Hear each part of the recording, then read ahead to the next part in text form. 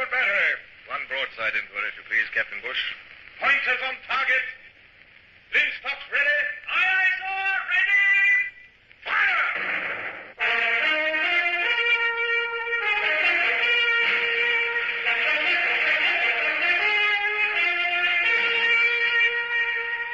Presenting Michael Redgrave as C.S. Forrester's indomitable man of the sea, Horatio Hornblower.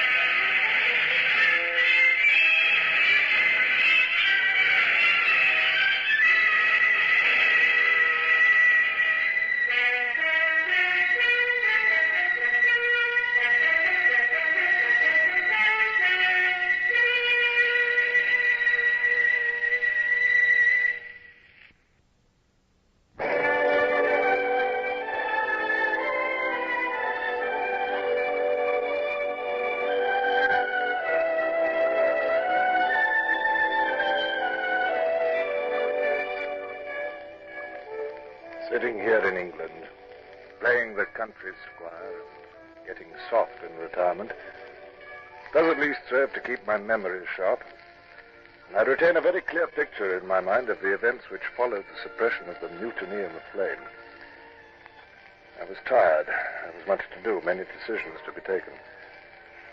Certainly I felt little enough like granting an interview with a prisoner, and yet the seaman who bore Captain Freeman's message was awaiting my answer.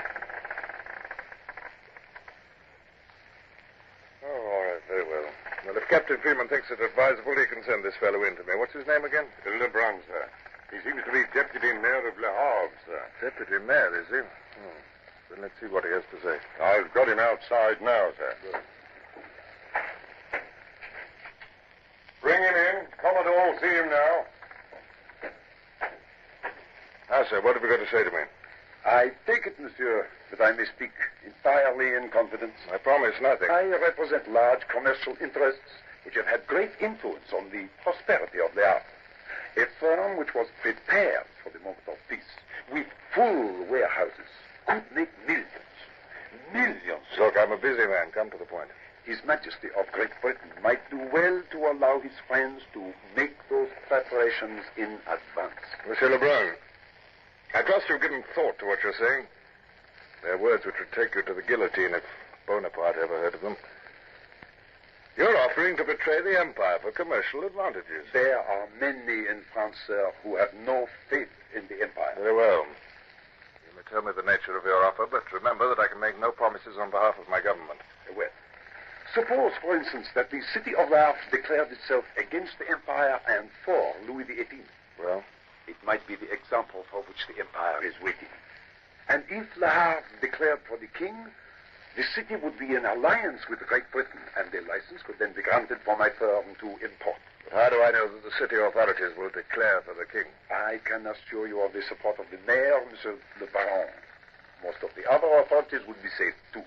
As to the others, a dozen well-timed arrests, an appeal to the troops in the barracks, the arrival of your forces, a heartening proclamation to the people, the declaration of a state of siege, and all would be over. Monsieur Lebrun, I've been very patient, but so far you've made no definite proposal. If you have one, make it. If not, allow me to proceed with my own duties. Very well, sir. Here is my proposal. Set me on shore. As an excuse, you could send me to arrange the exchange of prisoners. If I can assure Monsieur le Baron of your support, I can complete the arrangements in 3 days. 3 days. Meanwhile, you, sir, you remain close in the vicinity, with all the force you can muster. The moment we secure the citadel, we shall send off a white flag. When you see that, sir, you will enter the harbor and overawe any resistance. In return for this, a license license to import colonial produce and your word of honor that you will inform King Louis that it was I, Hercule Lebrun, who was responsible for the scheme. There. Am I specific enough, sir?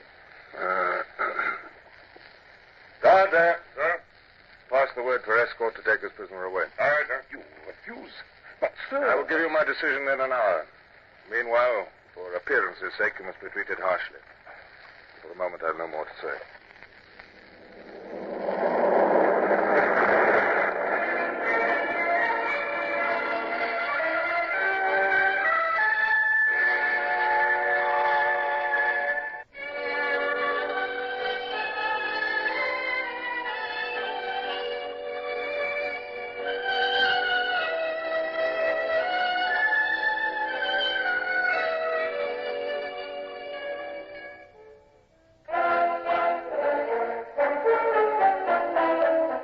Sir, the plane is signaling, sir.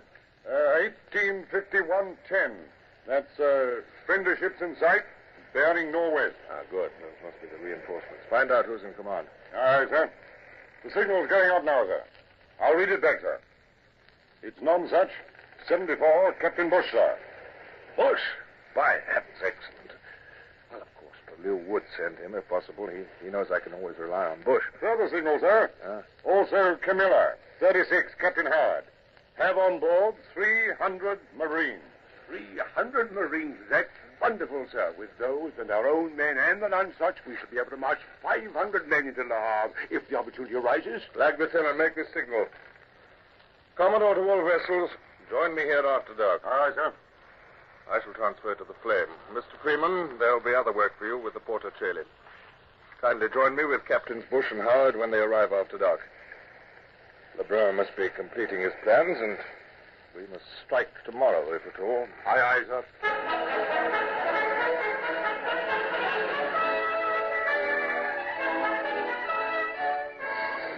How good it was to see Bush again as he hoisted himself and his wooden leg onto the Flame in the darkness. It was good, too, to sit in the stuffy little cabin with Bush, Freeman, and Howard and outline my plans for the morrow. Action was what I needed. The prospect of it swept away all my doubts and fears.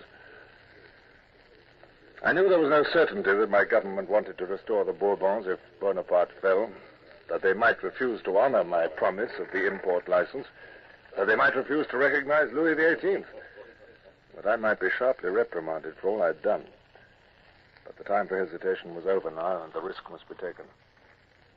I saw Bush studying me anxiously. You've been very busy since you came to sea again, sir. Too busy, if you'll pardon me. Huh? It was too soon for you to resume duty. Nonsense, Bush. I've had nearly a year's sick leave. Yes, sir. Sick leave. After typhus. And since then, you... Since then, endless work. Cutting out action. A battle. 3 prizes taken. 2 vessels sunk. An invasion planned. And now, on midnight council of war. Now, look here. Are you gentlemen trying to tell me that I'm unfit for service? Well, no, sir, but I... Well, then kindly keep your opinions to yourselves. Now, you all understand what I want done tomorrow. If tomorrow is the day. No questions? Well, you must forgive me if I was rude just now. Had a trying day.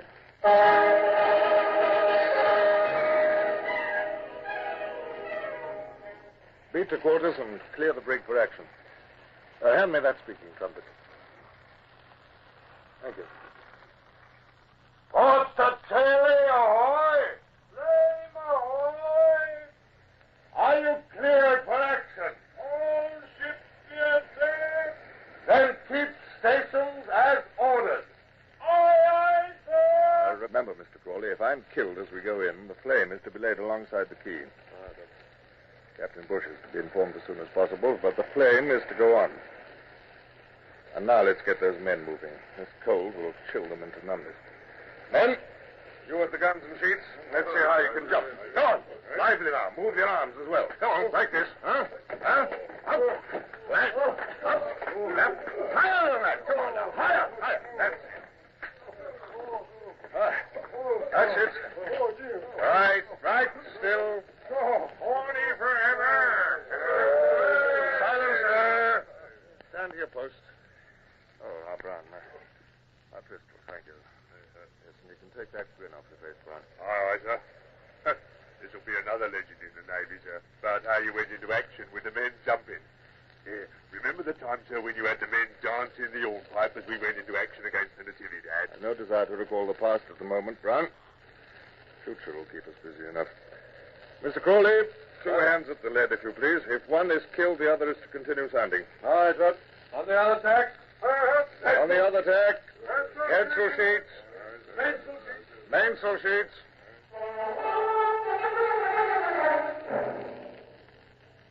Making 3 knots under fore and aft sail, we stood in for Le Havre. Shadowy in the fog, I could just make out Porticelli following our tack. Behind her, but invisible to me, was the old Nonsuch. I had not set eyes on her since the day I quitted her to catch the typhus in Riga. Good old Bush. It was comforting to have him with me again with his stolid loyalty and the Nonsuch's thundering broadside. An anchored buoy loomed on the starboard bow. We were nearing the entrance to Le Havre.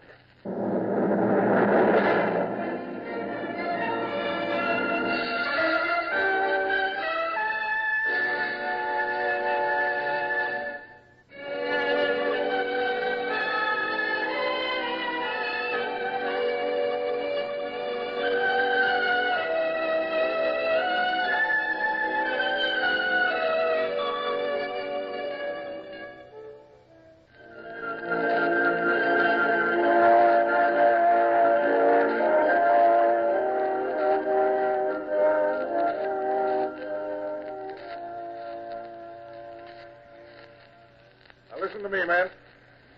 Not a shot is to be fired without my orders. A man who fires a gun, no matter for what reason, unless I tell him to, I'll not merely flog, I will hang. Before sunset today, he'll be at the yardarm. You hear me? We'll soon know if this is a trap or not. But if Lebrun is playing a double game, only the flame will be lost. The others will get clear, and heaven help Lebrun and his city. Look. Bear along that key as quick as you can now. Right.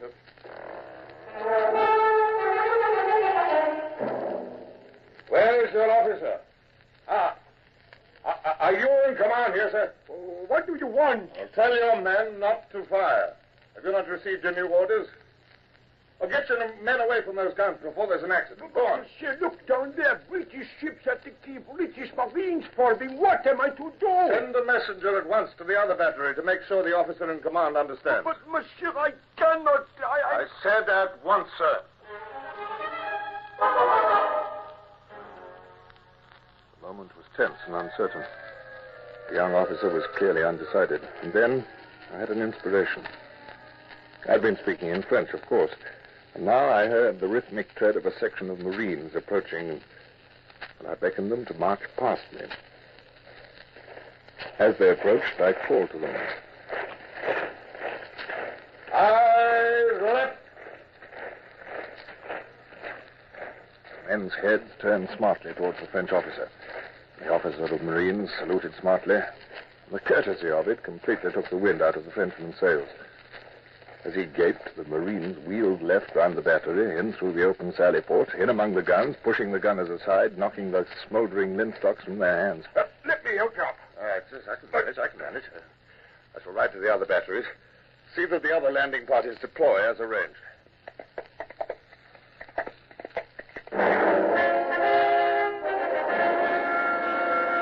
Open! Open in the name of the king! He's a British officer. You tell that imbecile to lower his musket now. Open the gate! Open the gate, I say. Do you expect my Marines to march through it?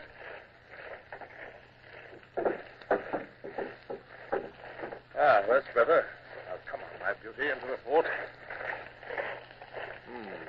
12 24-pounders and all pointing towards the harbor. Furnaces for heating shot. Never have stormed this battery by ordinary methods. Parapets 5 feet thick and 8 feet high. 10-foot ditches. Sir, pardon, monsieur. I do not understand. Who are you and why did you say king? Are you the subaltern in charge here? Yes, monsieur. Sir, I bring you great news. This is the beginning of a new age for France.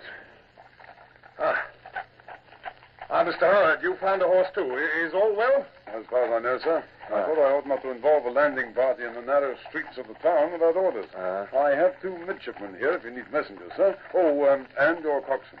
Your hat, sir. I picked it up on the quay. Oh, well, thank you, Brian. The harbor defenses are all secured, Mr. Howard. Yes, sir, thanks to your boldness. It looks as if that chap Lebrun has at least succeeded in creating some confusion.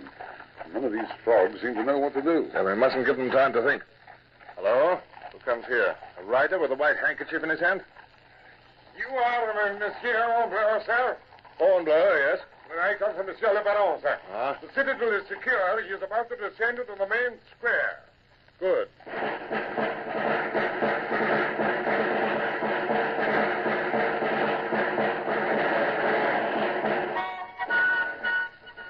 As we entered the town in gay procession, the people stared at us.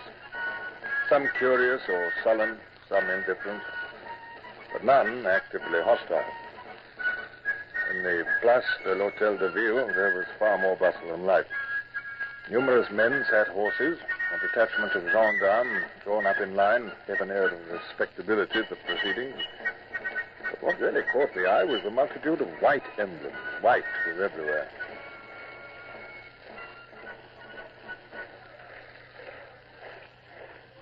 Lovely, sir. They're making sure we understand there's a truce on.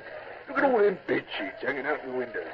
Oh, even the police have got white cockades in their hats. They're not truce colors, Brian. White is the color of the Bourbons, the kings of France. Oh, sir. This is the first time for 20 years that the Bourbon white has shown on French soil. Oh, here comes a fat-looking bloke with a white sash. I bet he had a tricolour there yesterday. He looks an important sort of coat, sir. I suspect he's the mayor, Baron Momas. Come on, hold! Yes. Hold my horse while I dismount, will you? Our friend, our ally, Sir Hornblower, I embrace you. Silence! Silence, all of you. The gentleman is to be respected. And here is Monsieur Lebrun, I perceive. Your servant, sir. Our plan has succeeded. Order, counter-order. This is a great moment, Sir Hornblower. A very great moment, Monsieur Lebrun. If you will be so good as to accompany me to the foot of the flagstaff, the ceremony is about to begin. I shall proclaim allegiance to His Majesty. Certainly, sir. After you. The citizens of Le Havre, I, Baron Momas, mayor of the city, declare that all true Frenchmen no longer serve the usurper Napoleon Bonaparte. Brian, what's happening? Seems to be a fight down that side street. It is some of the soldiers on the battle. They are resisting.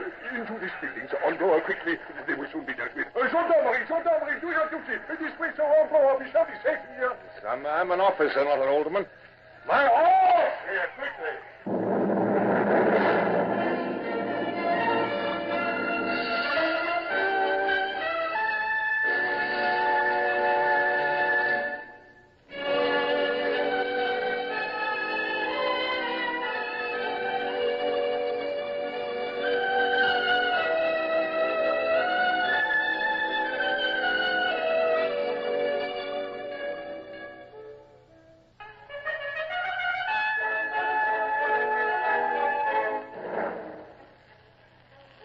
Bonapartists numbered only some 30 or 40 men and could have been dealt with by the police, but it was important in this early stage that the town should be given the lead. The slightest hesitation or show of leniency might lose the town. They scattered before our charge. I reformed my men and marched them back to the square, where the mayor had once again taken up his stand beneath the flagstaff. The citizens of Le Havre, I declare that all true Frenchmen voluntarily recognize the unbroken reign of His Most Christian Majesty, Louis XVIII, King of France and of all. Run up the Bourbon standard. Yes, I think, Brian, it's time for a gesture on our part. And 3 cheers for the King. Now, all together now. Hip, hip, hip, hooray! Hip, hip, hip, hooray!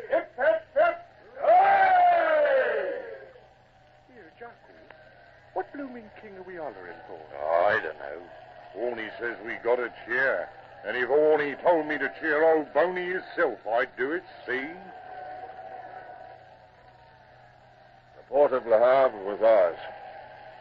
Bonaparte had suffered his greatest defeat yet since Moscow. It was perhaps only a foothold, but English feet held it. And after all these years, all the blood and the heartache, the ground seemed to shake beneath the tyrant Bonaparte's feet.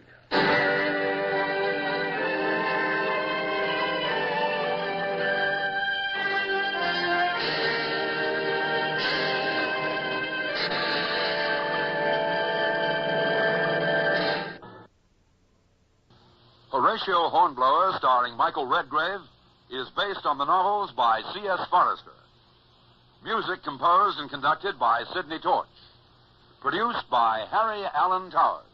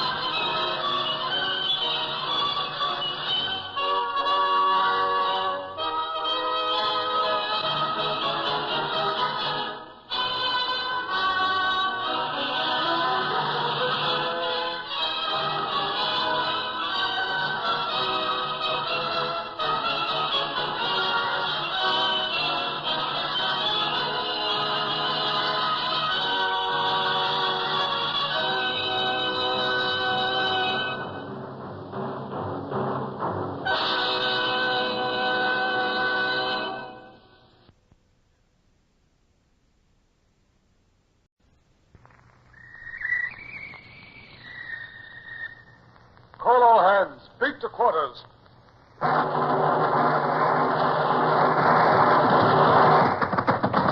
out the guns. Stand by the starboard battery. One broadside into it, if you please, Captain Bush. Pointers on target. Linstocks ready. Aye, aye, sir. Ready. Fire!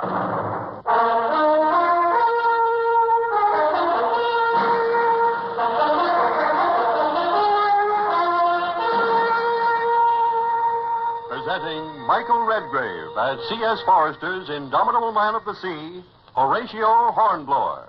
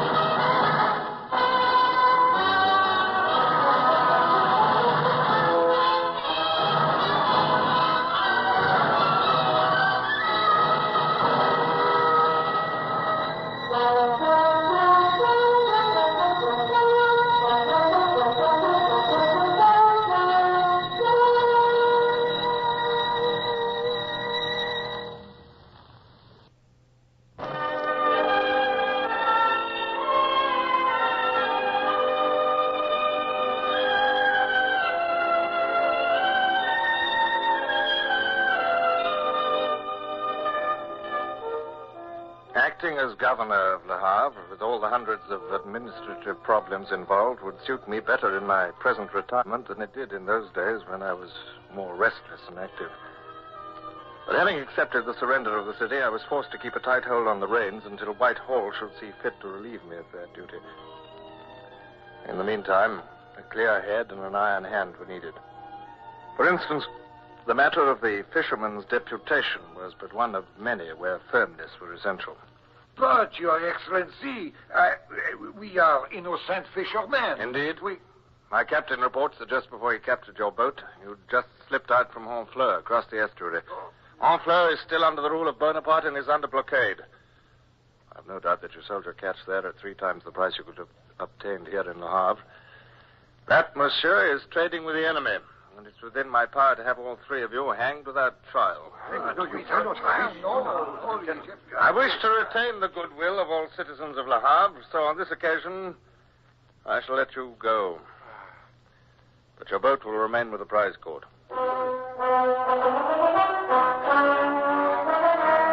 Now, Captain Howe, what was that about a prince?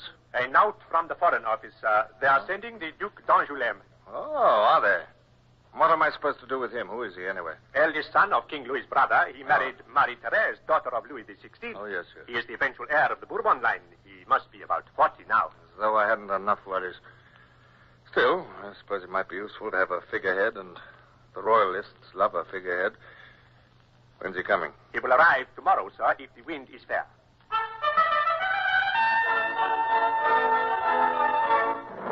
The massed bands burst into a triumphal march. Salutes roared from the guns. Seamen and soldiers presented arms. And I stepped forward to receive His Royal Highness.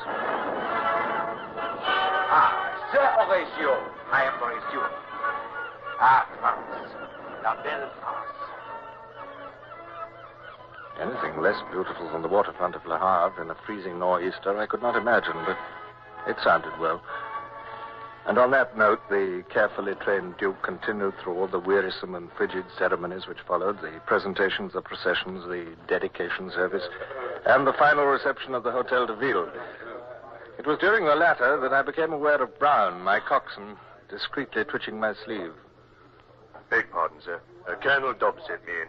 He says he'd like you to see a dispatch what's just come in. That's very well. Tell Colonel Dobbs I'll join him in my office when I can slip away without attracting notice.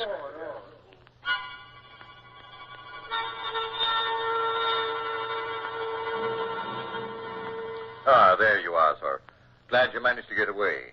I think the frogs are on their way out at last, sir. This message came through from Paris. Message from Paris? It was folded up in a button on the messenger's coat. He left Paris yesterday. Well, what does it say? This morning, siege artillery left the artillery park at Sablon by river, going downstream. It included the 107th Regiment. The guns were 24-pounders, and I believe there were 24 of them. 3 companies of sappers and a company of miners were attached. It is said that General Keogh will command. I do not know what other forces he will have. Bonaparte is still fighting desperately on 2 fronts, yet he still contrives to scrape a force to deal with us, because he knows we represent the deadliest menace to his power yet. However, it's useless to stand and complain. It's time for us to take the offensive. So I want to report on the roads between here and Rouen. Rouen, sir? Of course. Don't you see? The Seine is the answer to this. By water, those heavy guns can be moved far more quickly than by road. The barges are being towed downstream night and day. They must already be nearing Rouen. Brown, come here. Go and get Captain Bush away from the reception. Aye, aye, sir. Colonel Dobbs, send a messenger down to the squadron and give orders for the following to be assembled.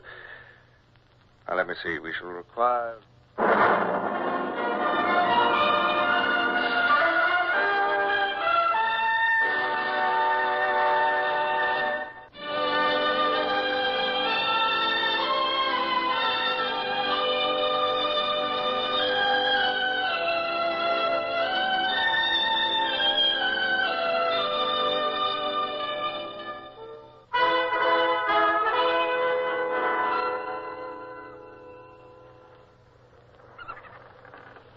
Well, now, Bush, you thoroughly understand the scheme? I think it's quite clear, sir. If we could get our boats up the river quickly in the darkness, we ought to be able to supply the barges at Coudevec. Well, the tide is in your favor tonight, and I'm banking on the fact that you're dealing with soldiers. All their victories have been on land. They'll hardly expect an attack by water on their flank. And your landing party can burn and destroy to its heart's content. Well, I only have to wish you the best of good fortune now, Bush. I wish I were coming with you. Oh, that's impossible, sir. Half a dozen longboats on a river is no sort of command for a commodore. It's a perilous venture, Bush. It'll be all right, sir. Don't you go worrying about us, sir. Won't worry with you in command, Bush. Is all ready now? All ready, sir. Well, goodbye, Bush. Good luck. Goodbye, sir.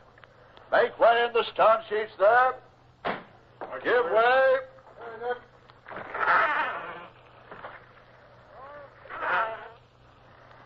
Goodbye, sir. We'll be back before dawn.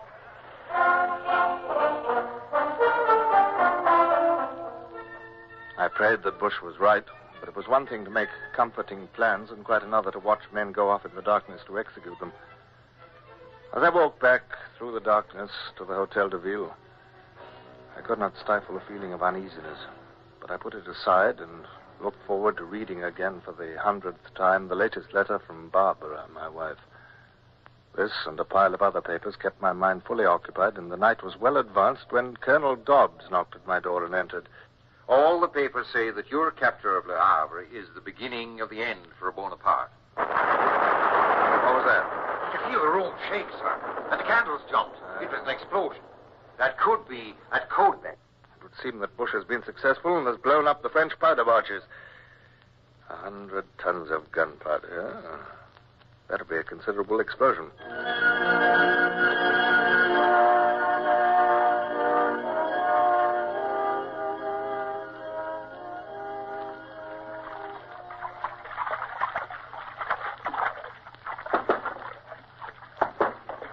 Oh, come in. Oh, good morning, Captain Hart. What is it? Morning, sir. 2 boats are coming down the estuary, sir. Only 2? Only 2, sir. One of them's Camilla's launch. I can recognize her through the glass. I don't think the other's from Nonsuch, but I can't be sure. Very good, Captain. I'll join you in a moment.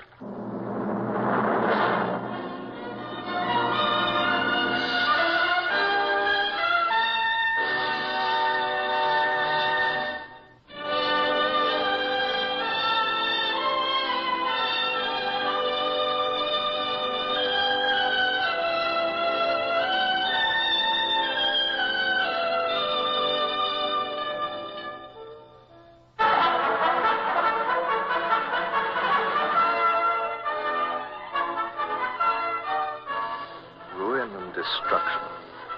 5 boats lost out of 7. And Bush, was he lost too? Though I knew that the destruction of the French siege train would be well worth the loss of the whole flotilla, I could not coldly balance the profit and loss if my old friend Bush were among the losses. 1 boat's coming to the quay, sir. Huh? I'll have the officer here in 15 minutes. Good. Mr. Livingston, sir. 3rd officer of the Camilla. Take a seat, Mr. Livingston. Make your report, please. Thank you, sir. We went up the river without incident, sir. We could see the lights of Codebecq before we were challenged from the bank. Captain Bush's longboat was leading. Where was your boat? Last in the line, sir. We went on without replying, according to orders. I could see 2 barges anchored in midstream and clusters of others against the bank. Yes. My orders were to run alongside the one farthest downstream, which I did. Go on. There was a lot of musketry fire higher up, but only a few Frenchies where we were, so we chased them away. On the bank were 2 24-pounder guns on carriages. I had them spiked and then levered them off the carriages and into the river. Good. One fell on the barge underneath and went right through it, sank it like a stone. Yes. Well, and then what? Well, I led my party along the bank. There was a lot of shot there, just landed from the next barge. I left a party to scuttle the barge and roll the shot into the river and went on myself with about 15 men. Mm-hmm. The boat's crew of the Flame were there fighting, but the French ran away when we joined in. There were guns on shore and on barges. We spiked them all through the ones that were landed in the river and scuttled the barges. Ah. Well, excellent work. They'll be difficult to recover and put into commission. Yes, it must have been a fierce and bloody struggle in the dark on the riverbank. Oh, it was, sir. Just then we heard drums beating and a whole battalion of infantry came down on us.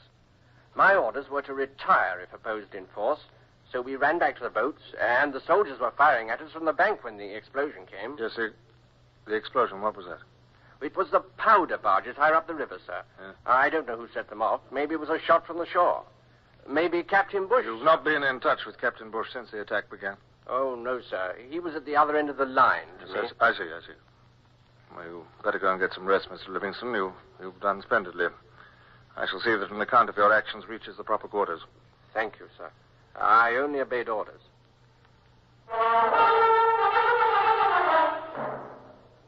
The operation had been brilliantly successful. Deprived of his siege train and munitions, General Keogh would not be able to besiege Le Havre, and it would probably be long before Bonaparte could scrape together a similar force. But the loss of Bush was a crushing price to pay. It was hard to think of a world without Bush in it, of a future where I should never see him again. It was part of my life. But the very sympathy of Dobbs and Howard had the effect of nerving me to carry on. Your Royal Highness, Sir Horatio Hornblower, KB. Good morning, Sir Horatio. You wish to see me? Yes, Your Royal Highness. I do not know if you're acquainted with the circumstances that brought me to this part of the coast. You may tell me about them. Well, there was a mutiny in one of our ships. I was sent to deal with it and succeeded in capturing the vessel and most of the mutineers. Excellent. Some 20 of them were tried and convicted and sentenced to death. I'm glad to hear it. I would be glad not to carry out those sentences, Your Royal Highness. Indeed? Well, it's impossible for me to pardon them without grave prejudice to discipline, but if Your Royal Highness were to intervene on their behalf, well, I could deny Your Royal Highness nothing. And why should I intervene, Sir Horatio? In the name of common humanity. Because 20 good men will be invaluable. Your Royal Highness could say that it was unfitting that the first days of the return of the dynasty should be marred by the shedding of blood of Englishmen, even guilty ones. Good men, useful men, mutineers, presumably Jacobin revolutionaries, equalitarians, even perhaps socialists. It would be a fine beginning to the Regency if my first public act should be to pardon a parcel of revolutionaries. I've never known the world to be offended by an act of mercy, Your Royal Highness. You have strange ideas of mercy, sir. It appears to me that this remarkable request of yours has some meaning other than its apparent one. Perhaps you are a liberal yourself, One of those dangerous men who consider themselves thinkers. Perhaps you think it would be a good stroke of policy for you to persuade me to brand myself as one who is willing to condone revolution. Sir, I protest. Your Royal Highness, this is a monstrous insinuation. I do not see fit to accede to your request, Sir Equerry. Oh, there you are. Be good enough to conduct Sir Horatio out.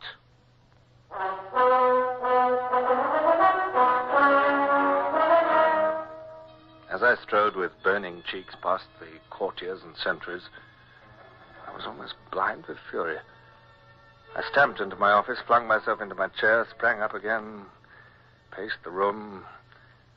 I hardly knew what I was doing as I struggled to restrain my anger. Dobbs and Howard gave one astonished stare at me and then bent studiously over their desks.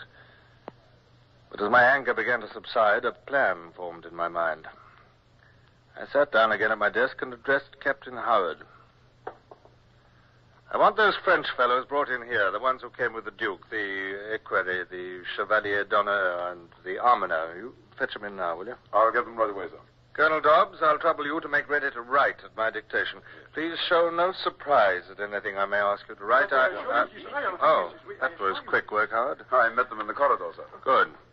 Well, gentlemen, I've asked you to come to hear the letter I'm about to dictate and send to my Prime Minister. I think you understand English well enough to get the gist of it. Are you ready, Colonel Dobbs? Quite ready, sir. Very well. To the Right Honourable Lord Liverpool. My Lord, I find I am compelled to send back to England His Royal Highness the Duke d'Angoulême. But, Sir Horatio... Please, kindly, do not interrupt. Now, go on, Colonel, please. I regret to have to inform your lordship that His Royal Highness has not displayed the helpful spirit the British nation is entitled to look for in an ally. Sir, this is impossible. It is not... Continue, Colonel, please. During the few days in which I have had the honor of working with His Royal Highness, it has been made plain to me that His Royal Highness has neither the tact nor the administrative ability desirable in one so high a station. Sir, I must speak. You cannot send that letter. No, why not? And you cannot send His Royal Highness back to England. You cannot. You cannot. No, he cannot. Is that so, gentlemen? Do you know who holds the power in this city? Do you know that I've only got to give the word and my ships and men would abandon Le Havre to the wrath of Bonaparte? But, sir... Do not tell me that His Royal Highness would physically oppose an order. Have you ever witnessed a deserter being brought in? Well, the Frog March is an undignified and painful method of progression. But that letter would discredit His Royal Highness in the eyes of the world. It might even endanger the succession. You will never send it, please, I can only assure you that I can or that I will. Perhaps, sir, there has been some misunderstanding. If His Royal Highness has refused some request of your excellencies, it must have been because he did not understand how important it was. If your excellency would allow us to make further representations to His Royal Highness, I know that... Yes, sir. If you would allow that, I'm sure His Royal Highness would understand. Ah. And what do you think, Colonel Dobbs? I'm sure he would.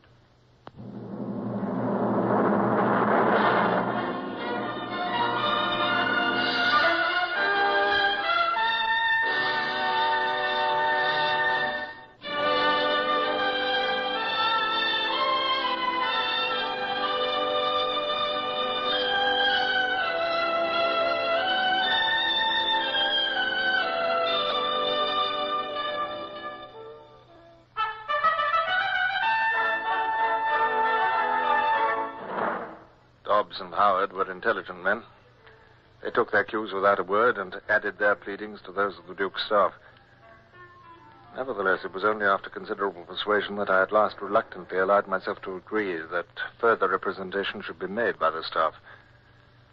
Those worthy gentlemen shot out of the room in panic haste when I at last consented to allow them to approach their master. Then I sat back and relaxed.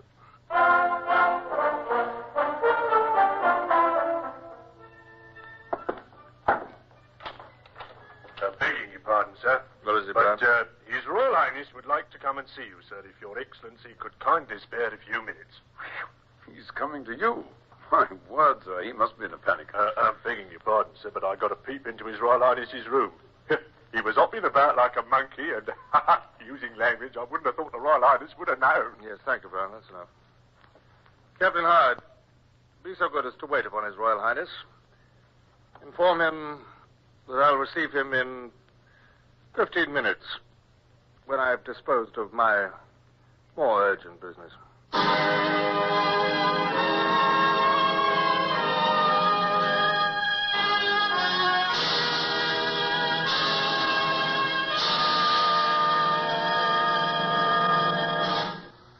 Horatio Hornblower, starring Michael Redgrave, is based on the novels by C.S. Forrester. Music composed and conducted by Sidney Torch. Produced by Harry Allen Towers.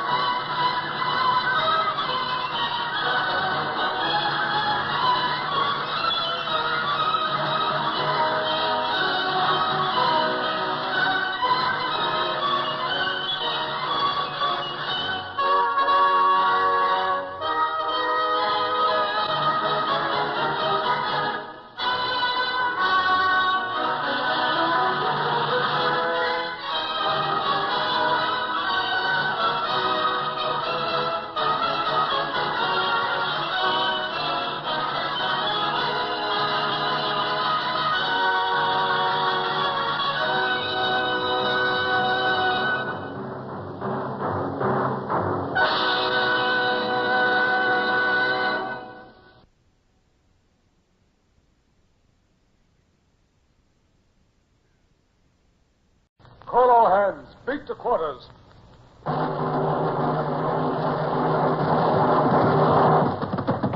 Run out the guns. Stand by the starboard battery. One broadside into it, if you please, Captain Bush. Pointers on target. Linstops ready. Aye, aye, sir. Ready. Fire!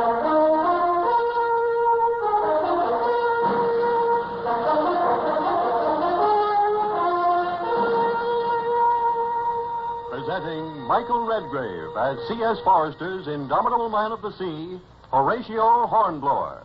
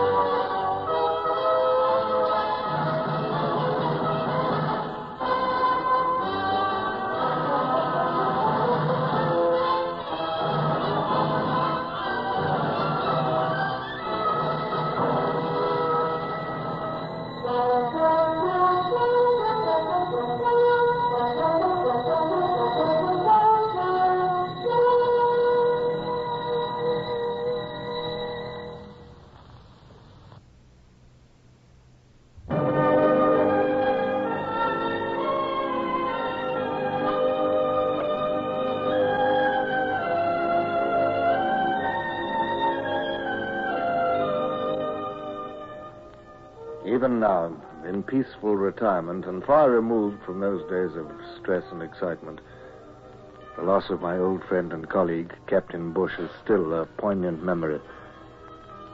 At that time, when it had only just occurred, it seemed unbearable, unbelievable. But as I sat receiving Colonel Dobbs' report in my room at the Hotel de Ville, I realized that I could hope no longer. It seems that when Bush led his boats up the river to attack the powder barges, his own boat was last seen right beside the barge that blew up. Well, if that's the case, there would have been no chance whatever of his survival. I fear not, sir. General Keogh says that he found and buried the remains of a number of men, but none was identifiable. I see. Poor Bush. He served with me for the greater part of my career, you know. It was while we were escaping from our imprisonment in France that he lost his leg, and only for this. He died in action, sir. He would have wished that. Yes, he'd have wished a naval action, not a bloody skirmish on a riverbank. And peace is on the horizon, Dobbs. The Allied armies are already closing in on Paris. If only Bush had survived this one last skirmish, he would have enjoyed peace and retirement. I doubt if he would have enjoyed retirement, sir. Captain Bush was... Is coming? Well, what is it, Captain Howard? A sloop of war Gazelle just entering harbor, sir. Oh. She's wearing the Bourbon flag at her main and signaling that she has on board the Duchess of Angoulême. Has she, by thunder? Well, haven't I enough trouble making the Duke behave without his wife as well? Oh, well, I'll have to receive her on the quay, I suppose. Tell the Duke, arrange about salutes. Brown? Where's Brown? Where's Martin? My dress coat and sword, Brown.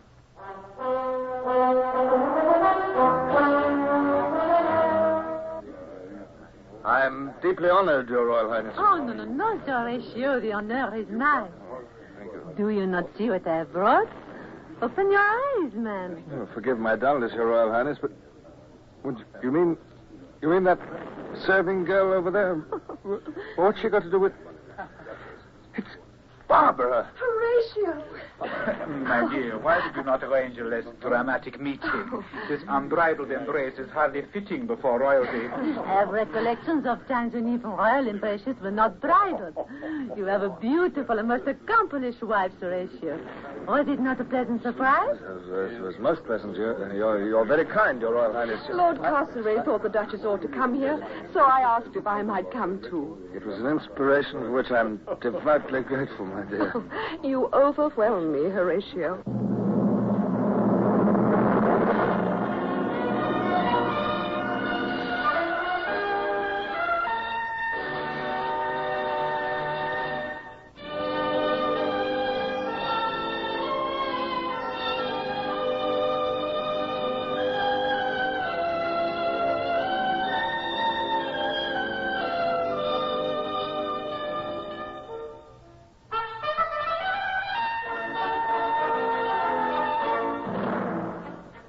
Although I knew Barbara was mocking me for my formal attitude, I could not help myself.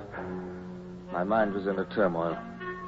Glad though I was to see her again, I feared the distraction her presence might bring. After all, the mainspring of my life was my professional duty. And as I led her to our quarters in the hotel, the sentries and orderlies sprang to attention, and Dobbs and Howard gaped at the spectacle of the governor ushering in a lady, and the more so as that lady was the sister of England's hero, the Duke of Wellington. You are pleased to see me. Of course. Of course, dear. It's just... I can hardly believe that you are here. Little Richard is well and happy. Good. He talks unceasingly. And he still digs. His corner of the shrubbery looks as though an army of badgers lived there. I expect. I have some drawings of his in my trunk. Though one could hardly say that they display any notable artistic ability, Sorry to disturb you, sir, but the dispatches brought by the Gazelle are important. Yes, very well. I'll come to the office. Excuse me, my dear. Boney's been beaten again, sir. He has? Where? The Prussians have taken Soissons, sir, and cut up 2 of Boney's army corps. But that's not all. London's going to put some forces at our disposal at last. Ah, perhaps at last I shall be able to launch a campaign against Paris. But what are the forces? Militia, sir. Oh. They've begun to volunteer for foreign service, now that the war's nearly over. And we can have as many battalions as we want. Militia, huh? I wonder what their military capacities are. We shall need a general to command them. I suppose a general would be senior in rank to me. Would that lead to complications? Well, we'd better write some letters, Dobbs. There's just time before dinner.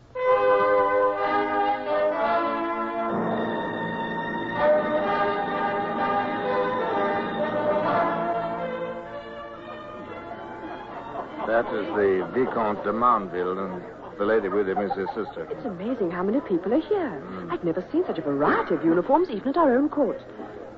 They're very respectful. Yes, I'd call it obsequious. Oh. I prefer the disciplined respect of the Navy.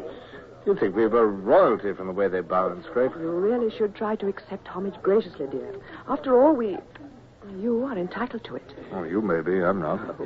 You love this sort of thing, and it suits you. It only makes me feel ridiculous. How do you do? Yes, a delightful voyage, thank you. How do you do? They really are most pleasant people. Oh, by the way, Barbara, you didn't know Bush is dead. What? Yes, he was killed 4 days back. He was leading... Oh, I'm so sorry, my dear. I didn't think that... Oh, please. Please let us wait here a moment. I can't go in yet. Oh, Horatio. Well, why did you have to tell me now? I'm sorry. The threshold of a royal reception. It was cruel. I'm sorry, Barbara. I've spoiled your evening. I'm sorry. I really didn't mean, of course, I forgot. You enjoy this sort of thing, and... Their Excellencies, the Governor and Milady Barbara on board.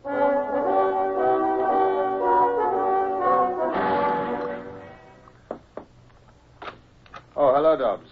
Well, something new happened? Yes, sir. Good morning, milady. Please pardon my intrusion. Yes, a dispatch from the army.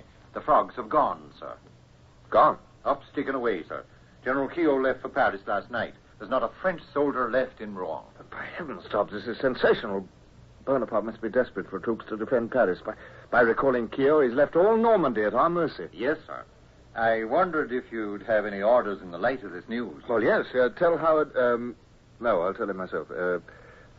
Excuse me, my dear. Oh, is there not even time for you to eat your breakfast? I'm sorry. I was taught at school that Drake had time to finish his game and beat the Spaniards, too. Yes, you're quite right, my dear. Go on, have some coffee, Dobbs. Thanks. This is victory. This is the end. Do you really think so? I know it in my soul. That man who has bathed the world in blood is about to fall. Do you realize, Barbara, that the world has been at war since we were children, and now it'll be peace? Peace? I hardly know what it means. I shall have to enter Rouen in state. The royalists must be kept happy. Wait a minute, by heaven, I've got an idea.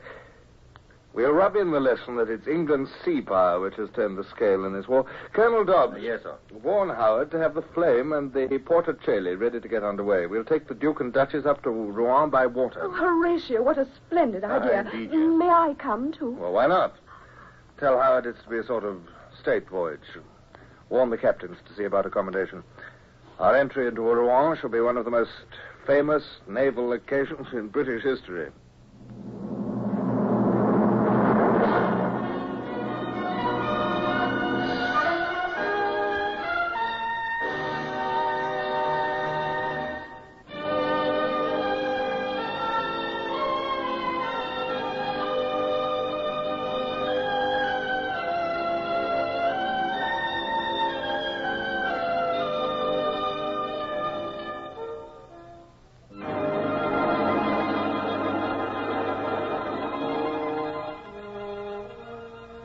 It was like heaven to tread a deck again and have my broad pennant hoisted, even though the Bourbon white and gold flew beside it.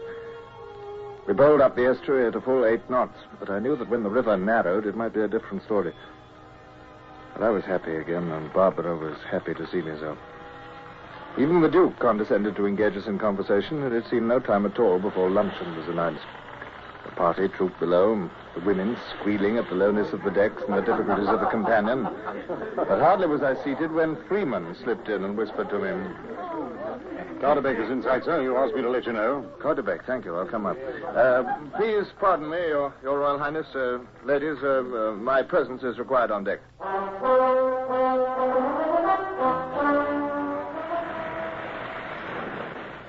That's Cardiff, sir. The top of the reach. Looks a nasty sight. It does indeed. I begin to understand the nature of the explosion that cost Captain Bush's life. Look at those houses. Everyone has been cut off 6 or 8 feet from the ground. The church has stood up, sir. Except the roof and the windows, but the quay is in ruins. It must have been devastating. After the war, I'm going to erect a monument on the riverbank there, above the quay, in honor of Bush. God rest his soul. Amen.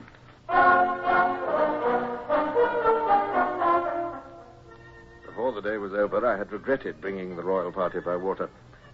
They were like a crowd of silly children, and as difficult to manage in the cramped confines of the brig. For myself, I slept that night in a hammock slung on deck, and soon after dawn, we rounded a bend in the river and could see the cathedral towers of Rouen in the distance. But navigation was difficult and slow, and it was early afternoon before we swung round the last bend and anchored in full sight of the city. Barbara joined me on deck. What a beautiful city. And how quiet it seems. I'm afraid it'll be my business to wake it up. Barbara, look at those soaring Gothic towers. Yes. You know, it's strange to think that they looked down on the burning of Joan of Arc. Ah, here come the people. Mm-hmm. They're gathering on the quays. Oh, here's the Duke. I see no sign of any deputation of greetings, Sir Horatio. No, Your Royal Highness. I think it might be wiser if I went ashore first to carry out a survey. Martin, my boat.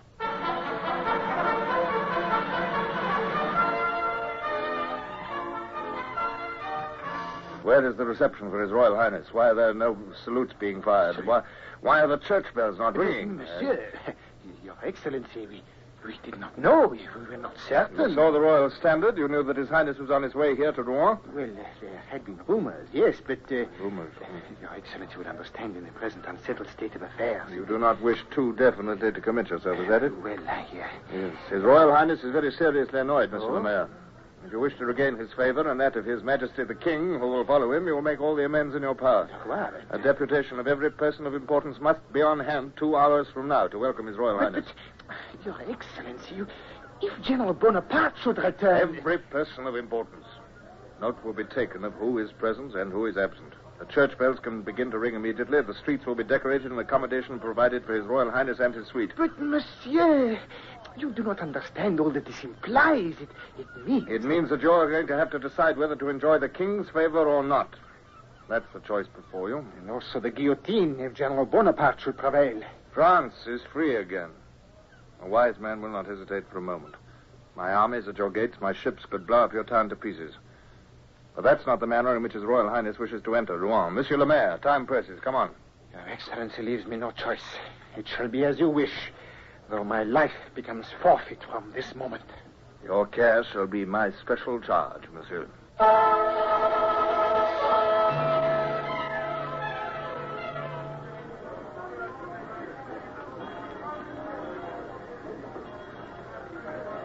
Your Royal Highnesses will ride in this carriage.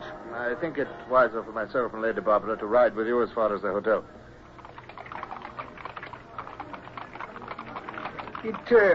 It was a very small reception. Well, all the notables of the city were present, save those who had already fled.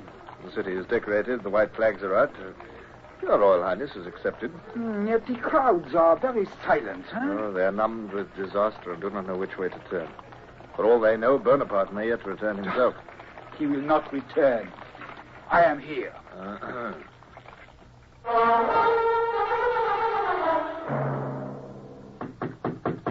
what's that? Who is it? Who is it? Who is it? Hi, sir. Colonel Dobbs. Oh, Dobbs. Important news. May I come in, sir? Well, just wait a moment. What's the matter, dear? It's Dobbs, dear. It must be important. Yes. So, what is it, Dobbs? It's over, sir. Bone is abdicated. Blucher's in Paris. Abdicated by heaven? Victory, Dobbs? The end of 20 years' war? And it's official, sir. Here's the dispatch. Well, the Duke must be told. Is the King still in England? What does the dispatch say? Horatio, what is it? It's all right, Dobbs. I'll be with you in 5 minutes as soon as I've dressed. Yes, wake the Duke and tell him I'm coming. Right, sir. I'll tell him immediately. Barbara, darling, it's peace.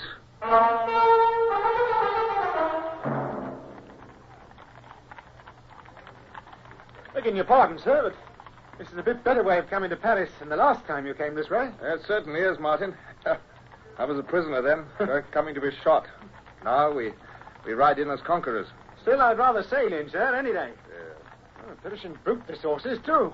Well, what's the matter with it? Looks a very good horse to me, Martin. Oh, he's all right. Shall I try to luff him, sir? Oh. He won't luff, no. Falls off 3 points every time. He pulls me arms out, sir, trying to keep him close hauled. Guess we'll drop back now, Martin. Attention, everybody. Smartly now. All Paris is watching.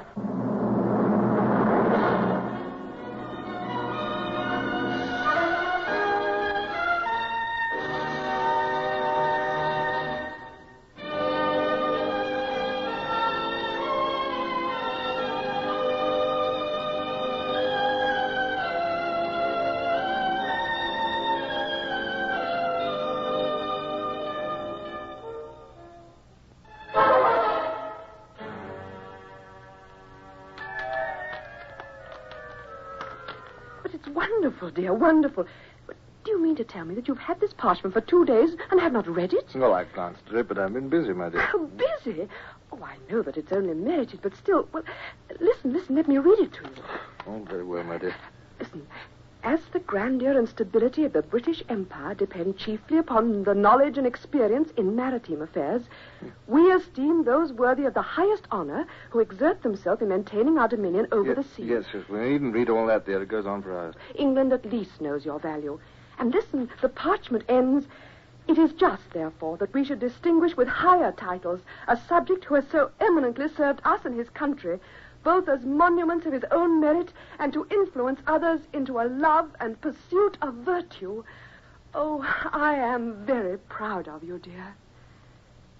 Thank you, my love. Why, there are only 2 or 3 cases in history of a naval officer being raised to the peerage before attaining flag rank. I congratulate you, my lord. Heaven send that I can live up to it. Lord Hornblower of Smallbridge in the county of Kent. Knight of the Bath and a baronet of the United Kingdom.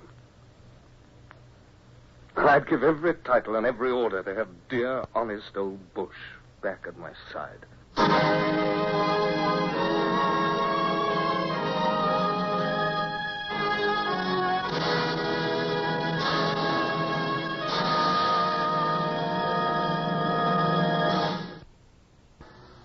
Horatio Hornblower, starring Michael Redgrave, is based on the novels by C.S. Forrester. Music composed and conducted by Sidney Torch. Produced by Harry Allen Towers.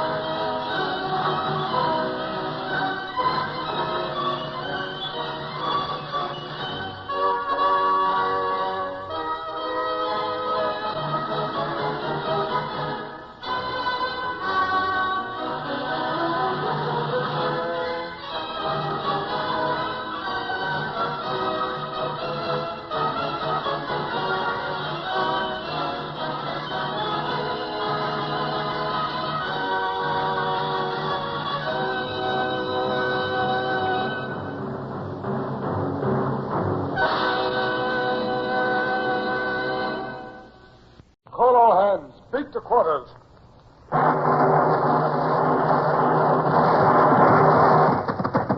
Run out the guns. Stand by the starboard battery. One broadside into it, if you please, Captain Bush.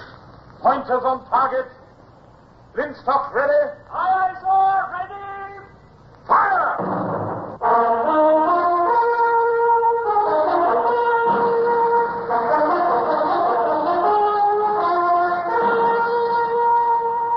Presenting Michael Redgrave as C.S. Forrester's indomitable man of the sea, Horatio Hornblower.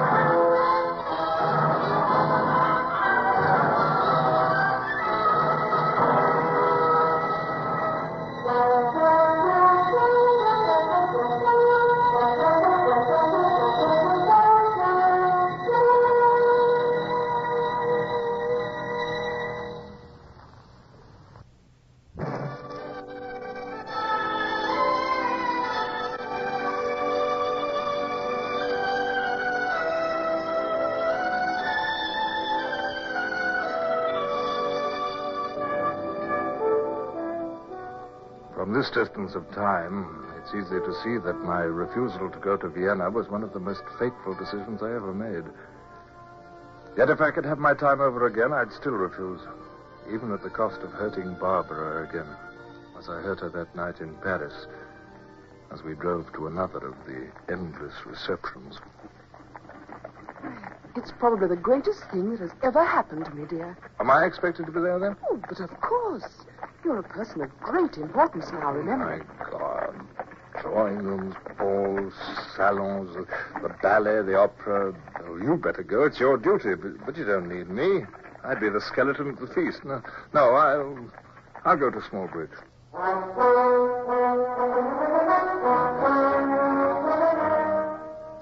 And to Smallbridge it was I went. Well, I found that intolerable, too. And then came the letter from the Count of Grasset.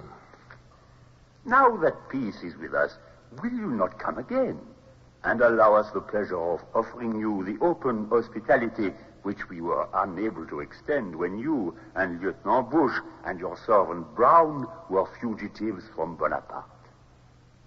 Brown, jump to it, damn you. Yes, my lord. Pack clothes for both of us. Pack for an indefinite stay. Order the chaise. We're going to Nevers. Nevers, my lord? Yes. You mean to the Chateau de Gracie, my lord? Well, of course I do. How soon can you make the preparations? I'll do it in 2 shakes of a rope's end, sir. Good. My lord. Leave it to me, sir. Lummy, I can't do it quick enough, my lord.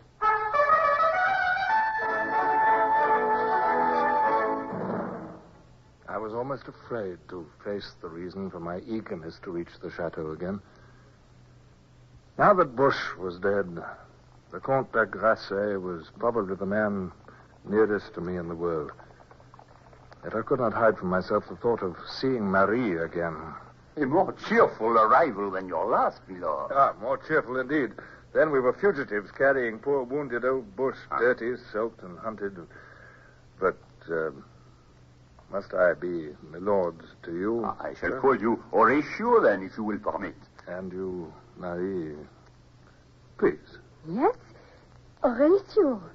Ah, that is nice. Horatio. Thank you. Here is Felix with wine. To your happy return, Horatio.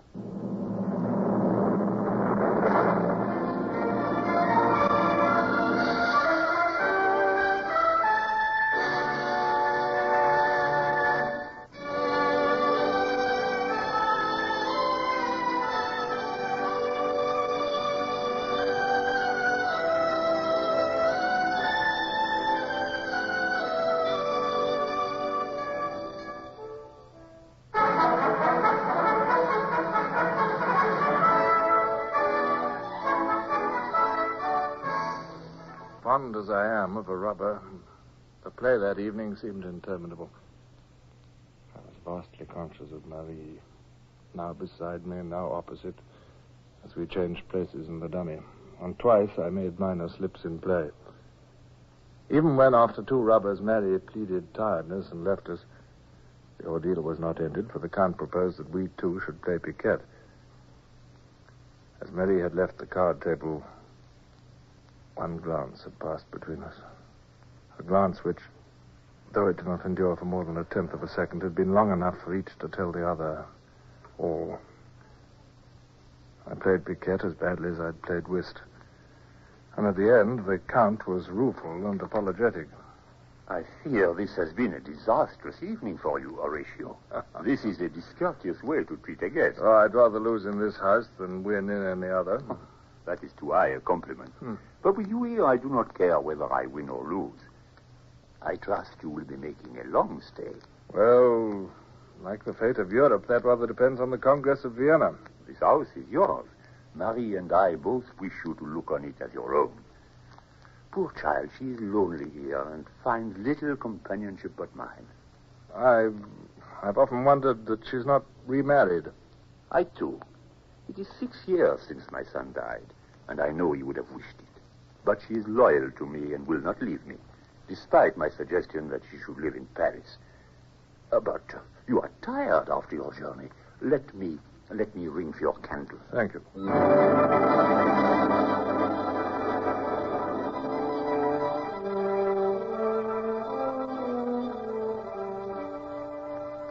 Brown was waiting sleepily for me in the sitting room of my little suite, but I dismissed him at once. There, inconspicuous in the corner, was the door that led to the little hall outside Marie's suite in the turret. How well I remembered that. Generations of the Ladon, Counts of Grasset, had conducted intrigues in that chateau. Perhaps kings and princes had passed through that door on their way to their ladies.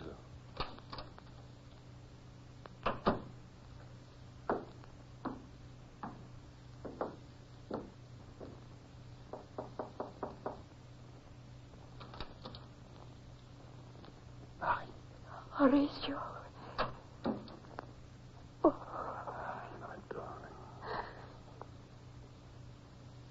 To sink into our arms was to sink into peace and happiness, illimitable peace, like that of the sea at sunset.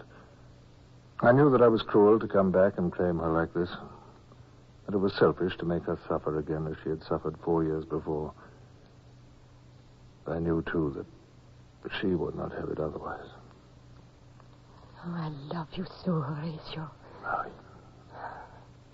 Time goes so fast. We have only this little moment. Oh, my sweet. We make time stand still. This is our moment. The world spins, but here there is no time. It's only us.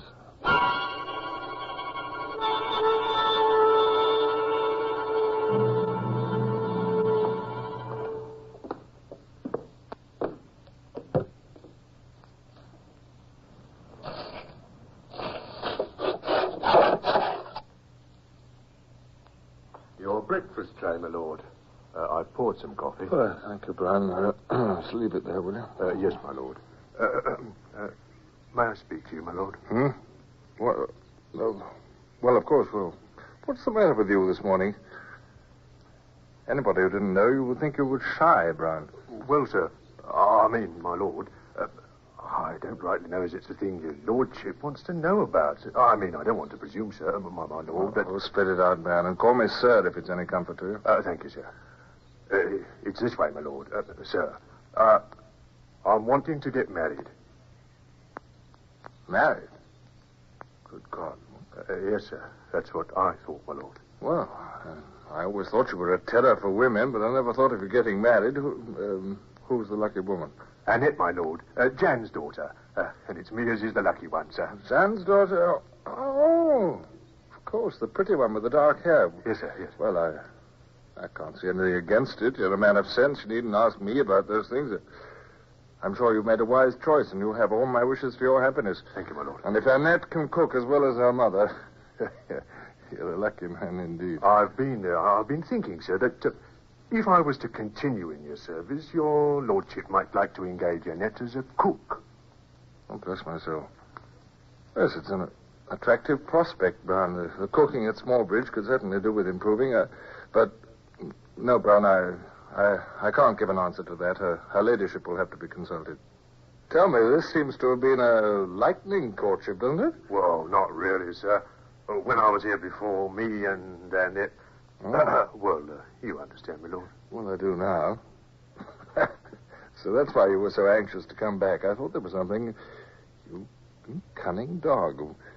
When do you plan to marry? Just as soon as the law of the country allows me, my lord. Well, we'll soon find that out. Yes, well, I'll get up. I can't stay in bed after all this excitement. We must tell the Count. I'll come through with a handsome present. Oh, thank you, my lord. I'll bring your hot water, sir.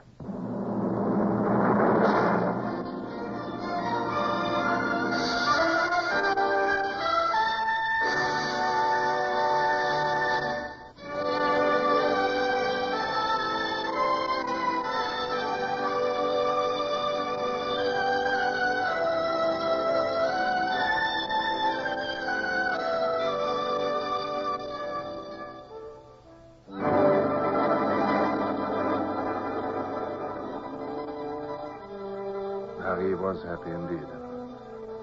And so was I. Even if I perhaps envied Brian the public way in which he could claim his love, Marie and I were forced to be a little furtive. I was troubled that the Count might feel that I had abused his hospitality should he discover our secret. I was troubled no less on Barbara's account. I knew that she would know. She would say nothing, but she would know. But that was in the future. In the present was the lovely spring weather and the ecstasy of absolute love, unalloyed, without reservations. After all my years and tribulations, it had come to me at last. No shadow crossed our happiness until one morning when the Count entered my room unexpectedly and early. He was haggard and disheveled and still in his dressing gown. My friend, pardon me, but I could not wait. There is bad news. The very worst. Oh, what has happened, Count? Bonaparte is in Paris. The king has fled, and Bonaparte is emperor again. What? All France has fallen to.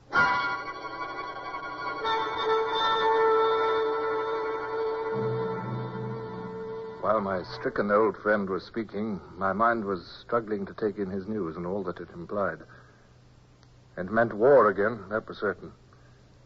Whatever the other great powers might do, England could never tolerate the presence of that mighty and dangerous enemy across the Channel. It was 22 years ago that the war had started. It was possible that it might be another 22 before Bonaparte could be torn from his throne again. Another age of misery and slaughter. The prospect was hideous. I struggled against the idea.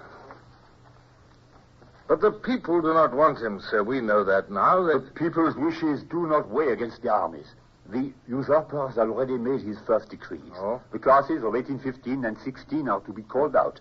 The household troops are disbanded. The Imperial Guard is reconstituted. The Emperor is ready to fight Europe again. I can hardly accustom myself to the idea. I've heard the news. Are we leaving, my lord? Yes, help me dress. You know the roads. Do you think we could reach La Rochelle in 2 days of hard riding? Yes, I should think we could, sir. Well, the Count has a great name. No one will venture to arrest him or his party without direct orders from Paris. We might bribe a fisherman to take us out to sea. We might steal a boat, for that matter. Yes, my lord. It does go against the grain to run away from that basket. Yes, I know. Well, we shall see. Well, perhaps we shall be able to take a more active part than merely running away. Oh, good heavens, I just thought. What about Annette, your wife? I hoped she'd come with us, my lord. If I leave her, I may never see her again. And can she ride? She will, my lord. We'll go and see that she gets ready. We can carry nothing more than the saddlebags. She can attend Madame la Vicomtesse. Yes, thank you, sir. I'll go and tell her. Yes, well, I'm coming down now, too. It was a sorry business saying goodbye to the household. There were tears from the women, though the men, trained in the stoical school of gentleman's service, kept silent. We rode out of the courtyard and down the road along the river. It was ironical that it should be a lovely spring day with fruit blossom raining down upon us. At the first turn in the road, the spires of Nevers came into sight, and at the next, we could clearly see the ornate Gonzaga Palace. I looked at the tower, blinked, and looked again. Do my eyes deceive me, or is that the white Bourbon flag flying over the palace? It is certainly a white flag. It seems hardly possible. Bourgard, the prefect there, declared at once for Bonaparte. So my messenger said, and he is a reliable man. Oh, come, let us trot. We shall know soon enough. Those soldiers at the gate. They are the Grey Musketeers of the household troops. Well, then all is not lost. I've seen the Grey Musketeers in attendance to the king at the Tuileries. Halt! Halt! Who rides there? It is I, Louis-Antoine Hector Savignan de Ladon, Comte de Grasset, and his suite. You may pass, Monsieur le Comte. Her Royal Highness is at the Prefecture. Royal Highness? This must mean the Duchess of Angoulême. I rode through the night with my squadron of musketeers. Never I changed back to my side quickly enough. The king is still in arms around Lille, and the south has risen under my husband, the Duke. Well, do you think that a rising can succeed? A rising? It is Bonaparte who heads the rising. I'm suppressing rebellion. Oh, let us not waste time upon definitions, madame. Do you think there's strength enough in France to drive the madman out? He is the most hated man in the country. That may be, Your Royal Highness, but Bonaparte has an army, and it takes an army to defeat an army. Where is one to be found? The old soldiers are devoted to the usurper, and even if the civilians would fight, there's no time to train and arm them. Oh, you are in a pessimistic mood, my lord. Do you then suggest that Monsieur le Comte here should submit tamely to usurper and wait until the armies of Europe should reconquer France? I do not recommend acquiescence. I recommend resistance.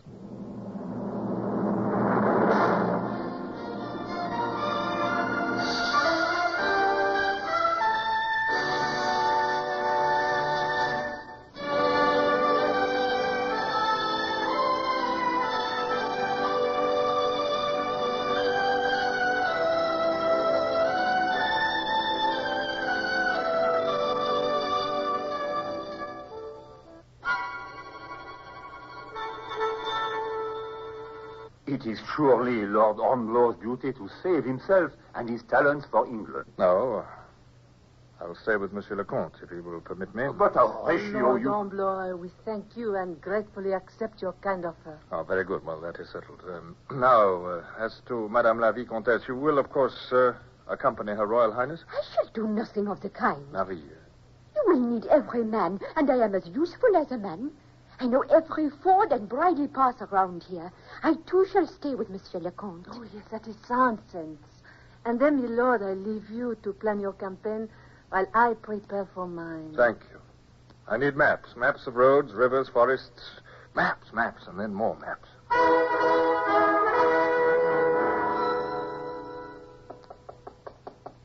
Come in. Marie, this is I. I wanted to talk to you. Marie, I did not oppose you in council just now, but now I must tell you that I wish you to accompany Her Royal Highness to Bordeaux. You do not want me with you? I want you more than anything on earth. I love you more than anything on earth. But there's no love where we are going, only hardship, hunger, pain, probably death, a miserable, unheroic death. That I know, Horatio, and I would rather share it with you than live without you. Horatio, there are some things we have not spoken of. I have always known that our love must end in tragedy. Mary. It is a thing I have nerved myself to bear. I must give you up, either to death or to your wife. But until then, I will be beside you in whatever is to come. There are worse things than death, Mary. There is nothing worse than to lose you. God help me, Mary. I cannot refuse you. I need you, too. Horatio. I knew that this was inevitable. Dimly, I could see the tragedy that the future held. But it was war again, and I was a man of war. Even with Marie in my arms, I was still planning and scheming the campaign. And if my heart was heavy with foreboding, my blood was stirring, too, with the call to arms. Out in the forests of the Loire awaited my destiny. Death or victory.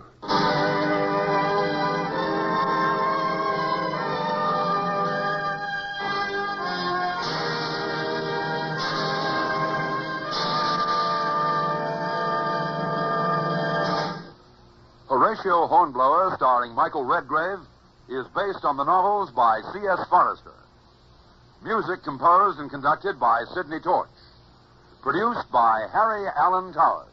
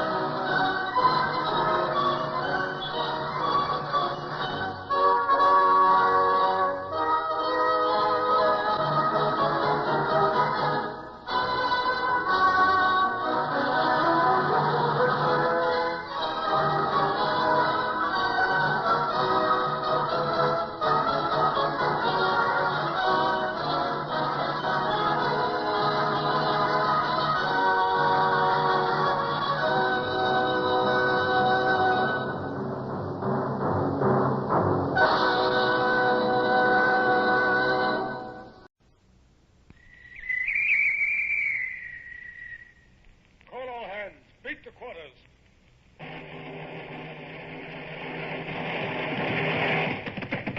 Run out the guns. Stand by the starboard battery. One broadside into it, if you please, Captain Bush. Pointers on target. Linstocks ready. Aye, aye, sir. Ready. Fire!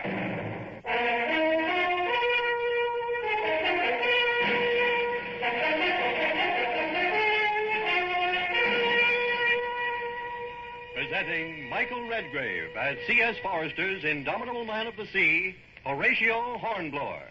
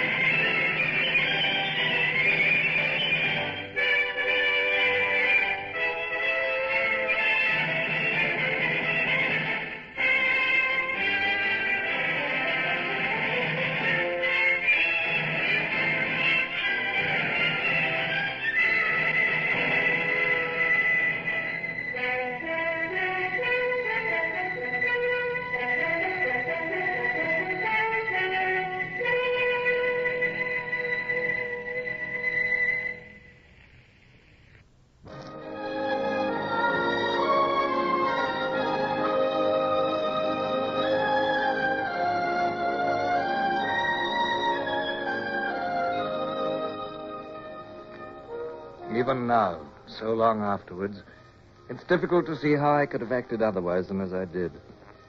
I was still a naval officer, and it was my duty to harry the enemy of my country as far as lay within my power. Yet this pitiful little guerrilla war of mine in the forests and the valleys of the upper Loire was obviously a losing battle. And as we plodded through the sullen heat over the forest track, I felt that the end was near. Of our gallant army, there were only 30 men and 2 women left. And the men were as exhausted and dispirited as myself. Horatio, your feet are so blistered you can hardly walk. Why do you not take my horse for a while? Oh, no, my friend, Monsieur le Comte. You're more exhausted than I am. I am younger. Besides, it's not fitting that the King's Lieutenant General should hobble through the forest like a woodcutter. Who stands yonder, where the tracks cross, eh? Antoine, one of the advance guard. He is pointing. What is this, Antoine? Ah, I can see it. It's a peasant hanged from a tree. There is a placard on his chest. It is a proclamation by General Clausen calling on all Frenchmen of the Nivernais to rally to Bonaparte. No, it's worse. Do not let the men read it. It offers pardon and freedom to any who desert the king's cause. I'm afraid they already know, my friend. They found a similar proclamation while we were ahead yesterday. The amnesty lasts for 3 more days, after which any rebels will be shot at sight. Any village offering us help will be burned, and its inhabitants shot. Somehow we must keep them together for 3 more days. After that, they will fight for their lives. Are you and I, Monsieur le Comte, included in the amnesty? We are expressly excluded. The last sentence reads, exceptions to the amnesty are the Comte de Grasset, his daughter-in-law, the Vicomtesse de Grasset, and the Englishman known as Lord Hornblower, who is required to pay for a life of crime. I forced my aching feet to quicken their stride to catch up Marie. She was a vastly different Marie from the happy young Vicomtesse who had laughed and loved with me at the Chateau de Grasset. She had sawn off her hair with a knife. She was wet with sweat and streaked with dirt. She carried a musket slung across her back. Yet, when she had insisted on joining us, she had claimed to be as good as any man, and she'd fulfilled that boast. She was still fresher and more determined than many of the men. The ford begins by those trees. It is a ledge under the surface, but I fear it is too deep already. I will take Pierre's horse and try it. Here, let me try, madame. Here, this is no task for a lady. I am a lady no longer. I am a soldier of the king. Help me into my saddle. My habit is in the way. Do as she says, Brown. Madame is fresher than we and a good rider. Good luck, Marie.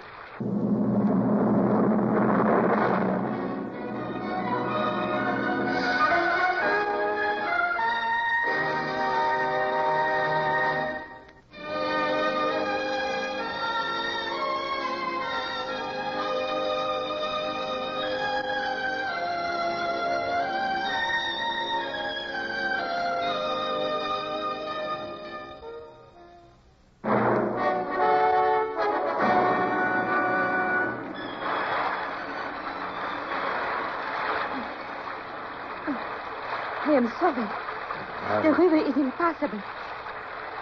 It is lucky the horse was strong enough to swim ashore. Yes. I could not have fought the current. Well, I did not wish you to try, but it would have been useless to argue with you, Marie, but... Well, there's nothing to do but follow the river until we find a boat. We cannot stay here. Very well, men, then. It's here we say goodbye. You are not leaving us, how you said? No, I'm not leaving you. You're leaving me. Your lives are safe. You've all read Clausen's proclamation. But Madame and the Count and I must go on, for go on we must. And we'd still go on, even if we need not. But we shall return. Remember us when you're in your homes. One day we shall call on you again to thrust down the tyrant. And now, one last cheer for the king. Vive le roi! Vive le roi! Vive le roi!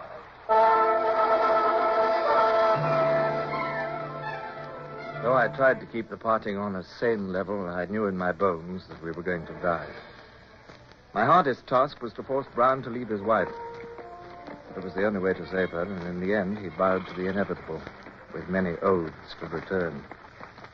But Marie could not stay. Her life was forfeit. She must come with us, even though death lay at the end of the ride. Marie, the Count is almost at the end of his tether. I must make plans. Think how to escape. What is the position? Is there a column close to us? As far as I've gathered from our scouts, Clausen's columns are spread round us in a half circle. So there are troops behind and to the sides, Yes. and the river in front. Yes. Behind us is a half column of the 14th Léger. They must have been ordered to pursue us direct while the others head us off. Let us keep along the river bank a little longer, and then we'll rest till dawn and try to make a crossing.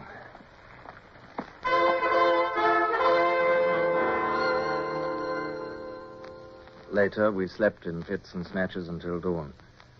We lay on the wet ground in saturated clothing, and it seemed the most natural thing in the world that Marie and I should lie in each other's arms. It was warmer thus in any case. The surge of love and tenderness which swept me had nothing to do with passion. War was behind us and death before us, and nothing could come between us in these moments. For half an hour before dawn, I slept tranquilly with my head on her shoulder. Perhaps that was the happiest half hour I've ever given poor Marie. Her love for me had brought her little happiness. But the respite was brief. With the first light, we were off again, on horses which seemed wearier than ever. Well, the rain stopped anyway, my lord. Oh, it looks like being hot when this mist clears off. Yes. Well, surely we must reach a farm soon where they'll have a boat. Then we can cross the river, steal some fresh horses, and shake off the pursuit. Quick. Halt. Left wheel. Now, behind those willows there. Behind those willows. Oh, what is it, Horatio? Look. Those outbuildings below the ridge. Is it a farm? Shall I go and spy out the land, my lord? Yes, I'll watch you for any signal. Aye, sir. We must lie low. If there's any troops around, they'll be quartered here, but I can't see any. Wait a minute, look. There's a young woman and an old man and... Look at that. It is a boat, lying by the water's edge. Look, Brown has attracted the girls' attention. They're talking. Wait, he is waving to us. It is safe. Oh, come on. We must lose no time.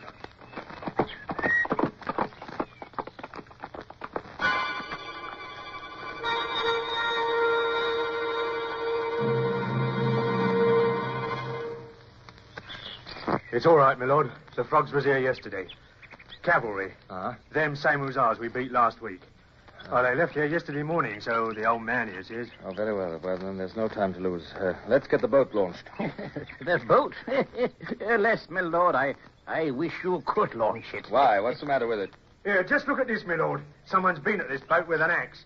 The bottom smashed in 4 places.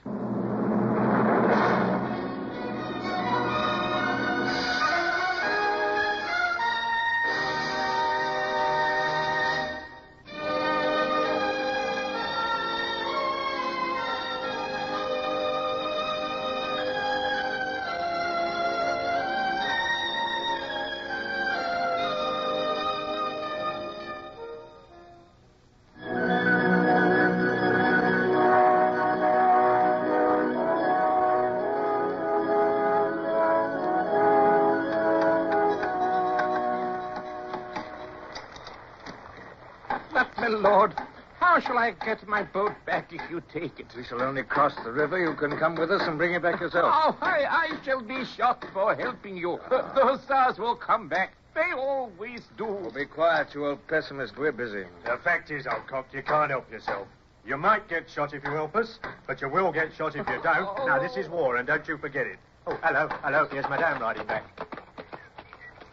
What is it, Marie? Hussars! Coming along the main road from the south. About 20 of them, I should think. They'll come down here. They always do. We must ride off and hide. Come on. But the repairs on the boat, sir. They'll see them. Well, there's no time. We must risk it. Right, sir. Now, listen, Holden. If the Hussars come here, you tell them it was you that was repairing the boat, see? Oh, come along. Come, back to the hollow behind the willows where we hid before. Come on, swiftly now.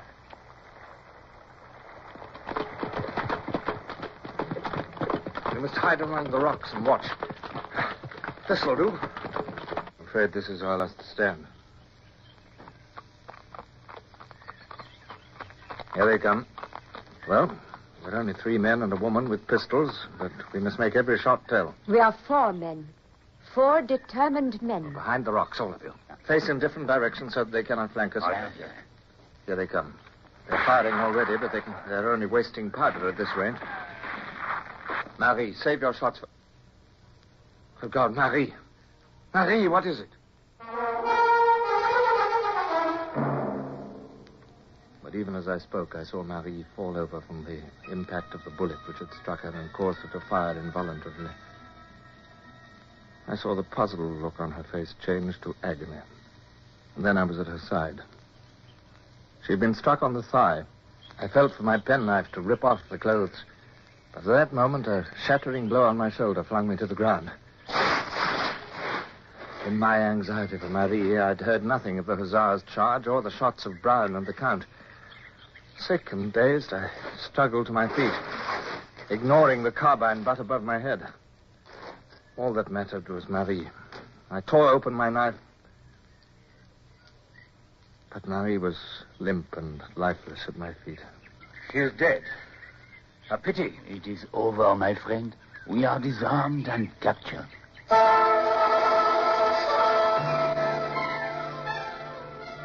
The court-martial will try you this evening. Wait, this man, Brown, he is a prisoner of war. You cannot try him.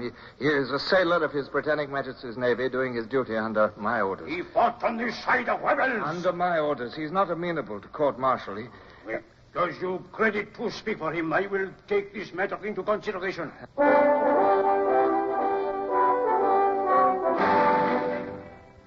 dungeon. Damp, cold, more pain. And then blessed sleep. When I woke, my head was clearer. And I amazed the captain by demanding a bath and a shave. If I was to be sentenced to death, I intended to appear as a British officer and not as a tramp. When I was clean and shaved, they brought me food and wine. The Emperor won 2 great victories last week. Your Wellingtoners met his destiny at last. General Ney beat him at a place called Les Quatre Bras, and on the same day, the Emperor destroyed Blucher and his Prussians at Ligny. Indeed? And how did this news reach you? By official bulletin. Oh, my felicitations, monsieur. But is there not a saying in your army about lying like a bulletin? Enough. The court is waiting. Now, come. They have already tried the Comte de Grasset. He is to be shot at dawn tomorrow.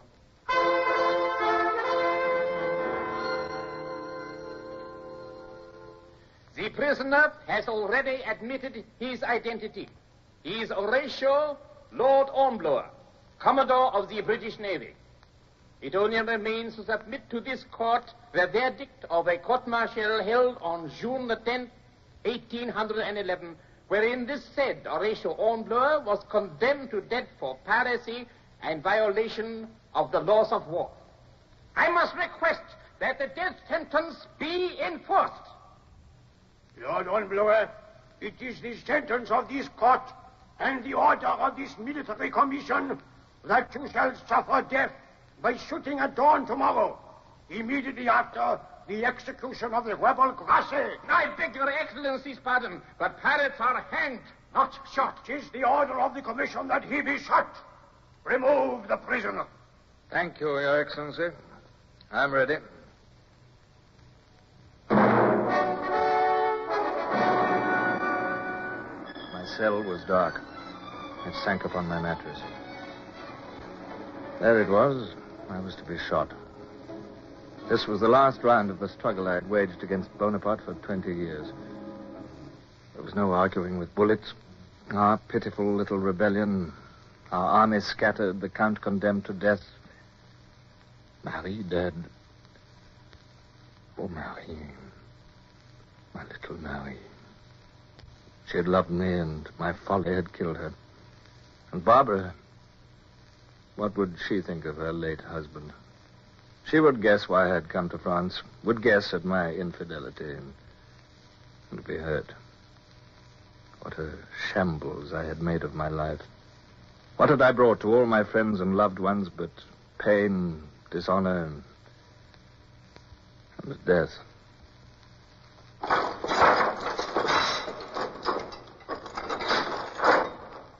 What is it, huh? What, is it dawn already? It is, Monsieur le Capitaine.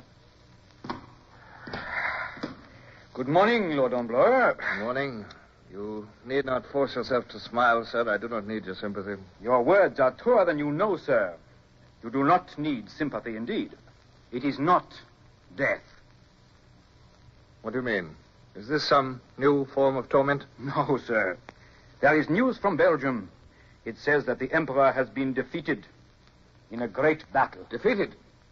But what about the defeat of Wellington and Blücher that you told me of? It seems we were misinformed. Now we hear that the Emperor has been defeated in a great battle at a place called Waterloo. It is said that Wellington and Blücher are already over the frontier and marching on Paris. Oh, God. And Bonaparte, where is he? He is in Paris already. The Senate are demanding that he abdicate again.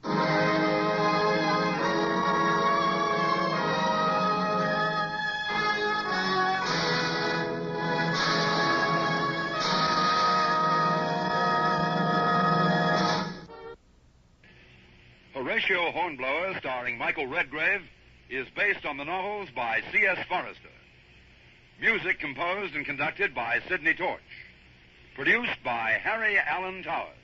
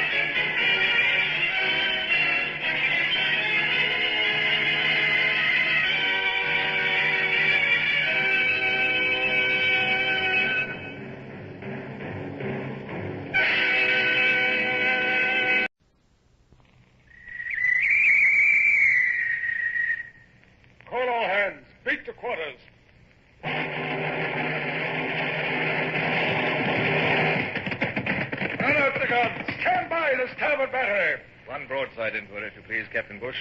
Pointers on target. Linstocks ready. Aye, aye, sir. Ready. Fire!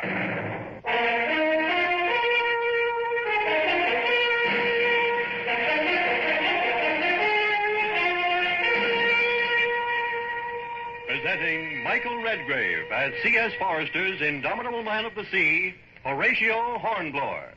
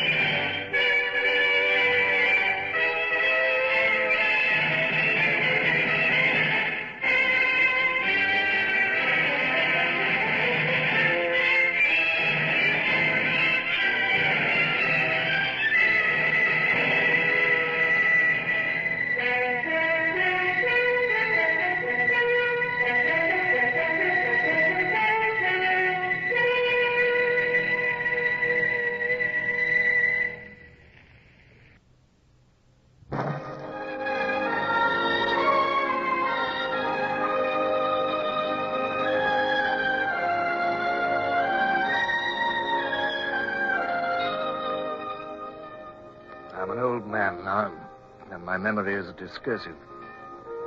Perhaps it's an old man's impatience and eagerness that has made me hurry on with these memoirs without regard to their order or date, but as I near the end of my chronicle, I remember much that was vital in my career that I've omitted. Surely the year 1811 was one of the most fateful of those years. I was a prisoner in the hands of the French. It seemed nothing would break the monotony until one evening. What is it that Monsieur desires? I want to see. There's a battle out there. I must see it. Let me go on to the walls. I'm sorry, it is forbidden. I will not escape, I swear it. Let my servant and myself go on to the walls. I give you my word of honor. We'll make no attempt to escape. You'll come with us, if you will. But I cannot leave my post. You give your word of honor? Yes. You may rely on it. Oh, thank you. Oh, thank you very much. Come on, Brown. This way, Brown. Aye, sir. Now, don't get in the way of the gunners, or they'll send us down again. Aye, sir. Aye. It's over here to the curtain wall. We shan't be blinded by the gun flashes here. It is the fleet, sir. You can see them lit up by their own broadsides. They're sailing down in line ahead past the Frenches. Oh, there's the Pluto, sir. Yes. You can see the Admiral's flag at her mizzen. That's the Caligula astern of her. Excuse me, sir. What's that little red glow out there? Where? Over there. Right out at the entrance of the bay. Seems to be getting brighter, sir. This is a fire ship. Oh, I see. Oh, good work. Our men are bringing in a fire ship. Just the thing for a squadron at anchor. Yes, you can see it now. It's a small brig. And it's alongside the Turenne, sir. Yeah. The Turenne was that ship that got away from us. She's not getting away from this, by heaven. Let's look at her masts. The fire's running up them already. There goes our magazine. Oh, she'll drift down onto the French squadron. Oh, it ain't fair, sir. Us stuck up on here with all that going on. Yeah, look at our ship. Look, the Sutherland on the beach. Ah, she's a fire, sir. Oh, they must have sent a boarding party and fired her. Oh, well done. They won't have the privilege of keeping even the wreck of a British ship. That's a wonderful night's work, Brown.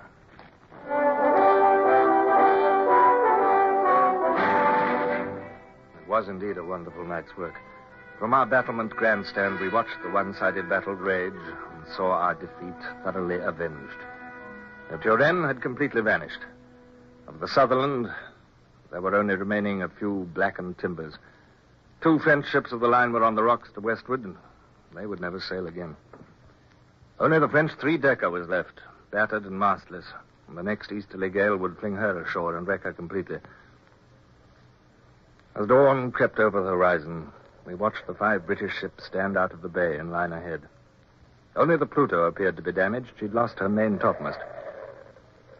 It was a bitter sight to see them go and realize that I could not go with them. But my despair was cut short by the sudden appearance of General Vidal, the governor of the fortress. Fine piece of work your companions have done. But it will not make the government in Paris any more kindly disposed towards you, I fear. Listen. What is that? Ah, that must be your man. The new prisoner must have brought them news of the battle. A new prisoner, sir? Yes, I thought you would be interested. He's a man who fell overboard from your admiral's ship. Here, Dupont, take charge of Hornblower and escort him to the prison.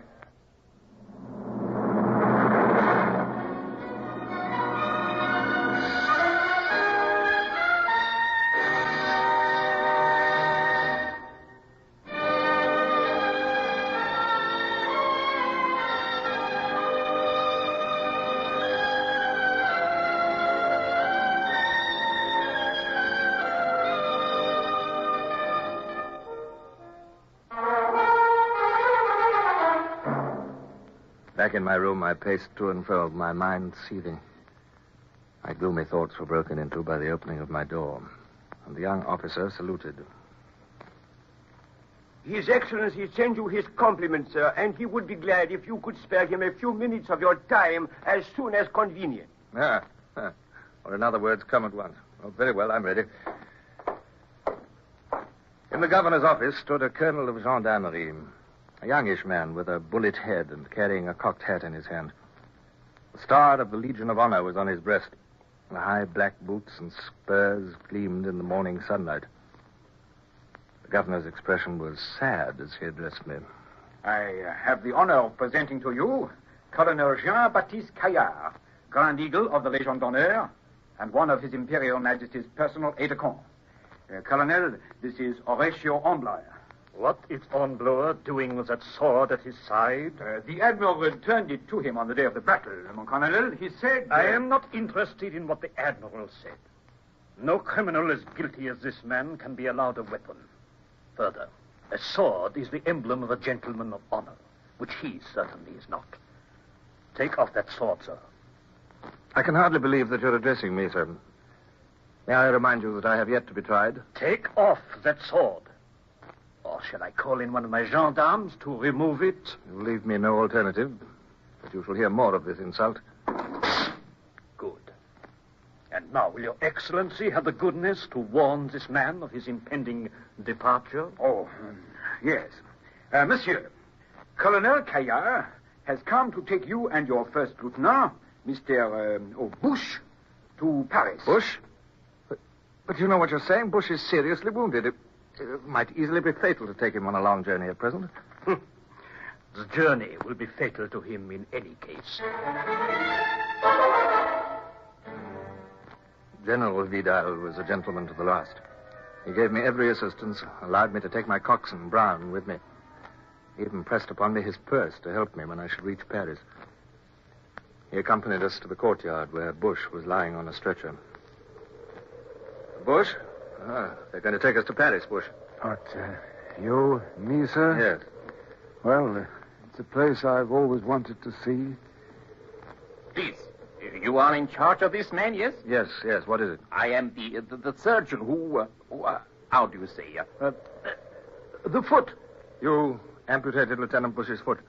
Oui, yeah. It was to save his life. Please to take these papers. There are instructions for treatment. Any surgeon in France will understand them. Yes, thank you. Here is a parcel of dressings. Thank you. The leg will not heal until the ligatures come away. Comprenez-vous? I see. Yes. Thank you. I understand.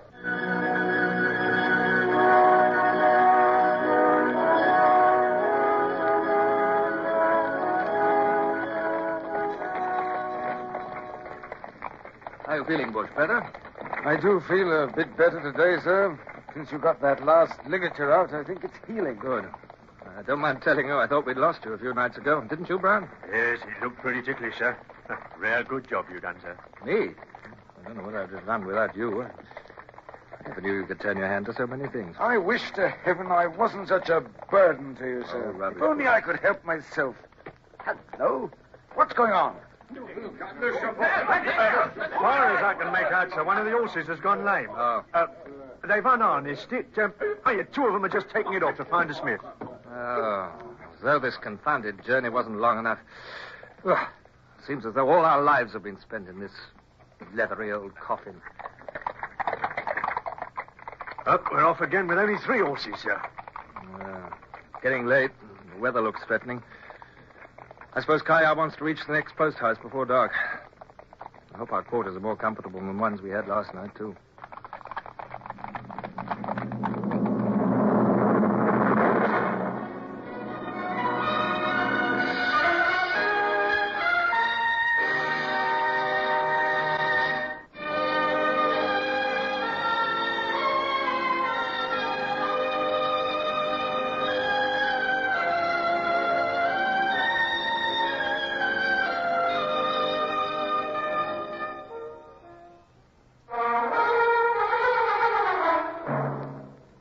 As time dragged on and the afternoon merged into premature darkness, I began to wonder if we were going to reach a post house. Progress with 3 horses was slow. They were facing into a bitter wind, a wind which promised snow. And we could hear Caillard cursing and urging the coachman at intervals. And soon the wind took on a higher note. Great flakes of snow clogged the steaming windows. And presently the muffled sound of wheels and hooves told us that the fall was getting heavier. Oh, heavens, I'm cold. God help poor sailors on a night like this. We look like spending the night in the coach, sir. Something's wrong, sir. Listen. Hold on to the stretcher, sir. We're going over. Oh, blast. What are they doing? You all right, Bush? I'm all right, sir. What's happened? Well, we're not over, sir, but perishing near it. We must have left the road. Oh, look, we're almost hanging over a river. Yes, I can see, right on the bank. Coachman must only just have seen it in time. A fine coachman you are! Fool and son of a fool! Why didn't you drive straight into the river and save me the trouble of reporting? Huh? Come on, you men. Do you want to stay here all night? Get that coach back on the road, you helpless idiot. Oh, excuse me, sir, it's heavy. If the gentlemen inside would get out, we would have a better chance. They can please themselves. Get out and help or spend the night in the snow. Brown, come closer to me. Do you see that boat on the river? Did you see it as we stopped? Yes, sir. A rowing boat moored to a post. Why shouldn't we escape in it, Brown?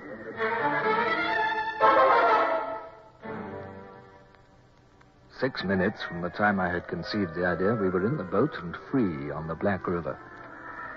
In the darkness and with the bustle going on round the coach, we'd slipped away unnoticed. I wrapped Bush in blankets and my cloak and propped him in the stern sheets. Go on, give me a scull, Brown. What is it? Now, you fend off port side, I'll take starboard. Oh, the boat's spinning and punching like mad, sir. I can't get a grip. They seem to be caught on a rock. The water's pouring in. Heave here, Brown. What is it? Now, together. All you've got. She's clear. We're through. That was a near thing. Yes, too near for my liking, Bush. I hope there's not many more of those. Is there a bailer in the boat? Yes, sir. I saw it when we got in. Wait on it. Here it is. Well, bail then. I'll take the sculls. Any idea where we are, sir? Oh, it's difficult to say. Can't be the Rhone. It must be the Loire. If it is, it runs into the Bay of Biscay. That's, 400 miles away. Oh, that'll be a useful run, sir. Hello. The keel's scraped again, sir. Yes. I believe we're coming to another rapid.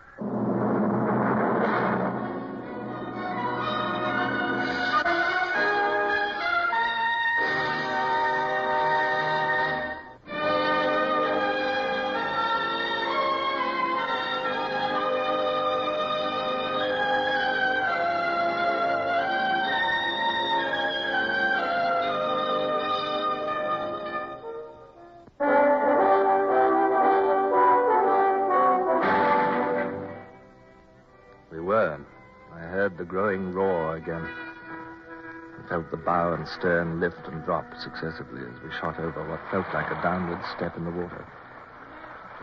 The din of the rapid became tremendous. The white water boiled round and over us. Something invisible struck our port side, and I heard the gunwale splinter. The keel caught, and I pitched forward. But then she freed herself, and the boat sped on. I heard the roar diminishing. We were through another rapid. Light on the starboard bow, sir. Yes. And there's another. And another. Must be a village on the river bank. Probably Nevers. The coachman said it was 6 kilometers. Oh, we've come 4 miles already. Hey, Brown, stop bailing. Keep quiet now. A bridge flashed by over our heads. The water was so high that we had to duck to miss the arch. It was still snowing, and ice coated the floorboards. More rapids ahead, sir. Brown, stand by to fend off on the port side. Aye, sir. Good God! Oh, beg pardon, sir, but it's not a rapid. I think it's a fall. It is. Oh, hold on, everybody. We're going over. Rocks. Watch out for the rocks.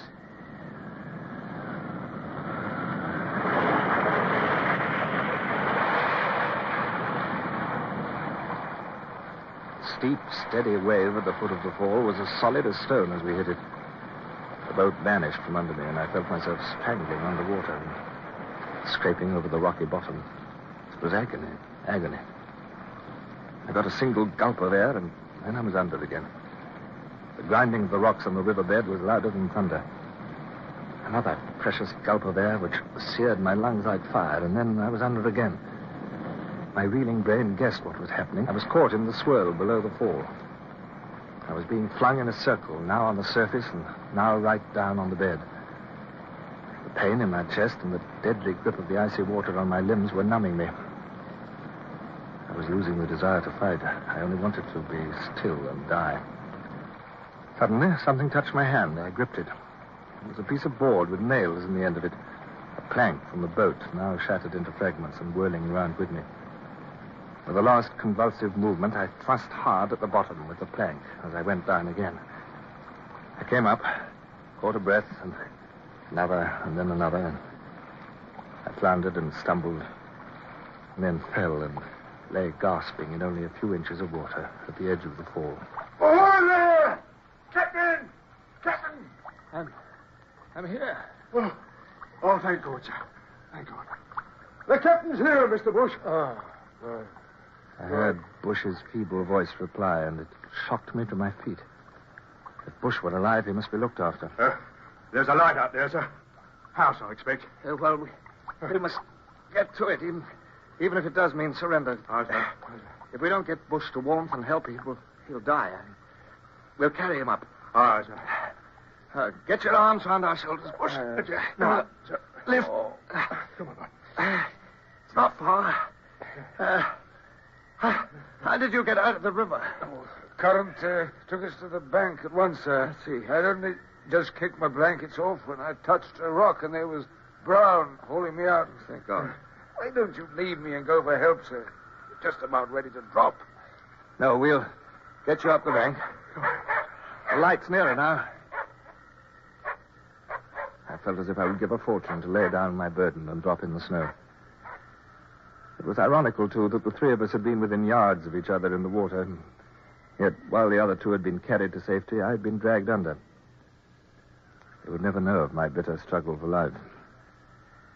Somehow I felt an absurd sense of grievance against them. My head was reeling again. My strength was nearly gone. Ahoy there! No. Not much, Father, sir. This seems to be a garden of sorts. Yes. We staggered a few more steps, slipped down an unseen incline, and halted in the square of light cast by a big lighted window on the ground floor of the house. Who are you? We're prisoners of war. Wait 1 moment, please. Shuddering and half fainting, I held on to my burden for what seemed an age. Then the light brightened, a door opened, a voice spoke again. Come in. The warmth of the house rushed at us like a mother's caress. We half fell over the threshold and lay Bush on the floor. I tried to stand up again, but my legs failed me and I pitched forward. The whole world spun about me. But my last sensation was one of warmth. Blessed warmth and dryness. There was no more river, no more cold, no more wind, no more pursuit. Only rest.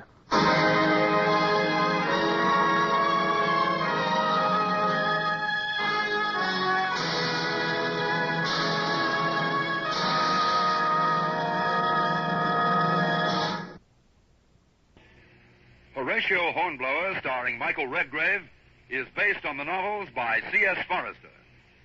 Music composed and conducted by Sidney Torch. Produced by Harry Allen Towers.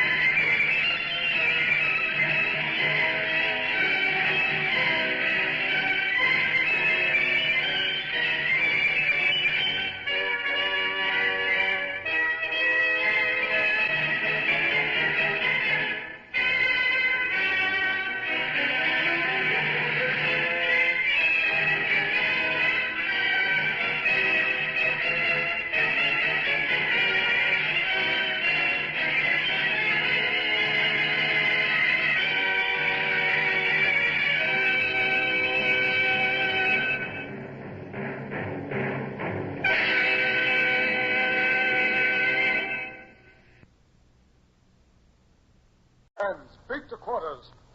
Man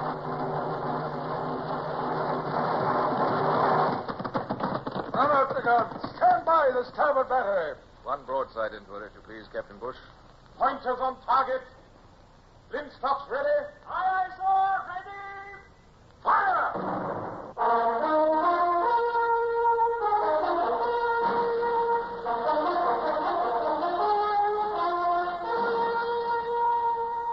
Presenting Michael Redgrave as C.S. Forester's indomitable man of the sea, Horatio Hornblower.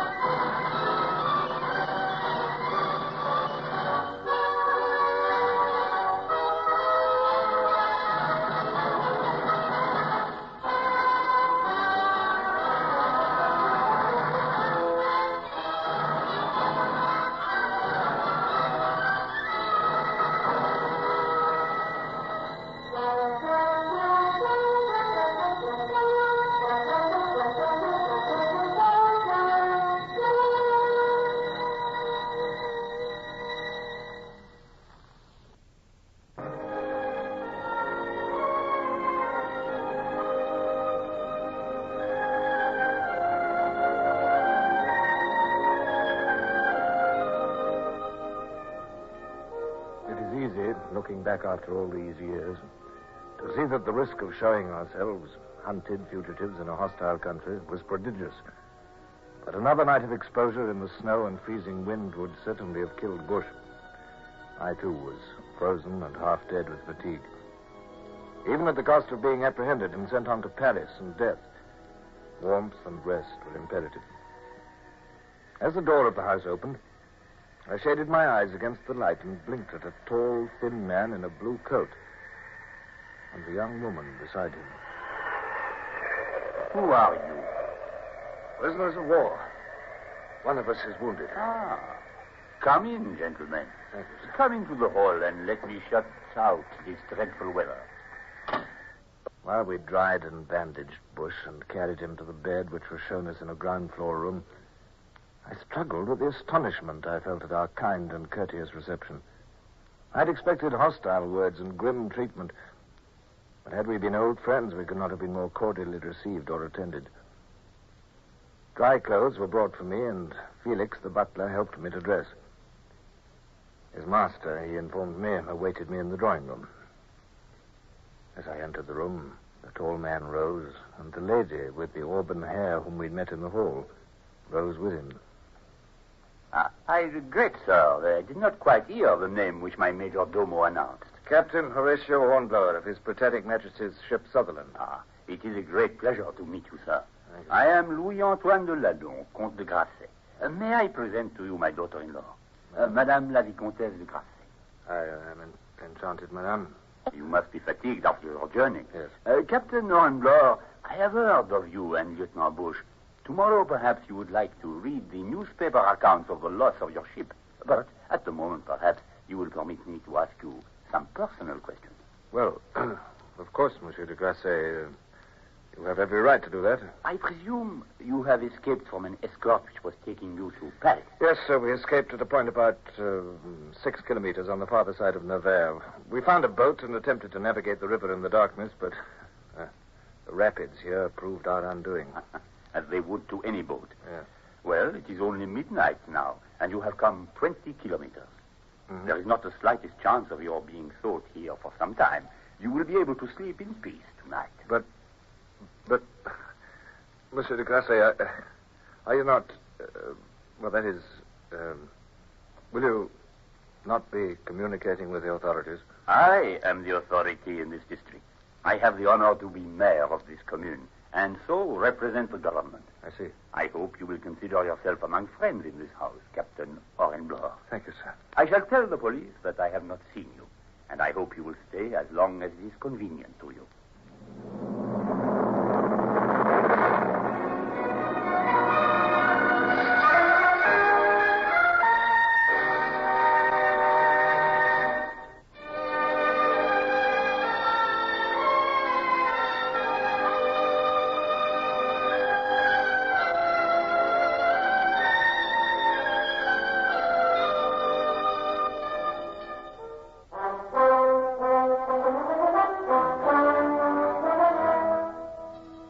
How are you now, Bush? Comfortable? Right as a sexton, sir. I'd like to be allowed to get up today, sir, and pay my respects to our host. So you shall. Your 3 days' rest has completely restored you. Our good fortune in coming to the one house where we would be welcomed and protected is amazing. I can hardly believe it yet. I was wondering about that, sir. Has the Count told you why he's doing it? Well, his daughter-in-law, Marie, has, but... Oh, it's too long a story just now. Briefly, the Count was an exile during the Revolution and lived in London with his sons. When the boys grew up, they heard of the fame of Bonaparte and wanted to share in the glory of France. So they came back, did they, sir? Yes. The Count took advantage of the amnesty and returned here, the only part of his estates left by the Revolution. His 3 sons joined the army. Now they're all dead. Gentlemen, pardon my intrusion, but a group of gendarmes is approaching the house. If you would be good enough to allow me to send your servant here, I should like you to lock this door and remain silent while I deal with the gendarmes. We shall do whatever you say, sir, but rather than expose you to any danger, There will be no danger to anybody, Captain. Here is your servant. If you will lock the door, I will return to you as soon as possible. Thank you, sir.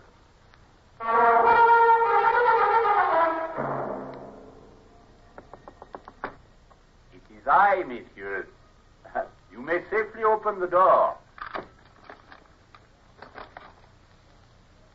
The visit of the gendarme was one of routine. They are perfectly satisfied with my assurance that you have not been here. Good. Indeed, they would have been amazed if I had told them otherwise. The best possible thing has happened. They think you are dead. Dead? Yes. Permit me to explain. On the morning after your escape, a systematic search of both banks of the river was undertaken.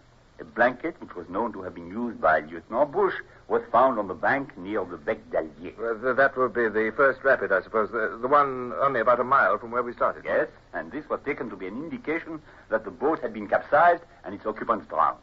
It is felt certain that your bodies will be discovered somewhere along the river shortly. I see. And when they are not? The river is running so fast that you might well have been swept right away, even to the sea. But I note that your friends do not follow our conversation. Perhaps you would translate. And if you would not think it officious of me, I would suggest it would be inadvisable to continue your journey while Lieutenant Bush is still unwell. I rapidly gave the others the gist of the conversation. They were delighted, for, as Bush pointed out, if we were dead, there was unlikely to be any search for us. He scouted the idea of being unfit for travel. Tell his lordship, sir, that I can make myself a jury leg in 2 shakes. This time next week, I'll be walking as well as he does. This time next week? Yes. I do not think you have quite realized the position. In this French Empire, there are police everywhere. Every man looks with suspicion on his neighbor. To escape by road is impossible.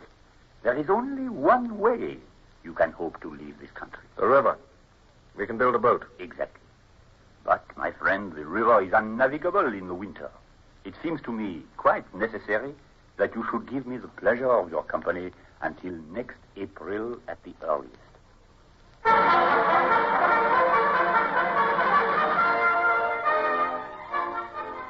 When I look back now upon the memory of those 4 months we spent as the guests of the Comte de Grasset, it presents a picture of mingled anxiety and delight. He was the perfect host, always kind and courteous, ever helpful. Under the skillful hands of Brown and Bush, our fine, flat-bottomed boat grew steadily. In the drawing room, the Count, Marie, and myself made and perfected the plan for the coming escape. It is settled then that you shall carry fishing rods and seem to be a party of fishermen out for the day. When you reach the coast, you must become Dutch customs officer. My excellent cook and housekeeper are already busy with the uniform. But there is one thing that worries me. What's that, sir? This report in the paper of your deaths. But I should have thought that would have made us safer. To a certain extent, yes. But I cannot believe that Bonaparte really considers the matter so proven. You see, you have been pronounced dead by a government which does not admit mistakes. Should you be taken now, there will be no question of a trial. You will die secretly, with no attention being drawn to you. Well, they were going to shoot us anyway. This makes no difference.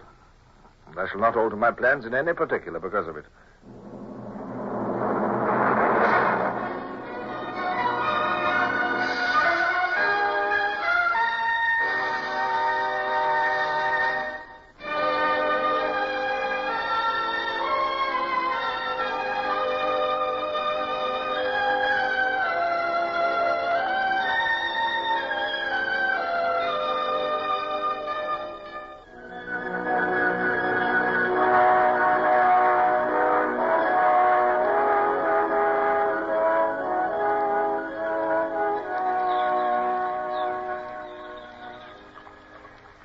God go with you. Remember your promise, Captain, to return after a war. Marie will be as delighted as I shall be. Thank you again, sir. Thank you 1,000 times.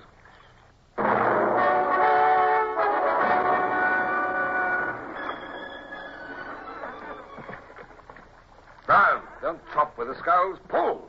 Have a few weeks on land destroyed all your seamanship? I have a little less staring around and a little more work from you. Aye, sir. Yet my bad temper was for their benefit, too. Despite its innocent appearance, we were upon a desperate and dangerous adventure, and discipline was essential. Excuse me, sir. Listen. Isn't that another dam? Yes, I believe it is. The river's narrowing and getting faster, too. Now, pull over to the bank there, Brown. All right, sir. We'll leak no waterfalls on this trip if I can help it. All right. Ship sculls.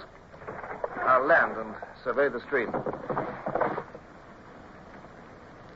Yes, it's a dam right enough and a steep one. We'll never get the boat through that. There's 100 yards of boiling water below the dam, too. We'd have to carry everything down. It took Brown and myself 3 journeys to carry all the stores to the point where the boat could safely re-enter the river. Bush, though anxious to help, was only just able to hobble over the uneven ground unladen. Then I faced the problem of the boat itself. Carrying it was going to be a colossal task, yet it had to be done. Brown and I stood one on each side and got our hands under the bottom. By the time the portage was accomplished and the stores restowed, my head was swimming and the perspiration pouring from me. But I had the satisfaction of observing that Brown was in little better case. To resume my seat in the stern sheets as the boat slipped down the now placid river was sheer bliss. I wish you'd let me help, sir.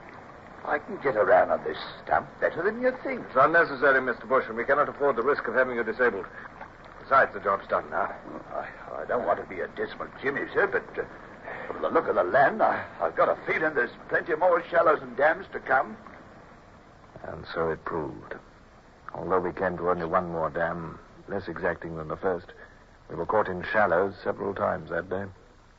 And each time it was necessary to lighten the boat and drag it through the shoal water.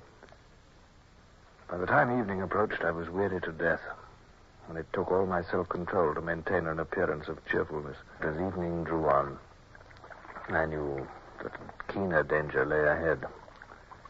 Bush knew it, too. We'll have to go under a bridge at Briere, sir. Yes, Mr. Bush.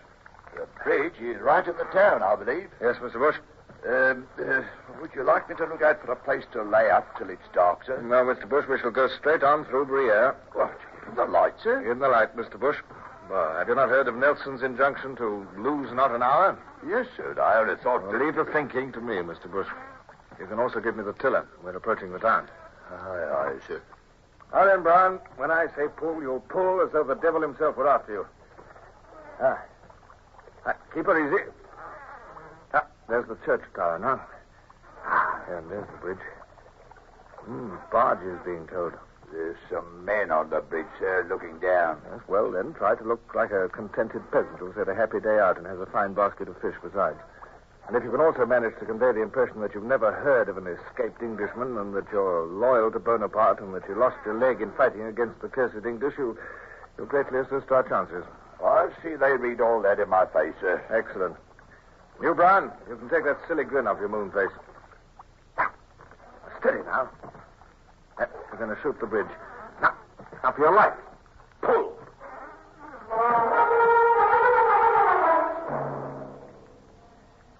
The shooting of the bridge was almost an anticlimax. The swirl of the water and Brown's powerful arms shot us through in an instant. We caught only a glimpse of curious faces peering down at us. An old man at the tiller of a barge raised a lazy arm in greeting, and then the bridge and the small town of Briere were behind us and fading into the gathering dusk. Sure. Tense moment, that, sir. But it was easy enough. Perfectly easy, Mr. Bush. Due, no doubt, to all the information you displayed on your face. I'd give a lot to display what I really think about Boney and his froggy, sir. You'll have to restrain your feelings for a long time yet, I'm afraid. Even if nothing untoward occurs, it will be a fortnight before we reach the sea at Nantes. And even then, our troubles will only be beginning. I realize that, sir. Oh, if I only had 2 sound legs. Yes, that'll do, Mr. Bush. Brown, there's a small island on the port bow. Yes, we'll run the boat aground there for the night. Easy. Now, pull starboard. Pull both. Ship sculls. Good.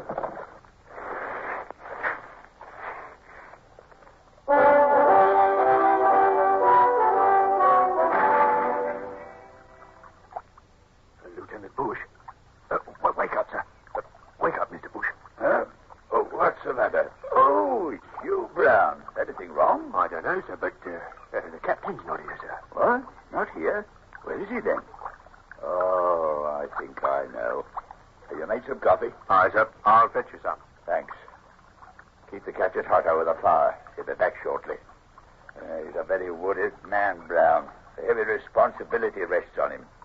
Our lives depend on him, and he attaches more importance to them than they warrant. He'll get us through, sir. If you ask me, I'd say he ain't a man. He's a magician. He'd get out of anything in the way of danger. Yes, there's other worries, Brown. If we escape and reach England, there's a court-martial awaiting Captain Hornblower for the loss of the Sutherland.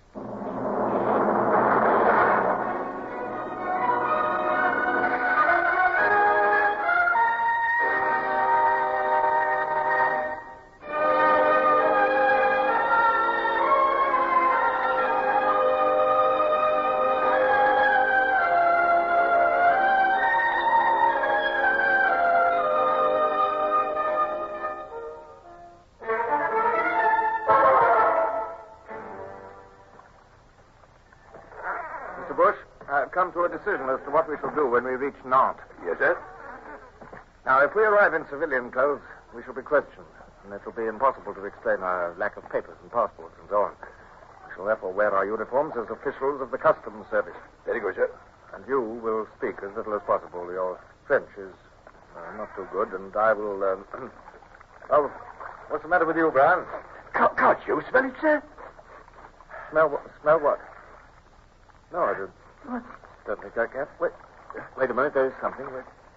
It's the sea, sir. Sea. You're right. Brown, into the bank there. If we can smell the sea with the wind blowing off the land, we cannot be far away. Mr. Bush, this is a very notable achievement. Yes, sir. We've come a long way. 400 miles in a homemade boat over shoals and rapids, through towns and villages in a hostile country. If we ever get back to England, Mr. Bush, I'll see you posted as captain if it's the last thing I do. Me, sir? I've done nothing but sit still and watch you work. Well, that's a far harder task than mine was. Carried out with patience and nobility. Well, that's enough talk. We must carry out a plan. The smell of the sea was strong in my nostrils now. It brought with it all the old excitement and all the old determination to do what must be done and to show no sign of the weakness and apprehension I felt. But beyond that sea and the immediate dangers it presented lay larger ones. The court-martial, the future, my wife, who thought me dead, Lady Barbara, in whose eyes I might already be disgraced. Still, that lay in the future. Now, our long journey was past, and before me lay the sea.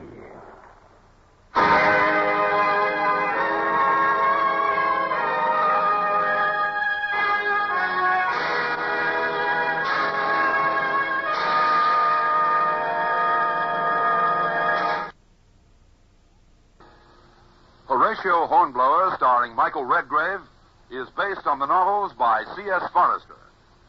Music composed and conducted by Sidney Torch. Produced by Harry Allen Towers.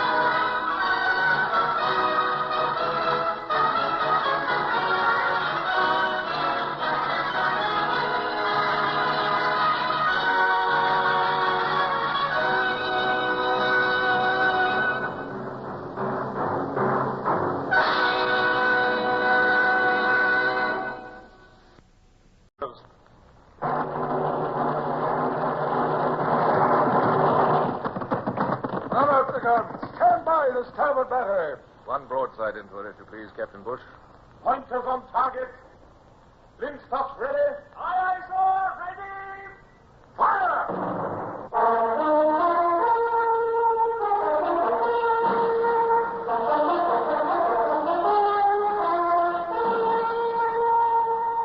Presenting Michael Redgrave as C.S. Forester's indomitable man of the sea, Horatio Hornblower.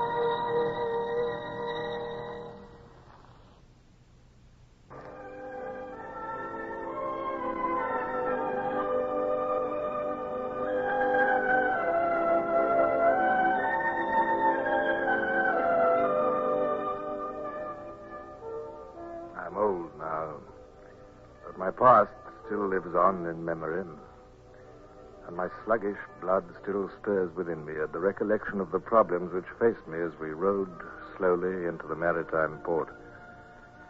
Slipping quietly down the river, disguised as fishermen, was one thing, but to enter this busy port in our homemade uniforms as Dutch customs officials, and to plan the stealing of a craft in which we could make our escape to sea was quite another.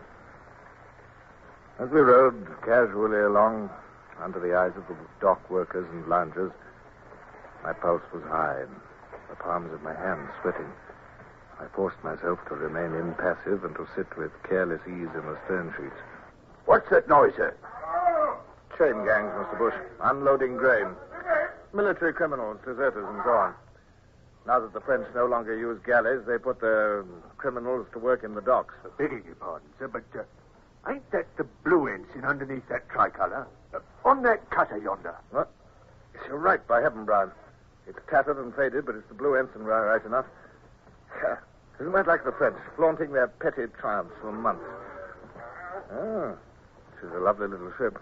There's speed and seaworthiness in those lines, Mr. Bush. It's the Witch of Endor, sir. What? I'd know her anywhere. 10-gun cutter, caught by a French frigate last year. She's ready for sea, too. We'll take a closer look at her, Brown. Lay us alongside that quay over there. Excuse me, sir, but surely you weren't thinking... I mean, those cutters carry a crew of 60 men. 3 of us could never work her.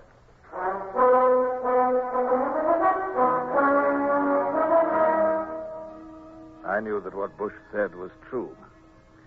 I knew more. The estuary of the Loire, which lay between us and the sea, was tricky in the extreme. For fear of raids, all buoys and navigation marks had been removed. Without a pilot, we could never find our way through 35 miles of shoals without going aground. Besides, there were batteries at Paimboeuf and Saint-Nazaire. Much as I should have liked to steal the Witch of Endor and sail her to England, the thing was impossible. I walked up the steps of the quay and forced myself to swagger. Bush's wooden leg came tapping up behind me. A passing group of soldiers saluted my smart uniform and the star of the Legion of Honor, which had been lent to me by the Comte de Grasset. I stopped and looked at the cutter from the landward side. Only an anchor watch. 2 hands and a master's mate. The rest of the lovers are on shore. Look, sir.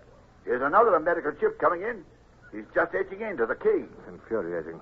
What's the use of all the coastal blockade if neutral ships can sail in and out with impunity? Wheat is officially non-contraband, but it's more important than arms in many ways. Hello. He's someone coming ashore from the new arrival, sir. Civilian, from the look of him. It's the pilot. If he... The pilot. Good heavens, Bush, I believe I've got an idea. Listen, follow me and don't say a word. I'm going to speak to the pilot. One moment, monsieur, if you please. I'm a colonel of customs. I have some questions to ask you. Will you kindly accompany me to my ship for a moment? Yes, which is your ship, Colonel? Over here. This cutter yonder. This way, if you please.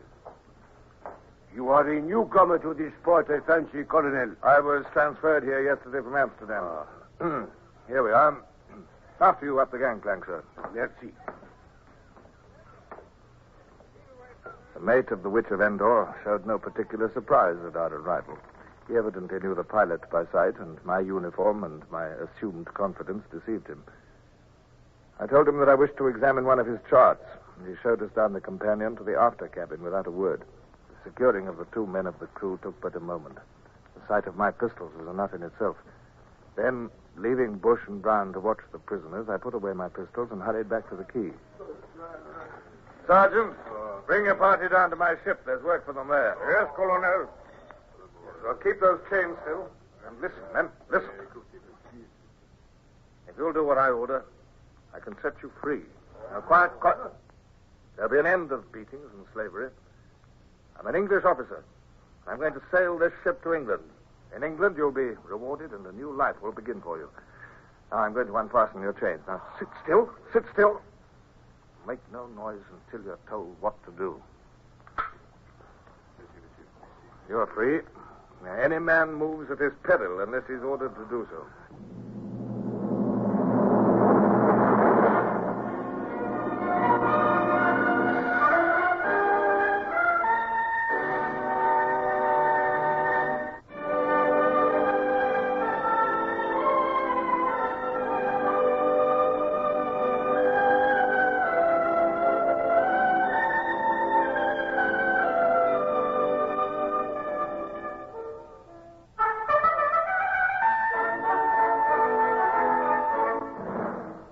From the moment of the sudden impulse which had begun my desperate plan till the chain slaves were freed, barely 15 minutes had elapsed.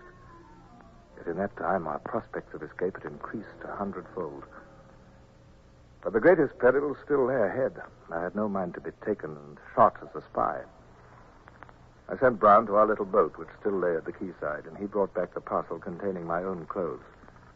My own uniform coat was sadly crumpled, and the gold lace was bent and broken, but there was a strange comfort in donning it once again. I was myself again, and should we be retaken, the wearing of a British naval officer's tunic would protect us from the fate of spies. It was time for action again. I took a belaying pin from the rail and walked slowly to where the sullen pilot sat on a hatch. I weighed the pin meditatively in my hand. Monsieur, I desire you to pilot this ship out to sea. But no, I cannot. No. My duty, my professional honor. I know. We're going to start now. You can give instructions or not as you choose, but this I assure you, monsieur. The moment this ship touches ground, I'll beat your head into a paste with this belaying pin. Oh, very well, monsieur. Brown, lash him to the rail there. Then we can start. Aye, sir. Mr. Bush, will you take the tiller, if you please? Aye, sir. Now then, Brown, listen, we've got a raw crew. We shall have to put the ropes in their hands. Cast off the warps. Aye, sir. The push of the tide was swinging the cutter away from the quay as the warps were cast off, and Brown ran briskly among our wretched crew, leading them to the halyards and showing them upon which ropes to haul. At my order, mainsail and jib rose. The sails flapped, bellied, flapped again. Then they filled. The cutter changed from a dead to a live thing. She heeled a fraction, and I heard the musical chuckle of the water at her bows as her forefoot bubbled through the water. In 3 strides, I was at the pilot's side, belaying pin in hand. Careful, monsieur. Keep to the right. Keep well to the right. Port your helm, Mr. Bush. We're taking the starboard channel. Major, I'd keep it at that. You must have a hand at the lead, monsieur. It is necessary to take soundings. No, I can spare no hands. But you'll have to do your work without soundings. And remember, my promise still holds good. I shall have no mercy. These cords, monsieur, they are tight. Good. And we'll have to keep you awake. I'll loosen your cords when we are safely at sea off Noirmoutier and not before. Oh, it is necessary to cross to the other side of the estuary here. The channel narrows on this side. You may have to go about. Stand by to go about. Look lively, you awkward lovers. No, not there. Starboard. Oh, lummy, to the right. There, you perishing ape. Where do you think you're going? I think we can do it close haul, sir. She sails like a bird. The tide's helping, too. Very good, Mr. Bush. Yes, she's making a cross. Well done. Oh, let her come up a little. Beautiful. All right, Brown, we shan't need to go about. How's the pilot, sir? Is he behaving? Yes, up till now. I think the threat of the belaying pin was more effective than a pistol. Though whether I could have brought myself to club a helpless man, I don't know. A lot would have depended on it, sir. Yes, all our lives depend on it. I've started this venture, Mr. Bush, and I'll stop at nothing to achieve success. We've a long way to go before we're safe. If you'll excuse me saying so, sir, this is about the most amazing thing even you've ever done. To recapture an English ship and sail her out under the very nose of the frogs. Well, I'd never have believed it possible. Well, it isn't done yet, Mr. Bush. Time to keep that firmly in mind. We'll congratulate ourselves when we're safe. Can't see anything to stop us now, sir. Why, if this wind howls just for... Oh, what's that? Seems to be below. Brown? Aye, sir, I heard it. I'll go below and see what's up. I don't understand it, sir. Surely there couldn't have been some crew aboard that we didn't find. Look out, sir. It's the prisoners below. They've slipped their lashings and they're trying to attract attention by waving and yelling through the porthole. Can I take some men to deal with them, sir? Will not be necessary, Brown, unless my ears are mistaken. They're coming to us. I shall have something to say presently about the way they were tied up. Men, arm yourselves with whatever you can find and make no more noise than is necessary. Unless these prisoners are overpowered, we are lost. You will go back to slavery or death. Mr. Bush, remain at the tiller. Brown, take my pistols. I shall use my sword. Overboard with your pirates!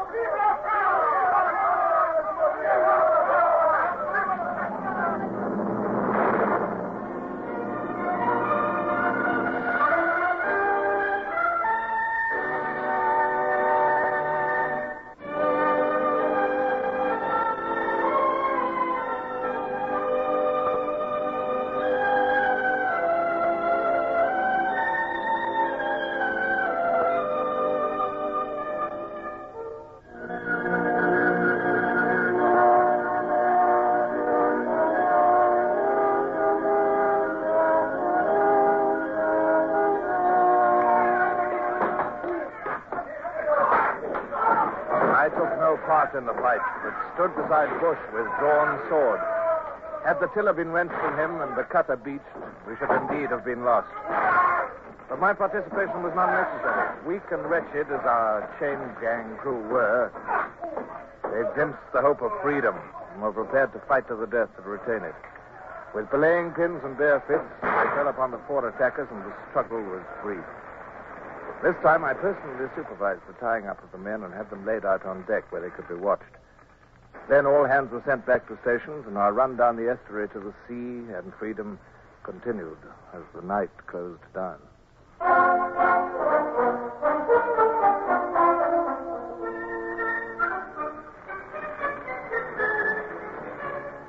Curse it, sir. I was afraid of that. What? The wind's dying with the dawn. Yes. Can't make out where we are in this mist. But I expect the sun will clear it when it comes up presently. That's Noirmoutier to port, and the mainland is astern there. I caught a glimpse of the semaphore station 10 minutes ago. If only the wind had held for half an hour more, we should have been safe. That pilot looks in pretty bad shape, sir. Well, so do you, Mr. Bush. It's 24 hours since any of us had any sleep, come to that. However, I'll keep my promise and cut him loose. There. You're free, sir. Oh, my arms, my legs. Well, sit down on the deck and rub them. You'll feel better presently. Oh. It's no good, sir. I can't hold the course. There's no breeze at all. Blast. The tide will drift us in under the big guns. Brown! Wake up those slaves on deck there. Set them to work with the sweeps. Aye, sir. Here. You. Come here. Come here. Come on, right beside me. Now Come on, you're going to help me to train this gun. But, monsieur, my honor, I cannot fire at my fellow countrymen. Mr. Bush, have the kindness to toss me that belaying pin. Oh, nonsense. What am I to do? Well, lay hold of that train tackle. Come on, now. Come on, run her back. Oh, beautiful, sir. Nearly got him. Right up among the oars. Sweeps are ready now, sir. Very good, Mr. Bush. Lay a course so that I can keep that leading boat under fire. Aye, aye, sir. The pursuing boats, creeping over the sea, showed no sign of being dismayed by my bombardment. They were big ones, carrying at least 50 men each. If only one and ranged alongside, it would be the end of us. The leading boat maintained a course which could cut ours perhaps a mile ahead. I fired again and again, working at the gun till my shirt stuck to me with sweat. The powder grains irritated my skin. But I could see no result. You must have hit that time, sir.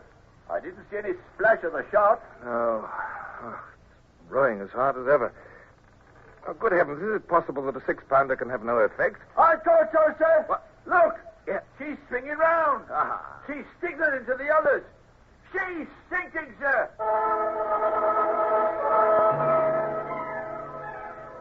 The variation in each ball, each charge of powder, made it impossible to fire 2 shots alike. I kept grimly on, though I felt that my back and heart would break. The monotonous creak of the sweeps and the chanting of Brown continued like a submerged accompaniment. Now the second boat turned and began a rush under double-banked oars, straight for our ship. I stared through the gun sight, straight at its bows, jerked the lanyard, and fired. Even as I watched, the bows of the boat opened like a fan. A shot had struck her right on the stem at water level. Her bows lifted as the strakes spread wide, then fell again, and the water poured in gunwale deep. I think they've had enough, sir. The last boat is turning away to pick up the survivors. Thank heaven. I'm sick and tired of firing that damn pop gun. I'd rather use a bow and arrow. Come on, pull there. We're not out of danger yet.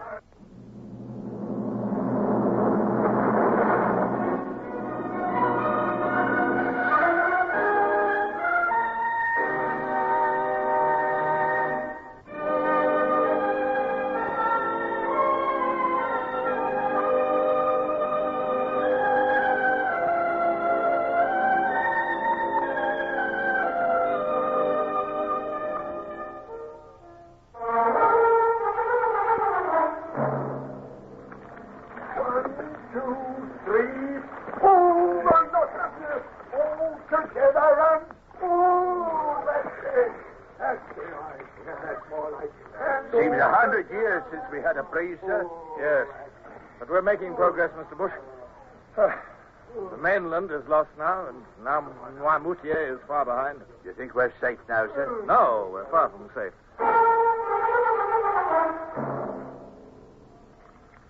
Aching in every bone and dizzy with lack of sleep, I moved and spoke as though in a dream. Somewhere to the northwest, I knew lay the British fleet, which maintained an unceasing watch over Brest. I had laid the cutter on a course which would take us out to the fleet eventually. Or if we missed the fleet and found a wind, I could sail her right round to England. An escaping English captain retaking a captured ship of war practically single-handed and fighting his way out of a French port to bring her home. Oh. There's never been anything like it, sir. Never will be again. But I was not listening. The mention of England had renewed all my old doubts and fears. If I returned, I must stand my trial for the loss of the Sutherland. If I were found guilty of not having done my utmost in the presence of the enemy, there was only one penalty, death. And then... A breeze! A breeze, by thunder, sir, out of the east! Only a whisper, but a breeze! 1, 2, 3. There! Fast pulling! Aye, sir. All hands to the halyards! Set every stitch and sailor! We're bound for England!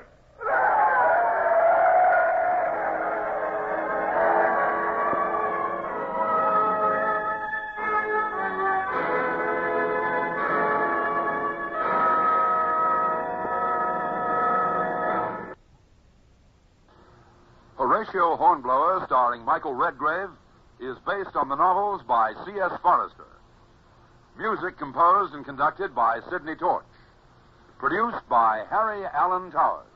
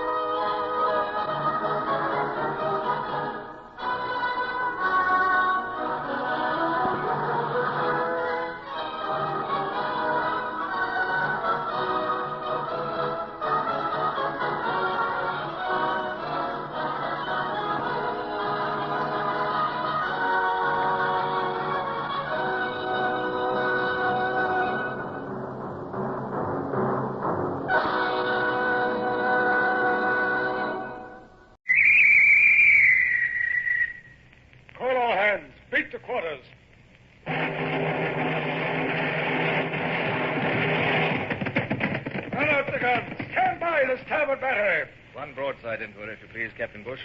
Pointers on target. Linstocks ready. Aye, sir, ready. Fire!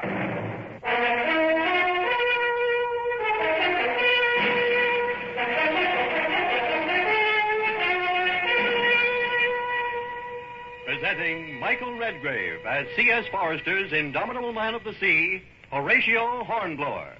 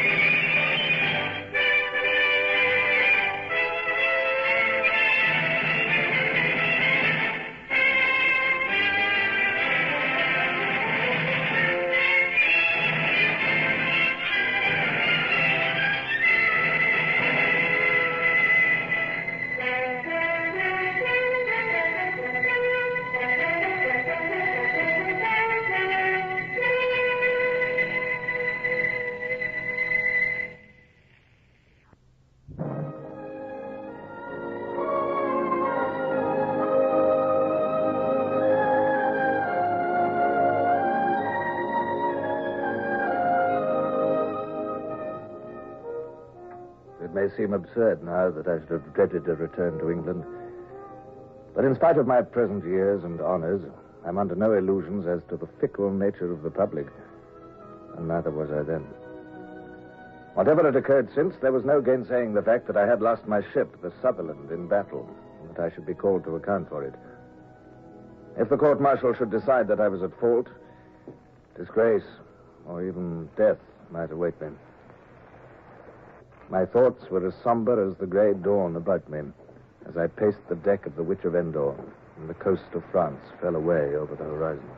Come to the horn! What color is that? At the sound of the English voice, words failed me for a moment. At least there was no need now to hide in the mist. On the other hand, it brought nearer all the future which I was dreading. I said, what color is that? Well, I'd fly my colors to the last. If my career was to end, it would end with a joke. His Britannic Majesty's armed cutter Witch of Endor, Captain Horatio Hornblower. What ship is that? I am Captain Sir Thomas Hardy. What did you say that captain was? You must think we're mad, sir. The Witch of Endor has been a French prize for a year, and you've been dead for 6 months. Ahoy there! Come under my lee! No tricks or I'll sink you! Very well, Mr. Bush.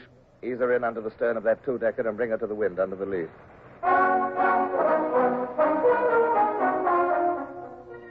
As the boat bore me to the Triumph's side and I stared at the familiar beauty of a ship of war again, the two yellow streaks along her sides, checkered with gun ports, The pennant at the main, the hands on her deck, the red coats of the Marines. Stand by the foresail. As I heard the distant voice of a boatswain roaring at the seamen, all the familiar sights and sounds of the Navy in which I had grown up, I was hard put to it to restrain my emotion. This was indeed the end of my long captivity and flight. Hardy was there on deck, his huge bulk towering over everybody. I saw his expression alter. Good God. It is Hornblower. Welcome back. Give me a hand, sir. Thank you, sir. How did you come here, sir? How did you take the witch? How on earth? How did I come back from the grave? Is that what you want to ask? Well, it's a long story. Well, you'd better come round to my cabin, Hornblower. This must be a pretty difficult time for you.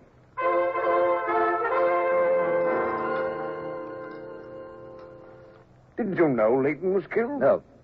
No, don't worry about me. I've heard nothing for months. Yes, he died of his wounds at Gibraltar. Oh, I see. Have you heard anything of my wife? Well, I remember reading that she was awarded a civilist pension by the government when the news of your death arrived. No other news, Hardy? There was a child on the way. Oh, none that I know of. But then I've been 4 months on this ship. I wouldn't hear anything.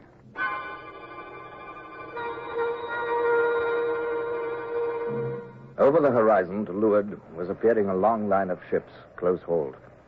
They were in rigid, regular line, and as we watched, they went about in succession, in perfect order, as if chained together. The Channel Fleet was at drill. 18 years of drill at sea had given them unquestioned superiority over any other fleet in the world. Victory's in the van. Here, take my glass. Signal, midshipman. Yes, sir. Signal triumph to flagship. Have on board Captain Horatio Hornblower. While Hardy dictated his message, I looked through the glass. The three-decker with her admiral's flag at the main was leading the long line of ships, the broad stripes on her side glistening in the sunlight. She'd been Jarvis's flagship at St. Vincent, Hood's in the Mediterranean, and Nelson's at Trafalgar. Now she was Dismal Jimmy's. A tragedy, if ever there was one. Signal hoists were soaring up her yardarm. Hardy was busy dictating replies. The Admiral signaling for you to go aboard. I trust you'll do me the honor of making use of my barge, Horatio. The Triumph's barge was painted primrose yellow, picked out with black. And so were her oar blades. Her crew wore primrose-colored jumpers with black neckcloths. As I took my seat, I reflected gloomily that I'd never been able to afford to dress my barge's crew in a fancy rig-out. Hardy must be a wealthy man, I supposed, with his Trafalgar prize money and his pension as Colonel of Marines. I could not help contrasting our positions. He, a baronet, wealthy, famous. Myself poor, undistinguished. And awaiting trial. Marines, reserve! Mount! Welcome aboard, Captain Hornblower. I'm Calendar, captain of the fleet. His lordship gave instructions for you to be shown to his cabin. Will you come this way? Thank you.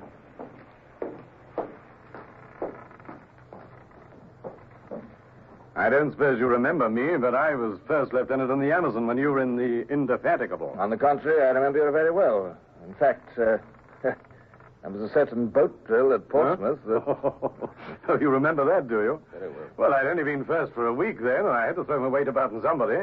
Oh, here's his lordship's cabin. Thank you. Will you make yourself comfortable while I tell him you're here? Lord Gambier's cabin was not nearly so ornate as Hardy's had been. The most conspicuous item was the big brass-bound Bible on the table. I sat down on a cushioned locker and stared gloomily out of the stern window. The next hour might easily decide my whole fate.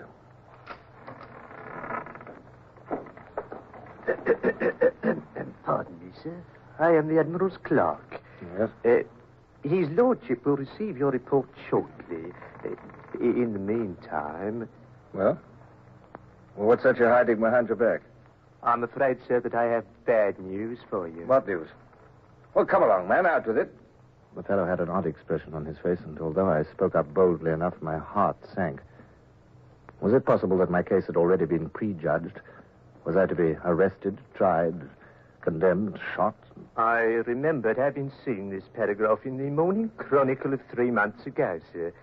I showed it to His Lordship and Captain Callender as they decided it ought to be shown to you as early as possible. Well, His Lordship says... Well, give me the paper. What is the paragraph? I'm afraid it's very bad news, What sir. damn and blast you. Let me see it. The Lord giveth, sir, and the Lord taketh away. Blessed be the name of the Lord.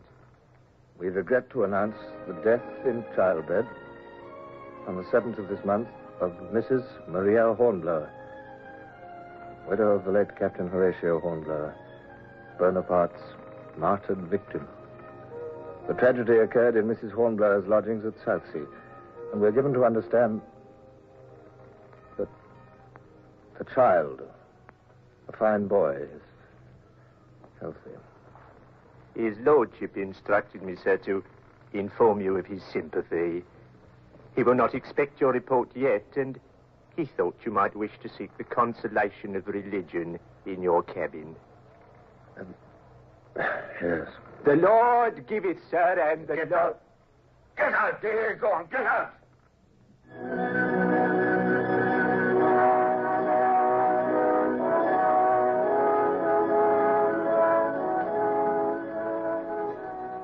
In the actual Battle of Rosas, my lord, before I surrendered the Sutherland, 117 of my ship's company were killed and 145 wounded.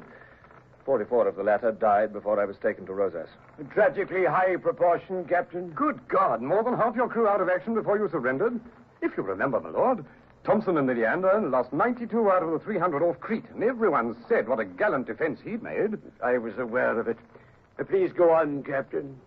Well, I told how I had witnessed the destruction of the French squadron, how Caillard had arrived to take me to Paris, and of our escape.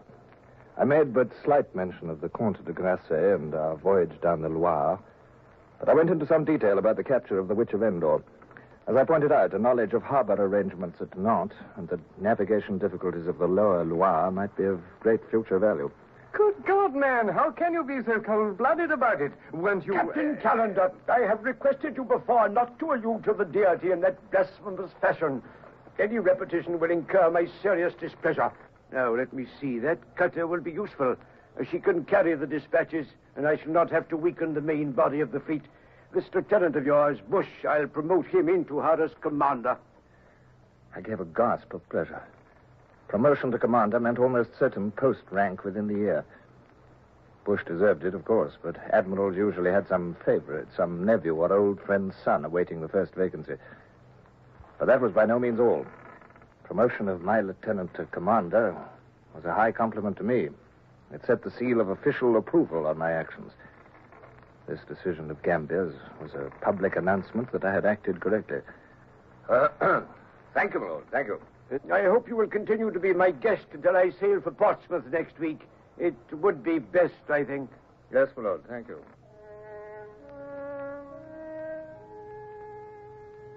But however delicate the allusion, I knew that the last remark was a reminder of my position and that I was technically under arrest. By old established custom, I must be under the supervision of an officer of equal rank while under arrest. There could be no question of being sent home in the Witch of Endor.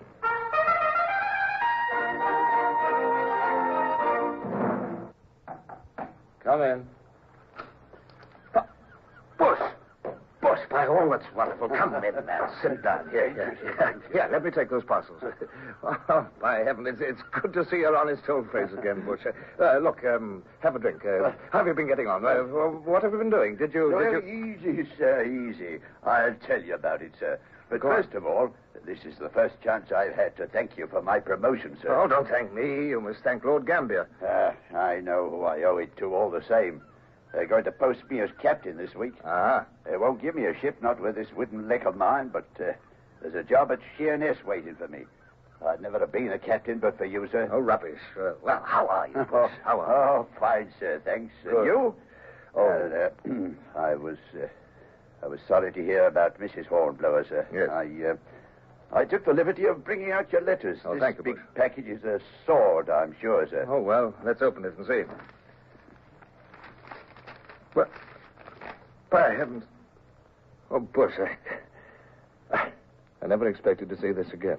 I know that gold scabbard anywhere, sir. It's the 100 guineas sword that the Patriotic Fund gave you for your defeat of the Natividad in the Pacific. Yes. You should see the newspapers. You're famous, sir, so you ought to be.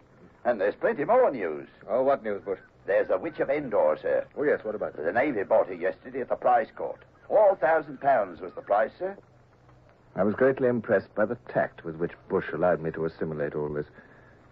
I would not have expected such delicacy from the tough old campaigner. But I was already beginning to realize that I still had much to learn about people. The first dozen letters were from people unknown to me, but all congratulatory. 2 were from madmen, apparently, and 2 more from peers. And then I saw a letter in a hand which was known to me, and my heart constricted as I stared at the envelope. It was from Lady Barbara. Bush and the ship and Portsmouth and all the present world spun and vanished at the sight of the letter.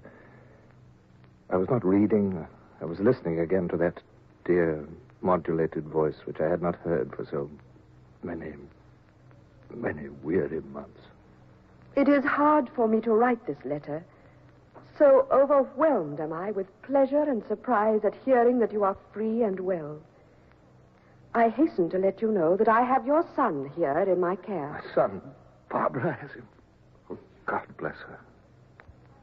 When he was left orphaned, I ventured to take charge of him and make myself responsible for his upbringing, while my brothers, Lords Wellesley and Wellington, consented to act as his godfathers at his baptism, whereat he was consequently given the names of Richard, Arthur, Horatio.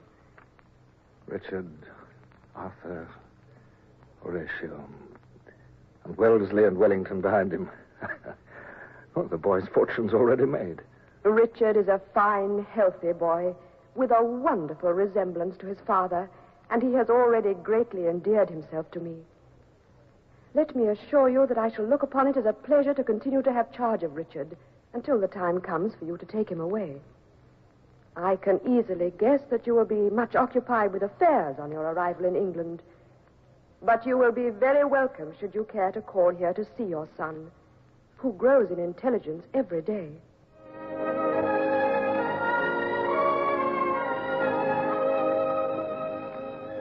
Up to this moment, I'd hardly thought about the child. My paternal instincts had not been touched by a child I had never seen. And besides, they were warped by memories of the little Horatio who had died of smallpox in my arms so many years ago. But now, I felt a sudden wave of affection for the unknown little chap who had managed to endear himself to Barbara in London. Why had Barbara taken him? Was it because, widowed and childless, she had sought for a convenient orphan to adopt? Was it that she still cherished memories of a Captain Hornblower, whom at the time she believed to be dead? Time stood still while I stared at the letter and wondered. Bush was saying something. I tore myself back to the present with an effort. Sorry to interrupt, sir. Oh, yes, but they questioned me at Whitehall, and I thought you ought to know. What?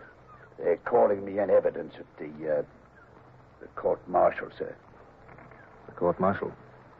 For a few wonderful moments, I had forgotten that threat hanging over my life. The court-martial. If that were to go against me, not all the sons or lords and ladies in Christendom could help me. It was more than my life at stake. It was my reputation, my honor, my whole future.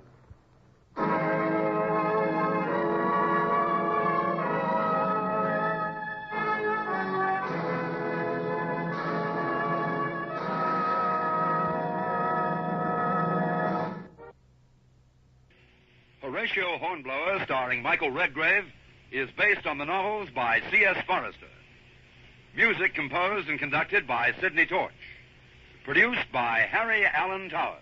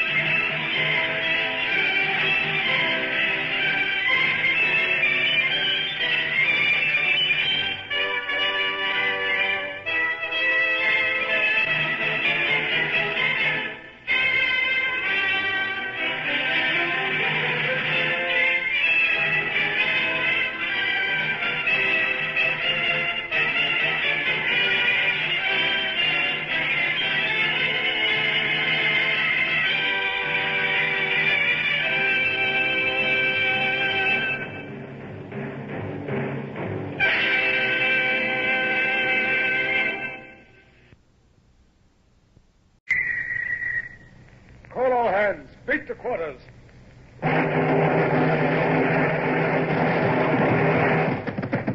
Run out the guns. Stand by the starboard battery. One broadside into her, if you please, Captain Bush. Pointers on target. Linstocks ready. Aye, aye, sir. Ready. Fire!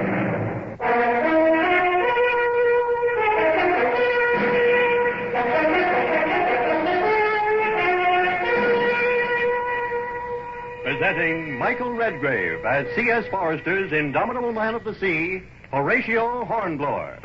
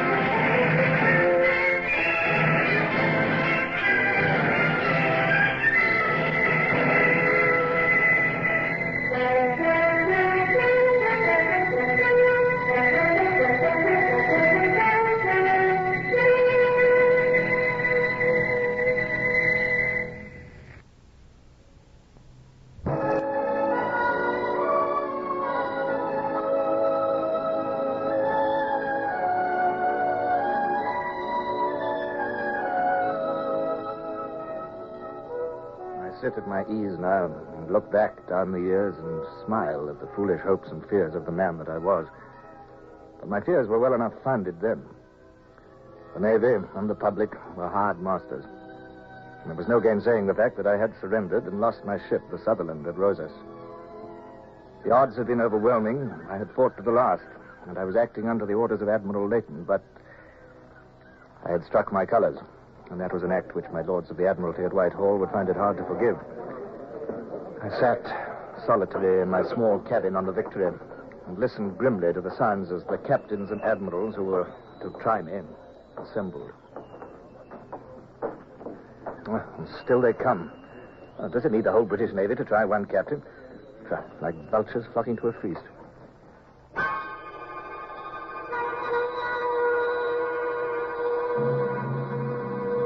Captain Callender? My lord. Is the court ready? Aye, my lord. There is only Captain Hornblower's sword to place on the table. Here it comes now. Thank you. A fine sword, Captain Callender. Yes, my lord. It's the sword of 100 guineas value. It was presented to Captain Hornblower by the Patriotic Fund for his victory over the Spanish ship Natividad. A wonderful achievement, that, my lord. Yes. Pity it should come to this. I always regarded Hornblower as a very fine officer. Yes, my lord. I still do. That is a very improper remark to make to the president of the court, Captain Callender. I have no feelings about Captain Hornblower. It is my duty to pronounce judgment according to the evidence. Of course, my lord. Shall I place the sword here? Yes, on that table. The hilt towards me, the point towards where Hornblower will stand. Thank you. Let the court assemble and the gun be fired. Aye, my lord. And, Callender, as we are alone, I am going to make an improper remark. Indeed, my lord. Yes, if the evidence today is such that I am able to instruct you to turn that sword with the hilt facing Hornblower, I shall be the happiest man in the Navy. Thank you, my lord. With due respect, my lord, I venture to disagree. Next to Hornblower, I shall be the happiest.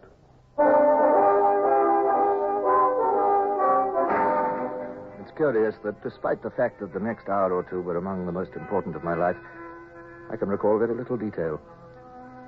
A few impressions remain vivid. The glitter of gold lace on the coats of the semicircle of officers in the great cabin of the Victory, the endless formalities of the preliminaries, the face of the Admiralty officer who had been sent to conduct my defense, my sword lying forlornly on the table with its point winking at me with a cold glint. As witness followed witness, I found myself wishing that I'd suffered death in the battle rather than face this weary sifting of pointless information. One moment, please, Captain Bush. Now, on this matter of judgment, where was your place during the battle? On the quarterdeck, beside the captain, sir, to receive his orders. So that everything that was visible to him was apparent to you also? Yes, sir. I see.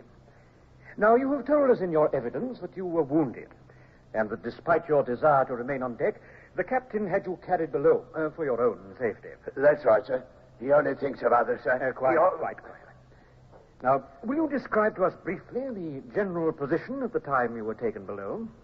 Well, sir, we'd already crippled 2 French ships, and we were then engaging the other 2 and giving them hell too. Had you suffered much damage and casualties? We were a wreck, sir. Mizzen topmast shot away, fore and mainmast down about our ears. The French 3-decker was right alongside and pumping broadsides into us. We had so many wounded below that it sounded like bedlam. Half our gun crews were dead at their guns, and the deck was too slippery with blood to walk on, sir. I found out afterwards that we had 117 killed and 145 wounded. Silence, please. Now, Captain Bush, I want you to think carefully before answering this question. Remember, it is possible that this very day you might be called upon in your capacity as a British naval captain to fight just such another battle in command. If you were called upon to fight such a battle, and if you found your ship and crew in the condition you have described, would you surrender to the enemy? Yes, sir. Knowing that you would be called upon to answer for your action? I'd still do it, sir. Would you consider that while your ship was yet afloat, it might still be recaptured and made serviceable to its country? Yes, sir. If you had no crews to fire the guns and few to repel boarders, would you think it reprehensible to throw away the lives of the remainder when no victory could come of the gesture? I'd call it criminal, And sir. one more question, Captain.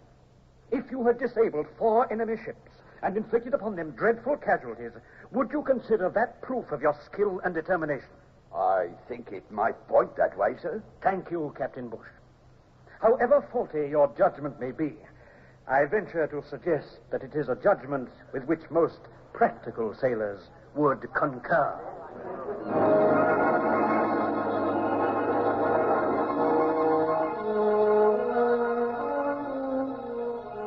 Bush sat down, beaming like a hurricane lamp. The prosecuting and defending officers grinned at each other across the court, and the next witness was called. I was weary of the whole thing, and was heartily relieved when the last witness had been heard, the last speeches made, and the court was adjourned. Back in my cabin, I found an elegant civilian dressed in buff and blue with a neat silk cravat. His face seemed vaguely familiar. Calendar introduced him. I'll come for you again when the court's reached its decision. In the meantime, may I present Mr. Hookham Fear of His Majesty's government? When I heard his name, I remembered why his face seemed familiar. I'd seen it caricatured many times. He was the famous wit who wrote in the Anti-Gallican and was deep in the secrets of the cabinet. He bowed elegantly, almost effeminately, and begged leave to ask me some questions. But, truth to tell, I hardly paid any attention to him now that I was out of the court. I burned to be back there, to get it over and to hear the worst. It seemed an age before Calendar returned. What were your impressions of conditions in France, sir? Oh, that's a long story, sir. In the first place, will you excuse me, Mr. Fear? Most certainly, sir. The court is assembled, Captain Hornblower. Thank you. I'll come immediately.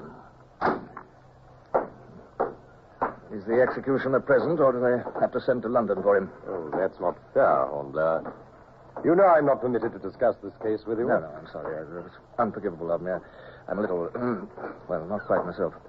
Well, here we are. You won't have to wait much longer. My heart was beating hard as I went in, and I knew that I was pale. I jerked my head erect to meet the eyes of the judges in their blue and gold.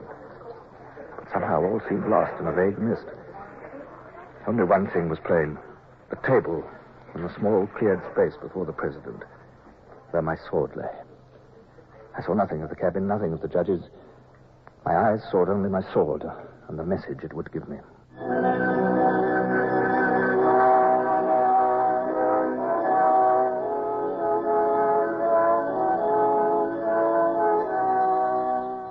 The hilt was towards me. The hilt. I was not guilty. Silence, please. Captain Hornblower, my lord. This court is of the unanimous opinion that your gallant and unprecedented defense of His Majesty's ship Sutherland against a force so superior is deserving of every praise the country and this court can give.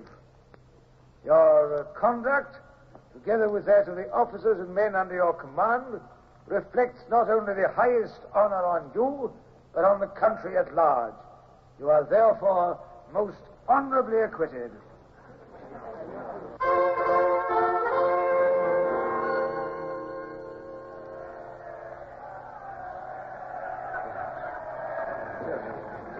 Look at them, Hornblower. Every ship in the fleet is at yards manned with cheering men. You're famous. Congratulations, Captain Hornblower. Congratulations on behalf of His Majesty's government. Not that there was any doubt about it, of course. Oh, thank you, Mr. Fair. I should have been happy to have been able to share your confidence. And now, sir, if you're ready, I've had a post-chaise horsed and waiting this last 6 hours. My orders are to convey you immediately to London. To London? But... Will you be good enough to step into the barge?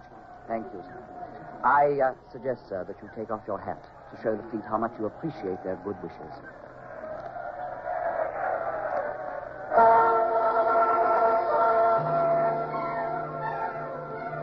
Hat under your arm, please. This way. Captain Horatio Hornblower, Mr. Hookham Freer. Hornblower, welcome home. Come and be presented. Your Royal Highness, this is Captain Hornblower. Evening, Captain. Everyone's been talking about you, Captain. Yes, and so they ought to, damn it, Captain. So they ought to. Damn smart bit of work. Good as I could have done myself. Here, Cunningham, make the presentation. Yes. It was all a dream, surely. I felt the accolade and heard the formal words which dubbed me knight. Rise, Sir Horatio Hornblower.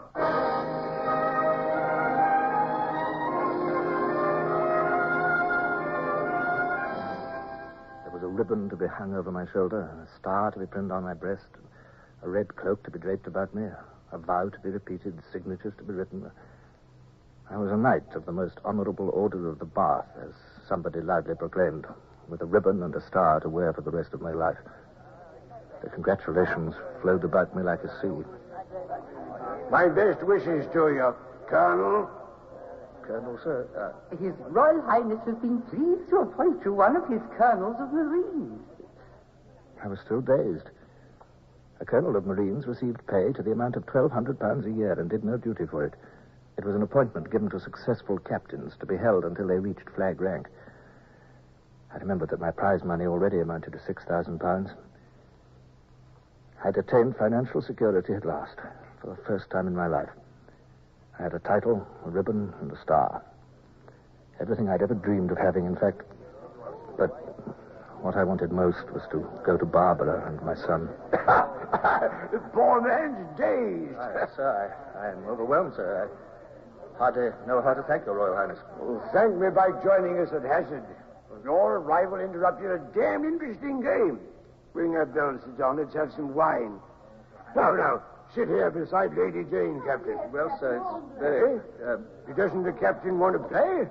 Oh, yes, yes, I know all about you, Wookham. You want to slip away to John Walter. Well, tell him to write one of his damn leaders and get my civil list raised. I work hard enough for it, God knows. Well, I don't see why you want to take the captain away. Oh, very well then, damn you, go if you want to.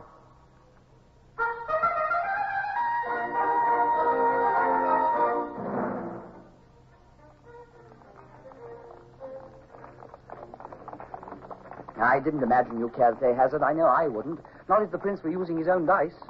Well, thanks for getting me out of it. Who is John Walter that His Royal Highness referred to? He's the editor of the Times. Huh? There'll have to be a big story about you and your knighthood. The public's got to realize that the government's naval officers are achieving great things. Oh, so my knighthood is a political move, too.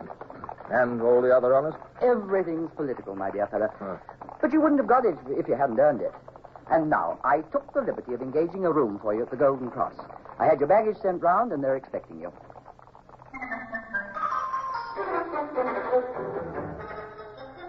They were. Host and chambermaid and boots all fluttered and bowed and almost prostrated themselves.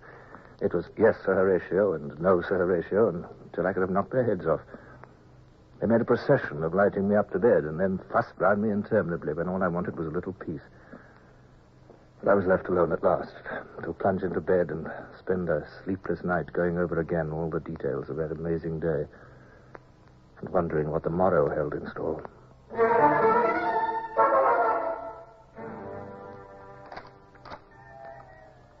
Sir Horatio Hornblower. Horatio, welcome home. Barbara was in black. Of course, Leighton had been dead for less than a year still. But black suited her. Her skin was creamy white against it. It was with a pang that I remembered the golden tan of her cheeks in the old days on the Lydia. The nurse is bringing Richard. Meanwhile, heartiest congratulations on your success. Thank you. Thank you. I was extremely lucky, really. Oh, the lucky man is usually the man who knows how much to leave to chance. Ah, thank you, nurse. You may leave little Richard with us.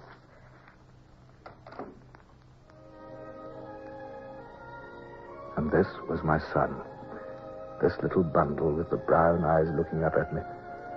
This tiny, light thing that I held in my arms. I was no sentimentalist, yet there was something in my eyes that made it difficult for me to see clearly. I felt a warm rush of affection for the poor, helpless baby that I held. I looked up at Barbara, and it seemed to me that her eyes, too, were not quite dry, but she was smiling. You have so much now, Horatio. Wealth, position, a future, and a son. It's only the latter that I really prize, Barbara. Yet, it is the wealth and the position that I would like to share. Oh, and not your son? Oh, you have almost made him yours. All I want in the world is in this room at this moment. All that I want, too, Horatio. Come to me, Barbara. My son shall not come between us. He shall be our son. Horatio.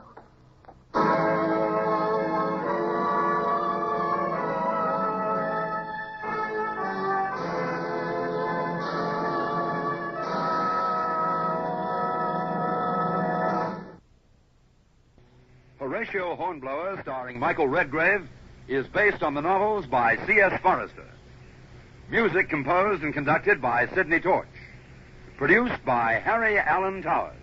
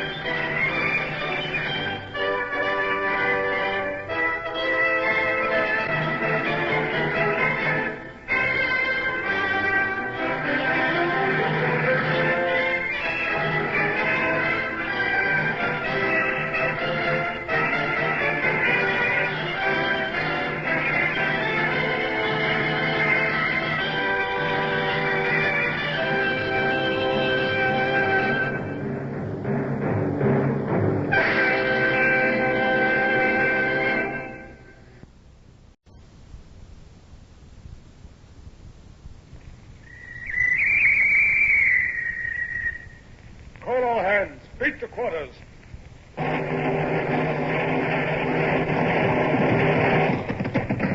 out the guns. Stand by the starboard battery. One broadside into it, if you please, Captain Bush.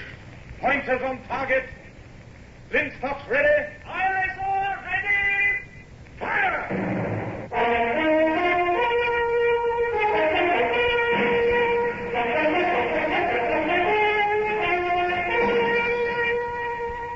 Presenting Michael Redgrave as C.S. Forrester's indomitable man of the sea, Horatio Hornblower.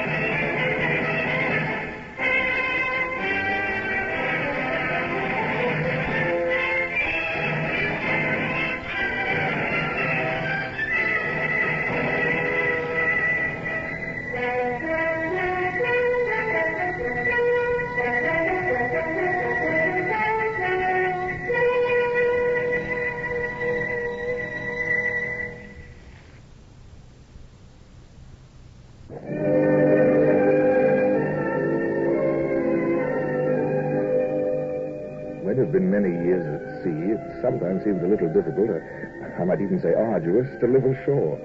Especially when your lovely wife, your adored recent bride, rather expects you to become a country gentleman. Well, life is made up of change, they say, but for an old sea dog, new tricks come harder than for other breeds, I think. Well, there I was, not long returned from confinement in France as the unwelcome guest of Bonaparte, granted a knighthood, happily married to my enchanting Lady Barbara, free of all financial cares at last, and yet, oh, yes, I knew it for my fault, but somehow, there in the quiet English countryside, I hadn't quite come home as yet. More bath water, sir? Oh, heaven forbid. It's mostly on the deck, the floor already, isn't it? Oh, a tin tub the size of a teapot. A fine way for a grown man to bathe himself. Yeah, all right, I've had enough. Give me that towel, Brown. Sir? Oh, ridiculous contrivances. Give me a wash deck pump and gallons of cold seawater. Remember, Brown? Oh, I remember, Sir Horatio. Belay that, Sir Horatio. Old terms are good enough, aren't they, you idiot? Yes, sir. It's a lovely morning, sir. Is it? Oh, yes, I suppose so. Still and quiet. Very quiet. It's queer. When I wake here, I still keep listening to the sounds, rattle of blocks, the cordage wheezing, and... Oh, well, never mind. I've laid out your new suit, sir. Oh, well, let's get it on. Mustn't keep Lady Barbara waiting downstairs for her breakfast.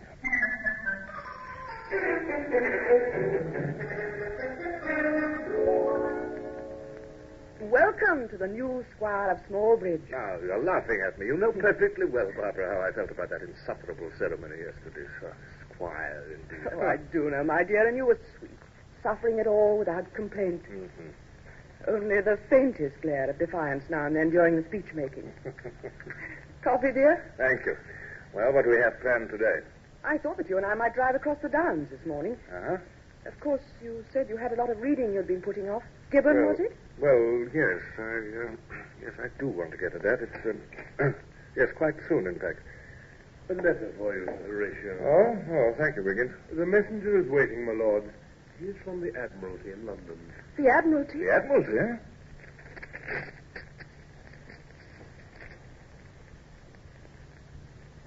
Darling, it couldn't be... Here, listen to this.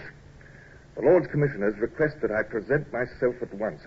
A matter of extreme importance which cannot even be discussed except in...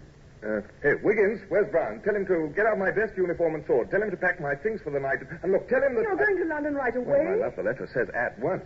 Remember, we're still at war with Bonaparte. Now, up with you, Wiggins. Tell Brown I'll be upstairs immediately. I want him to drive me. We'll take the chariot. I wished I didn't need to look at her just then. After the first surprise, she would try so hard to appear calm and pleased that I was pleased. I hadn't been quite frank with her, perhaps. To be exact, the letter asked whether or not I would accept a new appointment. I didn't know what to say to Barbara, but... Oh, my dear, it's merely for the night. I'll be back in the morning, whatever this amounts to. Yes, for a day or so, perhaps. Oh, just look at you, brazen child. Excited as a midshipman. It's breaking over you in waves. Do you suppose I don't see it? Oh, my dear, when the Admiralty itself, I must at least find out. I know what you'll find out. Wild horses couldn't hold you now, of course. Do you know how long we've lived here at Smallbridge? Why, 2 months. 2 months tomorrow, Oh, dearest, I've always known. Retirement simply isn't in your line. It's a great honor to be recalled so soon. You must be pleased. And I am, too. If they appointed me a commodore, well, they might, you know. Well, if they did, I might have to go back to sea again. Darling, we've been married 6 whole months. A wonderful half year. I've had that much of happiness with you. And whatever happens, you'll come back to me. I know you will. Of course I will. Oh, Barbara, I swear you're a woman in 10,000.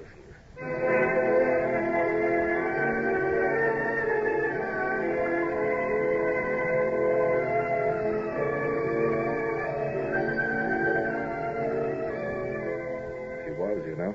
In all my life, I'd said no truer word than that, I told myself as we drove up to London. Well, we made excellent time. Brown knew his business with horses. I never understood the peculiar beasts. Brown was good at everything.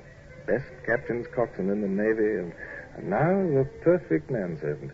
Still, I rather thought he mightn't mind going back to sea again. There was a queer look in his eye, especially when we drew up before the Admiralty in Whitehall, and I was ushered in to the First Lord. Sit down, Captain Horatio. Well. Left your newfound domestic bliss behind, eh, when you received our letter? Well, may I ask what it is you have in mind for me, sir? Of course you may. The Baltic, Horatio. The Baltic? But is Russia coming into the war, then? Who knows? I wish I did. That very question's at the heart of this whole project. Our letter did say, didn't it, that you'd take rank as Commodore, with a captain under you. You have 6 ships. The Nonsuch, 74, a ship of 4. The Nonsuch? I know her well, sir. Both the Russian Tsar and Prince Bernadotte of Sweden have teetered back and forth for months, you know. Oh, from all I've heard, Boney's making tempting offers to them both. And Bernadotte's a Frenchman, after all.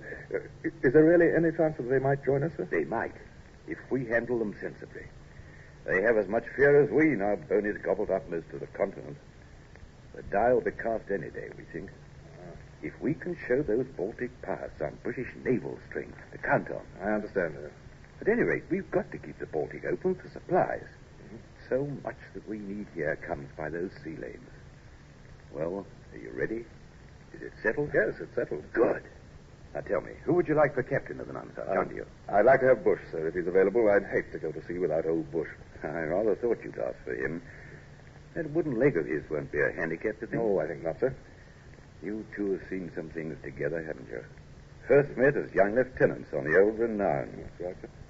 Well, then, Bush it shall be. Now, then, let's walk across and see the Foreign Secretary. He's sure to have some secret orders for you.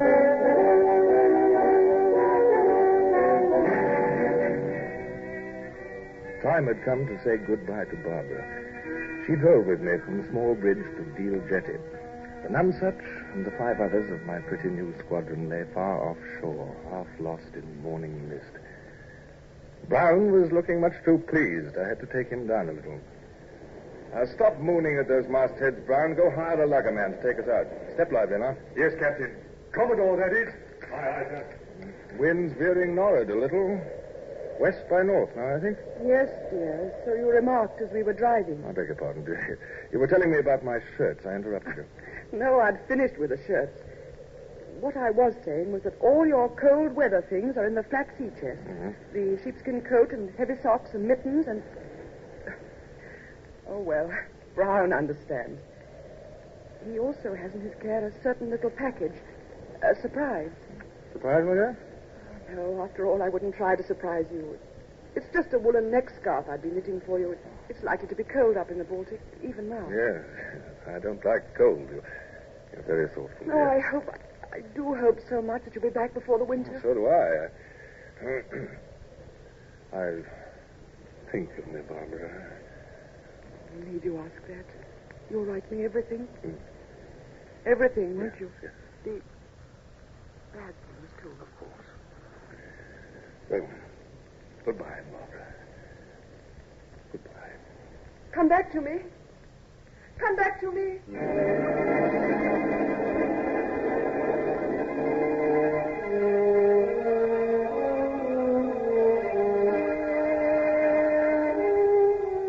Touched me that she should say that. Come back to me.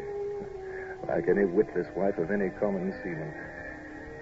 As if by some power of my own I could control French cannon shot. But it made me love her all the more. It made my heart ache, too, that she should say such foolish things for all her pride and elegance.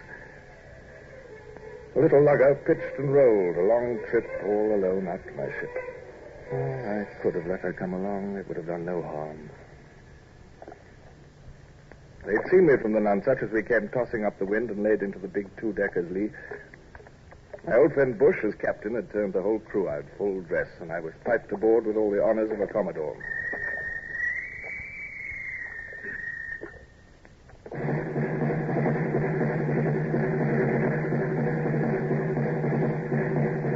ship and every man aboard was in a state of polish.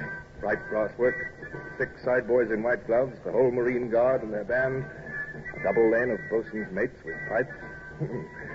Childish display, perhaps some say it is, but, well, it has its, exhilaration somehow.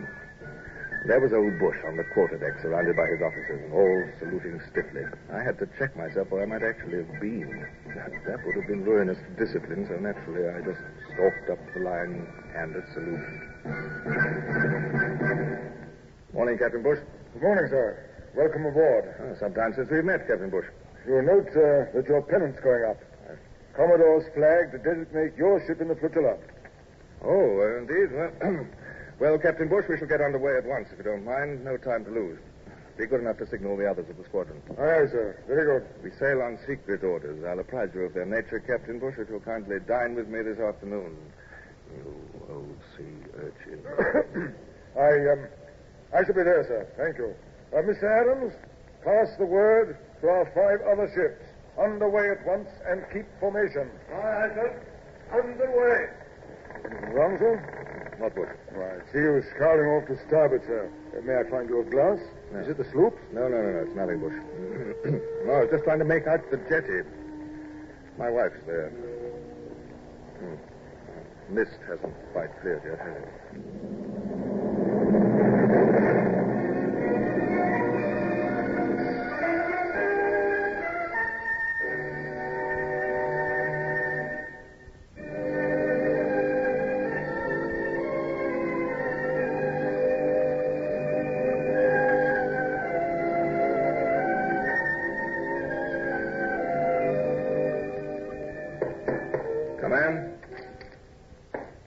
Brian, Captain Bush will be dining with me here. Be sure the things come up hot from the galley, will you? Of course, sir.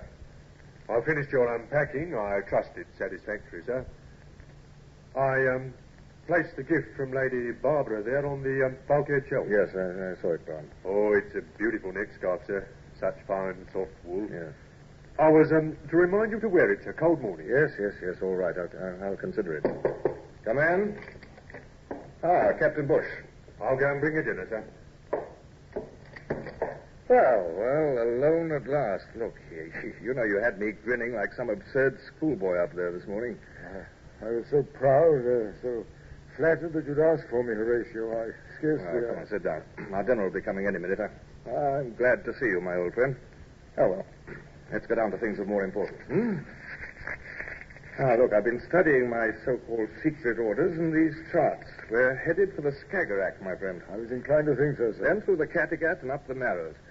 The Danes will resist, I suppose. Can't help themselves. Napoleon's on their backs. And what about the Swedes? That's just what no one seems to know. It's touch and go, apparently, with both the Swedes and Russians. We have to be prepared for anything. Kattegat Sound is only 3 miles wide part of the way. Mm-hmm. Sweden to port, Denmark to starboard. Yes, real Skillet and Charybdis, huh? Well, Bush, the powers that be have left decisions up to us, and we are going to have to improvise. Now, once we're off Göteborg, I'm going to try and pick up some fresh news on Swedish doings. Well, let's hope that Bernadotte is leaning our way by then, sir. Yes, Bush. If not, we'll simply have to blast our way in somehow.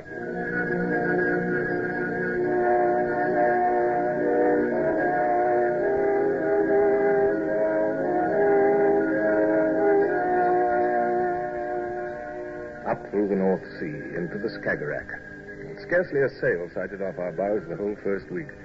Deserted waters, even in the Skagerrak off Denmark. Now and then we'd see a tiny fishing boat far off, none within hail. We had no news. We strained our eyes for some revealing sign. Had Bernadotte made up his mind by now? Were he and Russia enemies, neutrals, or even friends, if handled sensibly? Before sunrise, I found Bush on the quarterdeck. Well, still no news. Are we to run the gauntlet, then? We're nearing the Helsingborg Narrows. I wonder, Bush, how many guns are on that Swedish shore. Multitude, sir, you may be sure. The charts show a good dozen forts. Shouldn't we send the boat in, sir? Find out how Sweden stands? Well, last night I thought so, Bush. It has its logic, I admit. On the other hand, a boat would surely advertise our presence. But, sir, if both sides of the Catalogued are hostile... We could dash in the moment there is light enough to see the channel, surprise them, and perhaps get through, even if Sweden does resist. Yes, sir, but then if Sweden has joined Bonaparte, won't we be bottled up inside the Baltic? Well, the Baltic is a sizable sea, Bush.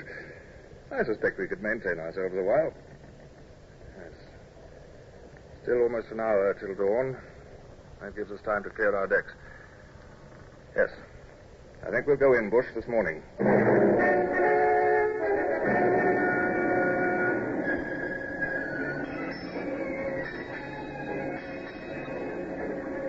An hour had passed. We came into the narrow channel just as the dawn broke in a dark gray mist. To starboard, hostile Denmark. To port, the riddle, Sweden. Was she our enemy? Well, we'd soon know, at all events. Are the guns run out, Captain Bush? Aye, sir. And the fire pumps manned on every ship. Here's for it, then. What signal for hoisting to our other ship, sir? The signal is proceed to leeward in battle order. Lotus shall lead. Lotus shall lead, sir, did you say? I did. We'll bring up the rear, Bush, naturally. Your face. I know. It's disappointing not to lead, but we're the shepherd of this little flock. We're the best built. The lead ships might get through before those shore gunners wake up. They're awake already, Which shore fired that? The Danes. They've seen us, sir. Yes, there's a drift of smoke to starboard, see? He's firing to starboard, Captain Bush. Yes, Mr. Adams, so I gather. By the way, did you know that those low cliffs are Elsinore, where Hamlet walked? I beg your pardon, sir? Yeah, never mind. We've no time now for literary small talk, have we? Signal to Lotus, Mr. Bush. Return the fire to starboard. We'll keep exact station astern of the Harvey, if you please.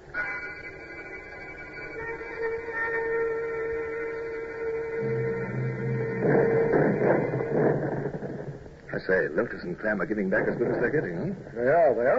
Bush, this channel's full of shoals. I remember that from years ago. I remember, too, sir. I put leadsmen in the chains. They'll sing out when we're reaching shallow water. Good. But the sloops and the three others don't draw as much as we do. Let me compliment you, Bush. You've thought of everything. Well, Brown? Your next guard, sir. Oh, nonsense. In the midst of an action. How dare you come up here? It's very cold this early in the morning. Begging your pardon, sir. I had my orders, you'll recall. Get below, Brown. All right. Give me the scarf. Yes, the air is a bit chilly.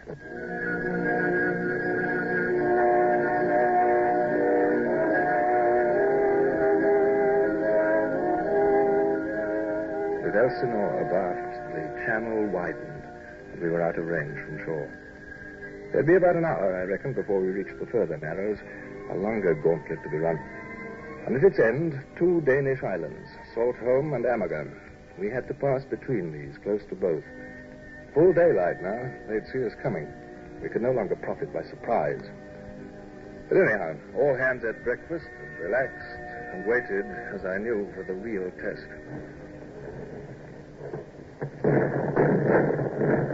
An infernal din of guns broke out as we approached the channel. Well, our starboard guns can speak together after all. Well done. I wasn't too sure about that at Elsinore. A little ragged.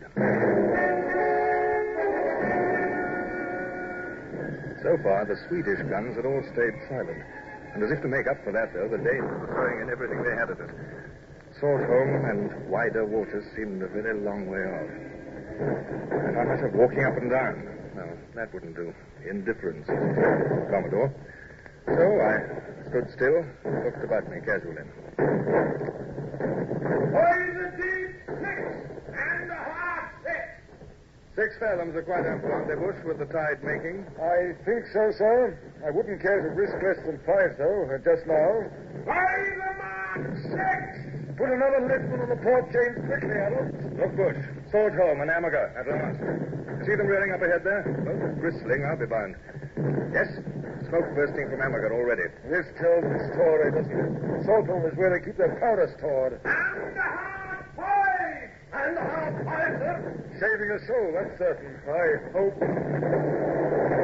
Bush, how is it? And the opposite. Our men must gone. Clouds are trailing. Quarterless 5. Quarterless 5. they're nearing those shoals, too. Harvey's quite helpless, eh? Yes, I see. Oh, damnable luck, Bush. We'll be alongside her in a moment. Back the maintop! Stand by with the heaving lines there! Help the lee! That's speaking trumpet. Aboard the Harvey there! Can you hear me? Aye, sir. I'm Lieutenant Smith, sir. Anyone inside, Mr. Smith? Lieutenant Mound, sir, knocked unconscious. The 2 men killed when the shells struck. We'll bring Mr. Mound aboard here, then. Send men down for him, Captain Bush. Cut that Redgrave smartly and stand by to receive our line.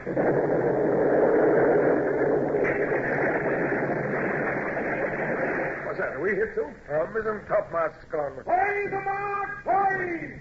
Play the mark! Play! Ah, that's better. We must be bearing off the shoal. Yeah, hit that one. The reaching is much too easy. It's salt home. I don't like it. Yes, sir. Short range. Now that we're delayed... Now, look here.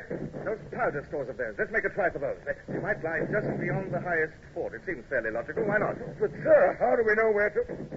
Aye, sir. Certainly. Mr. Adams, have starboard batteries raised sights. Try for a hit beyond that big red fort. Say by 15 yards. By 15 yards. Pass the word, Adams, instantly. Starboard batteries prepare to fire. Target is 15 yards past the red fort. 15 yards past the red fort. Wild idea, I suppose, Bush, but we simply can't sit here till the Harvey is in tow. It's too much like duck hunting with the nonsuch as the duck. And fire!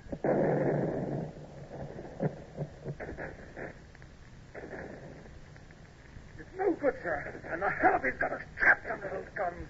They'll sink her any minute, and us with her. Let's try another salvo, Bush. 20 yards beyond the fort this time. Pass the word, Adams. 20 yards. Target at 20 yards past the red fort. Ready? Fire!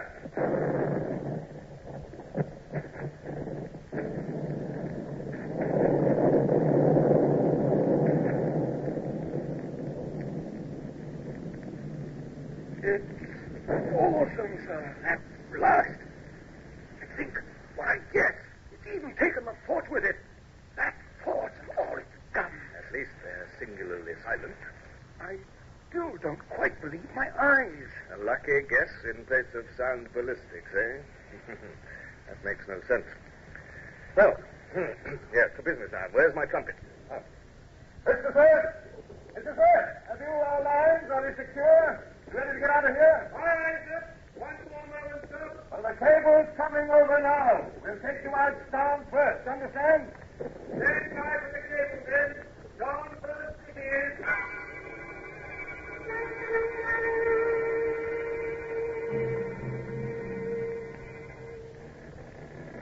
Well, sir, not a bad afternoon.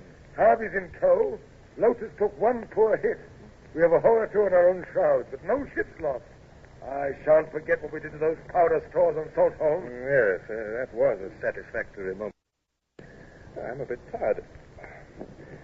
Adams, Mr. Adams, has Mr. Mound been brought up yet? Yes, sir. He's off. Unconscious now. The sergeant's with him. I want to see him. Concussion and bad shoulder wound. Within the blood about the face and throat. Well, here you are, Mound. Surgeon taking care of you, all right? Yes. Thank you, sir. Quite all right. We're taking him below to sick bay in a moment. I'm proud of all my young officers today, Mound. They're not too uncomfortable, I hope. Did all of us get through, sir? All our ships? That we did, Mound. What pleases me, those Danish guns raked us with all they had, but not one shell from Sweden's coast. They're not against us yet, at any rate. He's shivering at him. It's cold this afternoon. Here, put this scarf round his neck and shoulders. I don't need it. But, sir, he's bleeding on your scarf. Oh, come on, take it. Oh, well, then I'll do it myself. Yeah. Is that better, Mound? Yes, sir. Wonderful. Thank you. We hailed a fishing boat a few minutes ago, Mound. Found out the Blanche Fleur passed through the Baltic yesterday. Big French corvette with at least 20 guns. She must be just ahead of us. Well, you'll have to get well quickly, Mound. Won't want to miss the fun, will you?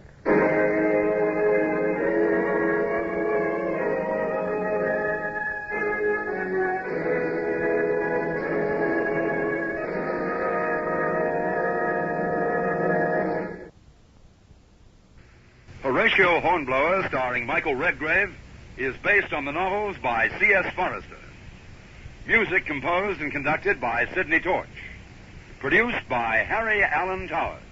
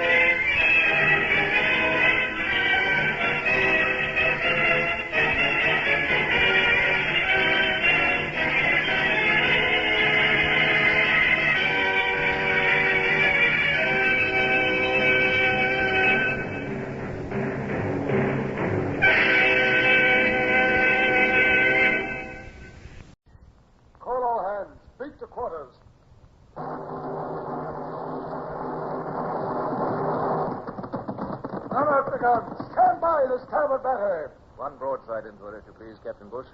Pointers on target. Linstocks ready. Aye, aye, sir. Ready. Fire!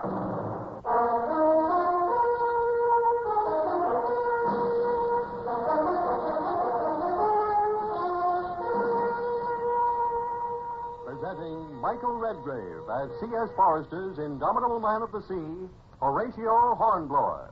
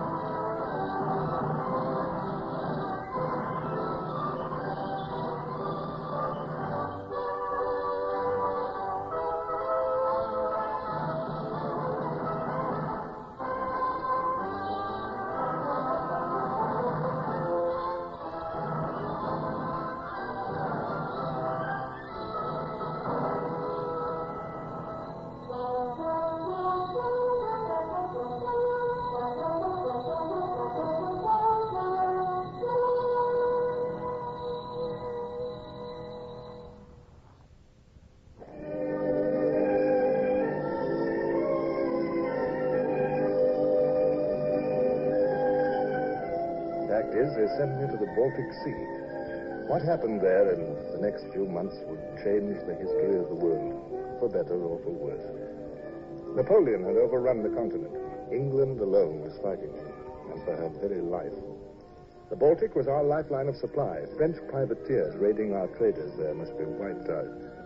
One of these, the Blanche Fleur, had already caused much damage, and I was resolved to track her down. She'd been reported entering the Baltic only a day or so ahead of us. Our squadron had seen no action since we'd had to shoot our way in through the straits a few days earlier. The officers and men at the Nonsuch were growing restless, but one morning there was a sudden hail from the masthead. Hello! Sail to leeward! Commodore Hornblower, sir. A sail. Maybe the Blanche Fleur, or however you say it. That French corvette. If it's the Blanche Fleur, we're in luck. I'll trouble you to give me the glass, if you please, Captain Bush. Aye, aye, sir. Can you see her, sir? Oh, it's confounded fog. Yes, I can just make out her topsails. Is she a 20-gunner? A corvette? She's not far off. It's hard to tell, though, in this mist. Well, whoever she is, she's coming straight for us. Yes. Call all hands and man the guns, please, Captain. Aye, aye, sir. All hands on deck. All hands on deck! Run out the guns and stand by. Run out the guns and stand by! She sighted us. Yes, she's tacking. Aye, sir. She's on the port tack, bearing east by north, half-east. Trying to get away. Must be a Frenchman. Set all sail, Captain Bush, if you please. Aye, aye, sir. Set all sail. Loose the royals. And alter your course 2 points to starboard, Captain. We'll intercept her. Aye, aye, sir. 2 points to starboard. Up with the stunsails. Yes, I can see her better now. She's no corvette. Appears to be quite unarmed. Oh, she's not our chase, I'm afraid, Captain Bush. Then why did she tack the moment she sighted us, sir? Any ship beating up for the sound would have to tack here. I suppose you're right, sir. Oh, don't be downhearted, Bush. She looks like a merchantman. Hey, masthead! What do you see there? Can you make out our colors? No, sir. Chase off into this port, sir. We'll soon find out. Hold to your course, Bush, and we'll intercept her anyway. I can see her now, sir. She's flying British colors. Uh-huh. Oh, she's a British jet. Excellent. Now, at least, we'll get some news and information. Badly needed, too. Lay our course to pass her within hail, if you please. Aye, sir. Starboard a point, quartermaster. Get those tonsils in again, Mr. Hurst. Aye, sir. She's a merchantman, all right. I can see her cargo now. This looks like timber. But one can't be too careful in these waters. Better ask her for the private code, Captain. Very good, sir. Mr. Hurst, signal her to give the merchant ship private code numerals. Aye, sir. Now, we'll see what she replies. Here comes her flags up, sir.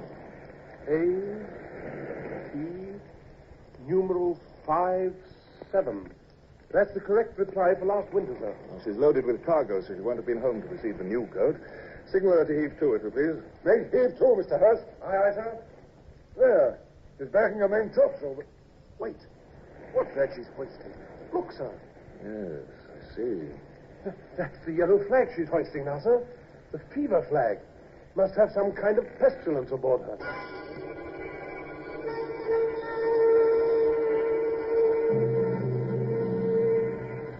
Aye, Tom. Look what she's hoisted there. The yellow flag. So it is. I'll wager she's got the pox aboard her. She's a death ship. Heaven help her. That must be her captain there on the poop deck. Give me the trumpet. All right. What ship are you? Maggie Jones of Liverpool. 11 days out from the port of Naval. What's that yellow flag for? Smallpox. Smallpox? By the great horn, sir, we 7 cases, sir. 2 days. First case a week ago. What's your course? We are beating up for the Sound now. What news from port? Are Sweden and Russia still neutral? That's what they call themselves, sir. Do you think Bonaparte is winning these Baltic countries round to his side? Hard to tell, sir. We are sailing under license, but the Russian embargo still holds, and Sweden's fighting up her force against us. What's your name, Captain? Clark, sir. Captain Clark, why are you sailing without convoy? Didn't want to, but there was none available at Naval. Don't you know these are dangerous waters for unguarded merchantmen? I know, sir, but we had no choice. We must get back to England with our cargo. There's been needed, you know. What about a corvette called the Blanche Fleur? Any news of her in port? Heard a rumor. She was last seen heading far down south. Thank you, Captain. What is that noise? That's one of the smallpox cases in the hold, sir. Delirious. The place must be violent for us to hear his shrieks way over here. Yes, sir. It's horrible. You may be interested to know, sir. They say the Tsar is meeting Bernadotte of Sweden next week for a conference. Somewhere in Russia. Bad luck for Bonaparte, let's hope. Something strange about all this. Something was not quite right. Was he trying to distract me for all that groaning and shouting could hardly be just one man? It sounded more like a chorus. And this captain, I felt a sudden stab of suspicion. He said all the right things, but wasn't he a shade too glib, a little too professional? Still, if he were telling the truth, it was a big risk, of course, and yet a man must make decisions. Captain Bush, send a boat with a boarding party over to that ship. Sir, with smallpox aboard? We have hundreds of men crammed into close quarters here. It would sweep us like wildfire. I appreciate your concern for the men, Bush, but do you suppose I'd risk their lives without sufficient reason? No, sir, of course not. I merely... I know from your face, Bush, you're still hoping I'll reconsider, aren't you? Well, I'm sorry, Captain, the order stands. Come along, I want to get another look at her from that forward. Aye, aye, sir. Bosun, man the whaler with a boarding party. Aye, aye, sir. Hoist the tackles. Lower the whaler. Hot, able, Green, Johnson, look over there. Hear that, mate? She's got the yellow flag. We're ordered to board her. Hold off, mates. I ain't boarding no plague ship, not for the king himself. A good fight with knives and cutlasses is one thing, but if we board that brig, we'll come back for the box as sure as Sunday. And if one gets it, we all gets it. And it ain't no pretty way to die. Our captain wouldn't do this. It's the Commodore. It's a devil he is. Aye. Let him board the plague ship. So say I. The box is worse than the yardarm any day. We're done for whichever way. Belay it. Here he comes back with his blooming trumpet. Captain Clark, stay home too. Well, what is it? The men, sir. A bosun tells me they're afraid. They don't want to board a ship with a yellow flag. You're in command of this vessel, Captain Bush. It's up to you to maintain discipline. I need not remind you that the Admiralty will have a full report of this incident. Aye, aye, sir. Bosun, tell the men that if there's one more minute's delay in manning the boat, they will all be tried for mutiny and hanged. They say they prefer the gallows to the crawling box death, sir. I'll tell them... Wait. I'm going along with the boarding party myself. Tell the men that. You? But, sir... All right, Captain Clark. We're sending a boat to you. We're coming aboard. As you wish, sir. I warned you of the smallpox. Could you send the surgeon and some medicine? This was exactly what he should have said. A sick pang of doubt shot through me. But it would have been quite impossible to turn back now. My own orders. Man of the weather. The Commodore's coming along. Look alive, sir. The Commodore's gone with us. I'm with him for one. How about you, Tom? Blow away. Come on, mate. Over we go. She'll be ready for you to board in a moment. Thank you, Connors. Would you summon Surgeon Choke, please? We'll take him along. Aye, aye, sir. Look, sir. Look at the captain over there on the Maggie. He's thrown down his trumpet and he's stamping about like a crazy man. Seems to be shouting some kind of an order. Yes, we'll soon find out what all that racket's about. It does seem strange, sir. At any rate, she's had a good view now of our 74 guns. She'll hardly try to run for it. Ahoy, the Maggie. Pots or no pots, we're on the way. And take this word of warning. Stay hove to, or I'll sink you.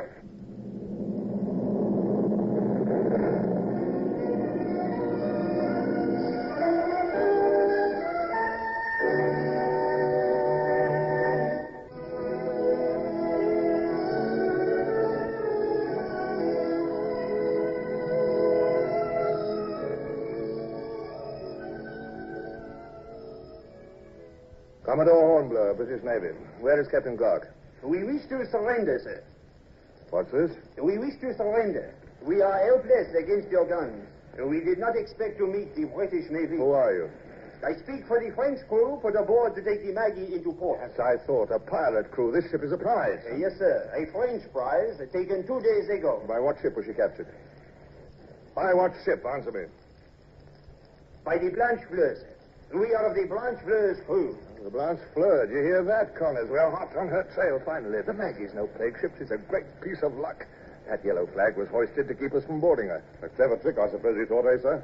I think so myself. Here, take this man prisoner and round up the others, Connors. Aye, aye, sir.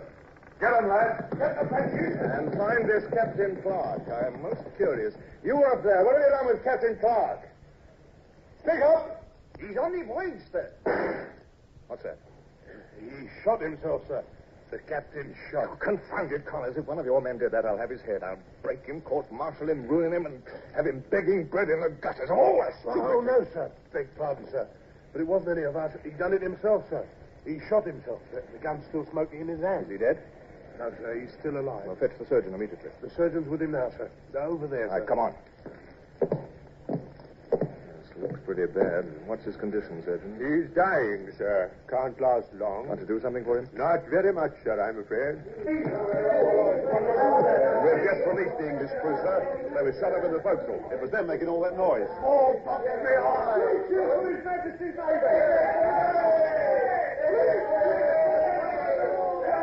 Stop that infernal racket. Aye, aye, sir. Here comes the real skipper of the Maggie. Captain Elsby, his name is, sir. Oh, then Clark... An English renegade, sir, working for the French. Commodore Hornblower? Captain Elsby, how do you do, sir? Thank heaven you came. How we yelled and hoping you'd hear us. Almost blew our lungs out, sir. Good work, Captain. We heard you. We were afraid this Clark fellow had fooled you. He was a devilish clever imposter. We heard the shot. I'd like to find out something more about him. Clark. Clark. Can you hear me, Surgeon? I don't know, sir. He's sinking fast. Why should an Englishman betray his own country like this? Did he choose? Was he forced? Oh, we'll never know. He's trying to speak, sir. Bonaparte will rule the world. Long live Bonaparte. Apparently, that is my answer. Swine, traitor. Quiet. I tried. Yes, you did indeed. How is he, Surgeon? Losing consciousness, sir, but there's still a pulse. He may linger for a while. Perhaps an hour, perhaps not. We must hang him, sir, before he dies. What did you say, Captain Elsby? We can convene a court-martial, try him on the spot, and have done with it at short order. He's committed high treason, sir. He should be executed for it. He's incapable of defending himself. What defense could he possibly offer, sir? You have scores of witnesses against him. Myself, the English crew, the captured pirates. What more could you ask, Commodore? A fair trial, Captain, and that will be impossible under the circumstances. He'll slip through our fingers, sir, if you delay. Let him. But treason is no light matter, sir. The Lords of the Admiralty might very well agree with you, Elsby, but I can't do it. I will not hang a man who is already so near death. But the example to the men, sir. We must always think of that. It discourages desertion. What sort of an example would it be to hang a dying man? If I can't hold men's loyalty without that sort of thing, I'm not fit to command them, that's certain. No, my mind is made up, Captain. I'll hear no more of it. As you say, Commodore. Come, Captain. Let him die in peace. Peace? He deserves no peace. I said we'll leave him with the surgeon, Captain Elsby. As we walked away from the dying man, it was horrible to see the look on Elsby's face. The man still lusted for revenge against that helpless, wretched Englishman. Elsby didn't know and probably would never learn that mere revenge is always stale and unprofitable. However, this was no time to compare moralities. Now, tell me more about this pirate ship, the Blanche Fleur. She's our real target. She's a ship-rigged, flush-deck 20-gunner, what the French call a corvette, sir. She's to be reckoned. Yes, I know. Where were you when she attacked? Just off the island of Rügen on the Swedish coast. The island of Rügen, eh? Yes. That would make an effective base. She could lie in wait there, then pounce on our trading ships as they come down from Finland and Russia. The worst part of it is, sir, in order to get safely by the island, you must pass through a narrows. There's a 2-fathom shoal. Yes, I remember that shoal from the charts. So she hemmed you in between the shoal and the land, eh? Exactly, sir. And we were at her mercy. But what could we do against her 20 guns with all our escape cut off? Well, you did what you could, Captain. At any rate, your shouts rescued the Maggie. The rest is up to us. The Blanche Fleur must be punished before she finds more victims in the Baltic.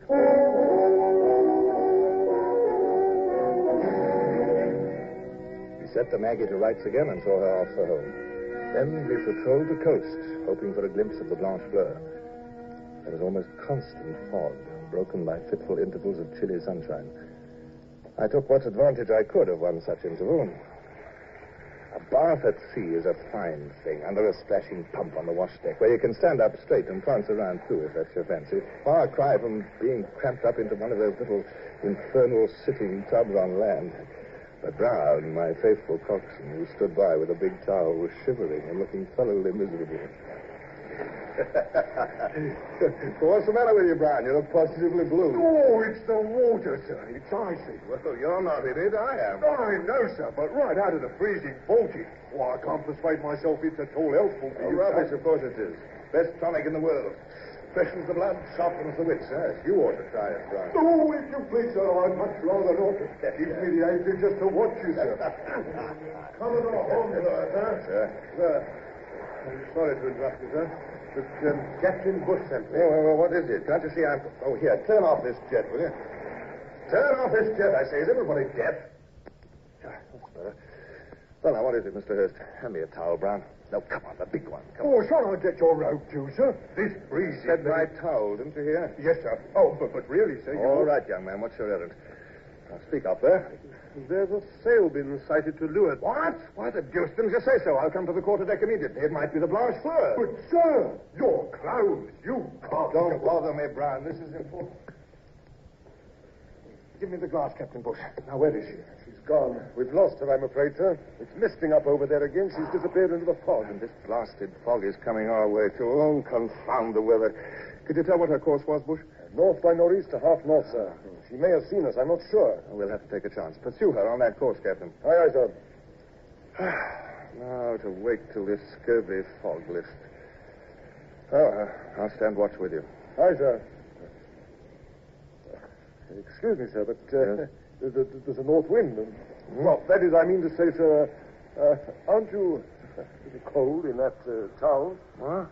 Oh, good heavens, I've forgotten all about it. Where are my clothes, anyway? Here, Brown. Where are you, Brown?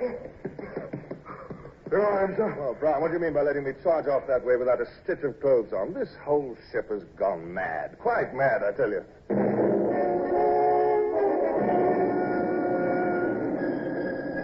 We followed our chase through the increasing fog, the other ships of the squadron keeping course as best they could.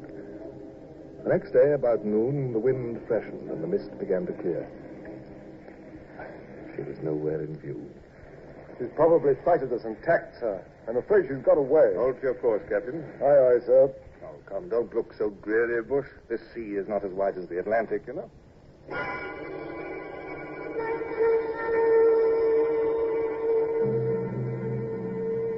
Well, sir, almost 3 days without a sign. Don't you suppose... You hear that, Bush? Let me have the glass. Aye, sir. Can you see her? What is she? These glasses certainly aren't as good as they were once. I can't see one confounded thing. Masthead there. What's her position? Call it. 3 points abaft the port beam, sir. Ah, there she is. And she's our chase, all right. A flush-decked 20-gunner, and the French colors must be the Blanche Fleur. Set all sail, Captain, at once.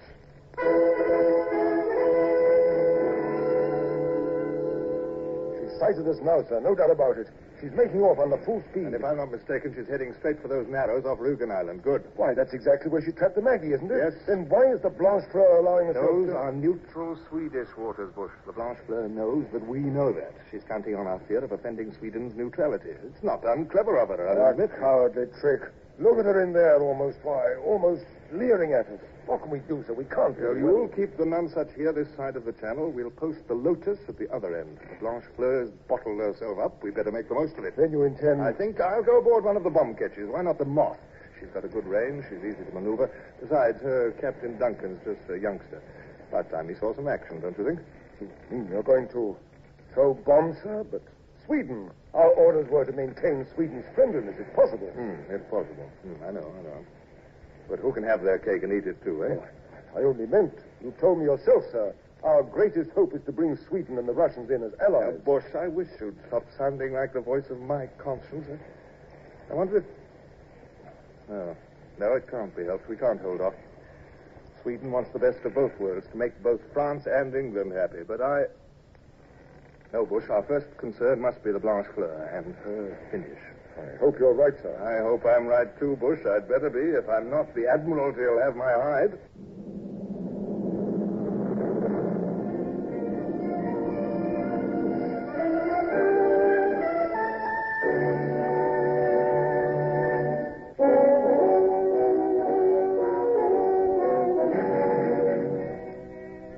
Captain Duncan, just because your Commodore's aboard the Moth, you needn't change your habits, man. For heaven's sake, relax. Put your hands in your pockets if you must and leave off fidgeting. Thank you, sir. How much longer do you think we'll have to wait? I know you're eager for action, Duncan, but do have a little patience. Your mortars are quite accurate, I suppose? Oh, yes, sir. Yes, indeed. And I cut the fuses myself, sir. If you'll excuse me, sir, I'll go forward. We're in range now. Yes, I'll go with you. There she is, riding at anchor over there, feeling snug and smug and sound, eh, Duncan? Right where she's pounced on other prey besides. Poetic justice. Weather's still a little sticky, sir. I'll cut the fuses 1 and 11/16. How do you figure that? I found during practice maneuvers that the fuse burns at different speeds according to the weather. This seems about right for today. We wouldn't want the shell to burst in air. Quite so. This must be a surprise. Well, proceed when ready, Duncan. Aye, sir. 1,100 yards. We'll try 1 3/4 pounds of powder, Mr. Johns. Aye, sir. 1 3/4. Now the linstock. Yes, sir. To the fuse. Let it catch. 1, 2, 3, 4, 5. She's caught, sir. Ready? Fire! There, sir. You can see the shell rising over the masthead. Oh, it's not a hit. The shell burst in the air. My fuses are at fault. Not necessarily. Try a little more powder. We'll try 2 more pinches of powder this time, Mr. Johns. Aye, sir. Now, ready? Fire!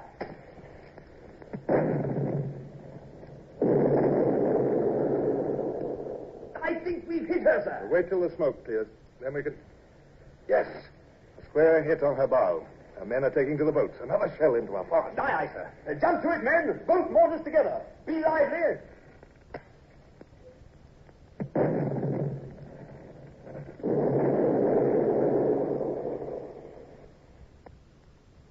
It wasn't long before the Blanche Fleur lay a smoking, helpless wreck. Her raiding days were over. I must say, though, I find myself feeling a little chilled and empty. This had been a brutal business. We had destroyed a ship which had no chance of firing back effectively. Oh, of course. It would read well in my report, and brother officers would tell each other in the clubs of Hornblower's newest success. Then, why this feeling of inglorious dissatisfaction?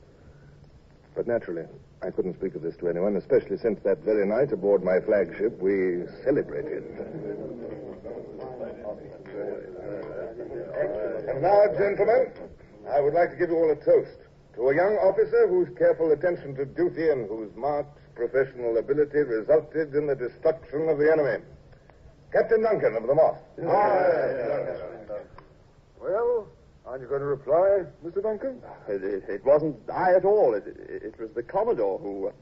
Well, after all, I mean... Captain Duncan, if you wish to advance in His Majesty's Navy, never try to offset commendation when it's due. I suggest you might show off your vocal powers to greater advantage by favoring us with one of your songs. Oh, yes, I've heard about them, never fear.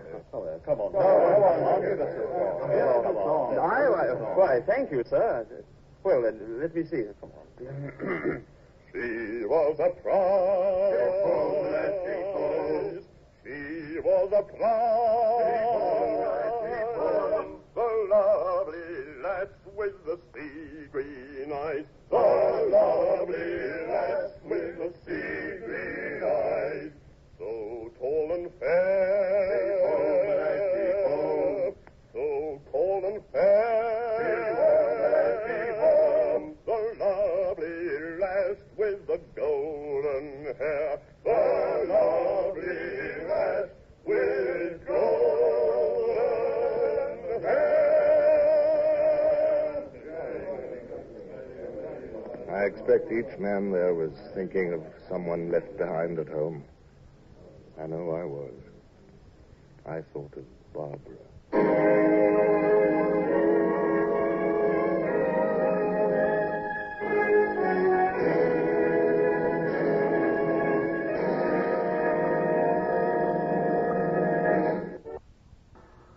Horatio Hornblower, starring Michael Redgrave, is based on the novels by C.S. Forrester.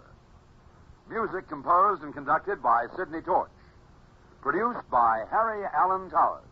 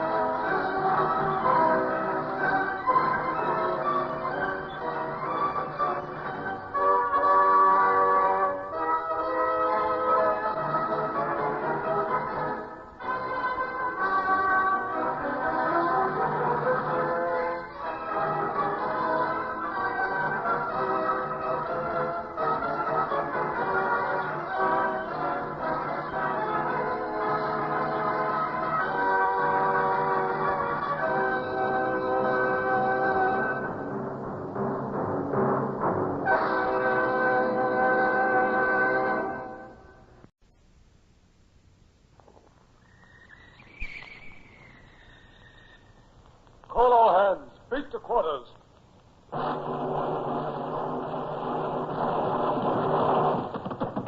Unload the guns. Stand by the starboard battery. One broadside into it, if you please, Captain Bush.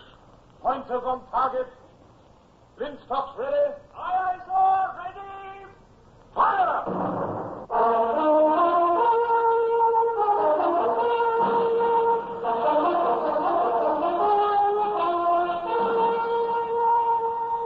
Presenting Michael Redgrave as C.S. Forrester's indomitable man of the sea, Horatio Hornblower.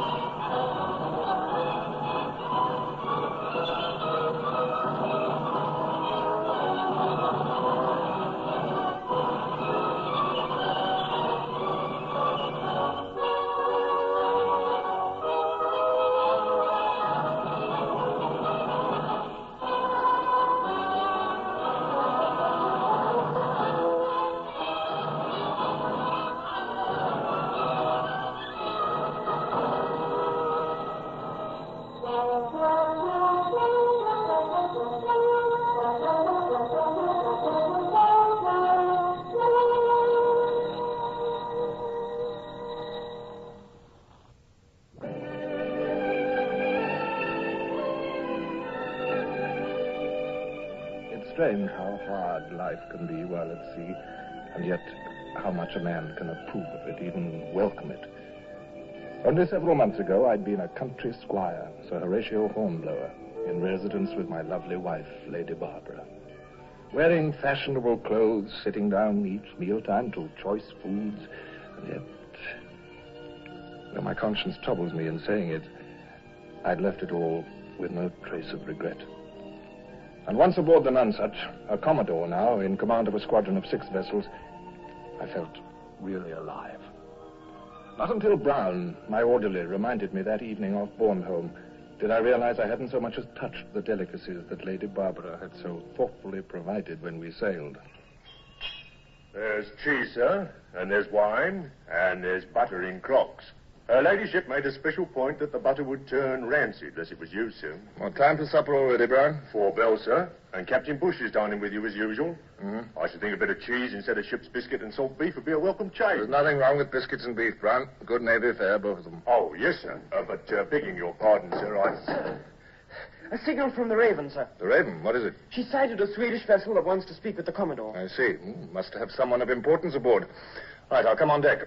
Ask Captain Bush if he'll be kind enough to join me. Aye, sir. Sir? What, Brown? Oh, what we shall have for supper? Oh, suit yourself, Brown. Suit yourself.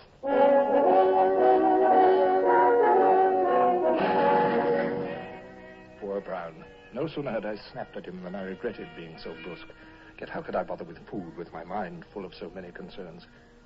We'd been a month already in the Baltic, with express orders from the Admiralty to make it as uncomfortable as possible for Bonaparte. A show of British strength was needed, definitely. Russia was neutral, but with all Europe in Boney's grasp, Russia's help was desperately important. And what strength had we shown? A few small engagements. It would take more than that to bring the Tsar to side with us against Napoleon.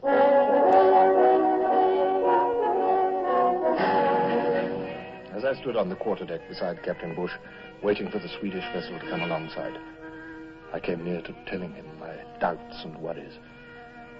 I decided against it, at least for now. There's 2 of them coming aboard, sir. Caught a glimpse of that first one. I'd say a Swede. I hope he brings some news, whoever he is. How long has it been since we've had any, Bush? I'd say weeks, sir. So should I. For all we know, Bonaparte may have already attacked Russia. Or Russia may have given up without a struggle. Yes, sir. Sir, the second one aboard. If that isn't a British uniform, I'm a starfish. It is, a Guards uniform. A colonel, Bush. A colonel of the Guards here in the middle of the Baltic. Aha. Oh, at least he knows enough of ceremonial to make sure he salutes our quarterdeck.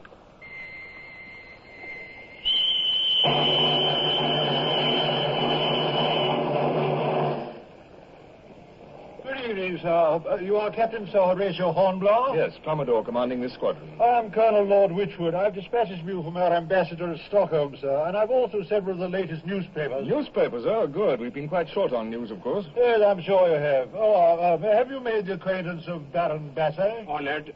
He's a representative of Sweden.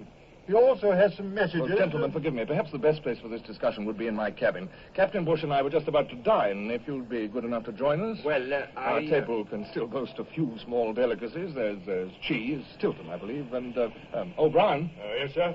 But there's cheddar also, and there's smoked mutton ham and jam, sir. Well, break it out at once, Brown. Lord Wychwood, I notice that these newspapers are in German and Polish. Quite so. You can translate? Aye. Barbarous tongues like that, sir. English good enough for me, sir. And you, Baron? Beg pardon. German I can to some extent, but the Polish, no. Oh, well, we'll manage, Baron. Bush, will you pass the word to my clerk, Sorger, to come to my cabin at 6 bells? He's a Finn, but he's told me that he speaks all the Baltic languages.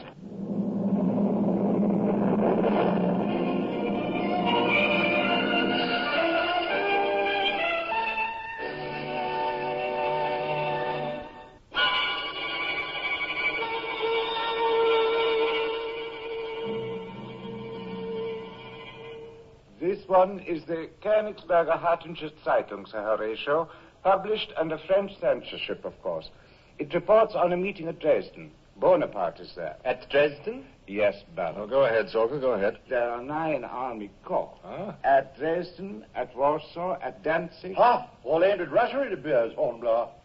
How many men would you say that meant altogether? Well, you'll be able to calculate that better than I, Colonel. Oh, yes, army men, of course. No, but I'd say it might come to 500,000. But here is something, Sir Horatio.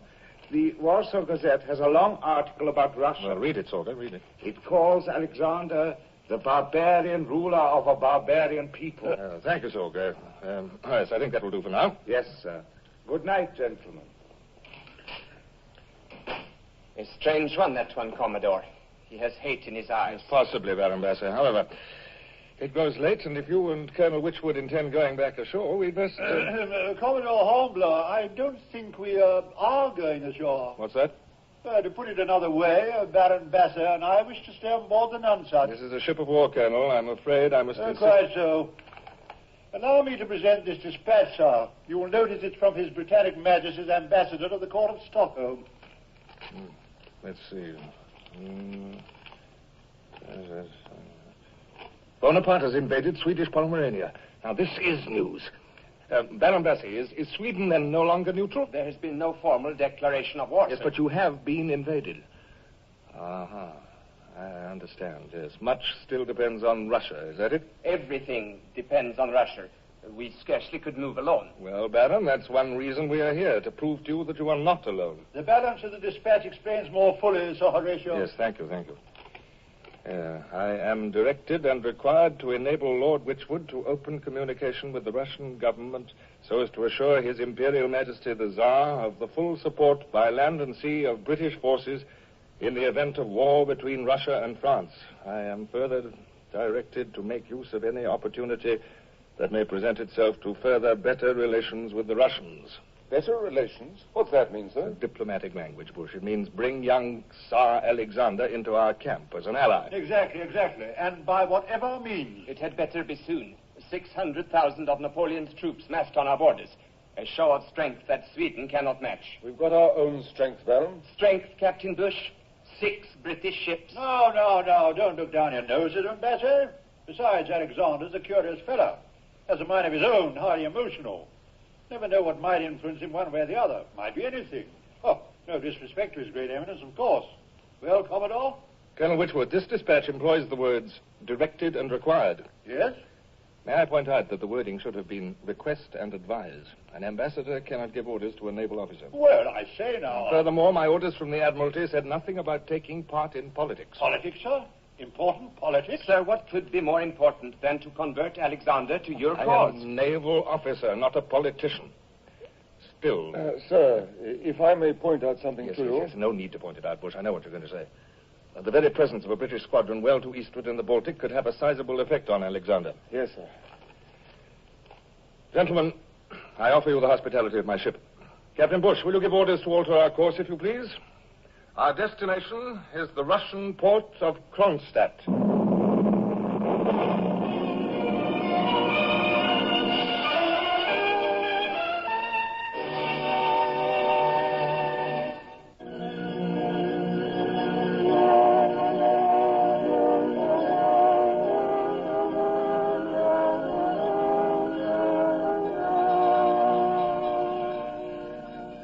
We had arrived in Kronstadt harbor. Not all night long, we lay under the guns of Russian fortresses. I tried to show much more assurance about this whole queer project than I felt. But at least the Russians had returned our entering salute. The following morning, we had only one visitor, the harbor doctor, to give us pratique. I accompanied him to the sick bay and between decks. No sickness, no plague, no pestilence? None.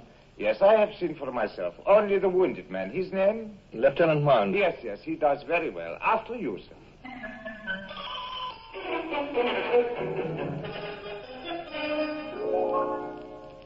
Later that morning, the wind began to flaw. It was very light, changing first from one quarter to another. I had requested Wychwood and the Baron and Bush and one or two of my senior officers to meet me in my cabin. There was much to decide.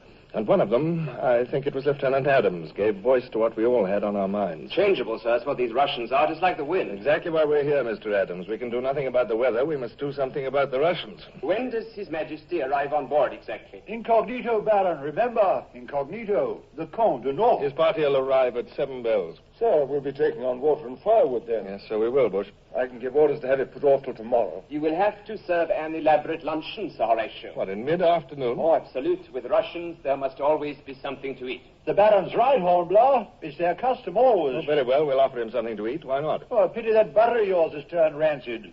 You know what I'd suggest, Hornblower? Send a party ashore, dig up some of that caviar stuff. And sturgeon, or whatever it is, fish. These Ruskies positively dote on fish. Colonel, this is a British ship. But my dear fellow, what's that got to do with it? When in Rome, well, you know the rest of that one. Yes, you must make a considerable impression. Politic, my dear Hornblower. It would be most politic. Shall I put off the water and firewood, sir? No, Bush. No. But how can we take in water and be in a fit state for the Tsar to come aboard, sir? Unless we water the flotilla first? From what I've heard of the Tsar, he's a man of sense. We'll show him the hands at work, that's all. Ship's routine. At work? But, Commodore... Yes, in every quarter of the ship, exactly, Colonel. Between decks, in the rigging, in the sick bay. And as for food, we'll give him what we always have. Ship's biscuit, pea soup, boiled beef. Oh, my dear fellow, but Hornblower, I do believe you must be mad. Offend the Tsar in that manner, and he'll go over to Bonaparte quick as a wink. I beg of you, Ship's sir. biscuit, pea soup, and boiled beef, Lord Wychwood. Now, you've all been recommending that we put on unnatural airs. I don't believe in that kind of dissembling. He wants to see a British ship of war, does he? Very well, then. He shall.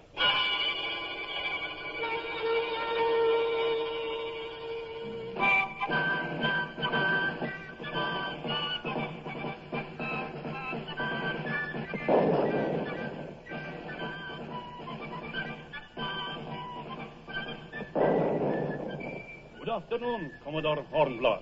Permit me to present the Count Junot. Good afternoon, Commodore. I hope our little visit does not discommode you greatly. Not in any way to compare to the honor done to the ship, sir. May I present Colonel Lord Wychwood? Honored, your man, sir. Baron Bassey? Honored, sir. Captain Bush, master of the Nonsuch. Your servant, sir. Captain Bush, will you give orders to prepare the ship for taking on water and firewood? Monsieur le Comte, if you'd care to see more of the ship. I would indeed.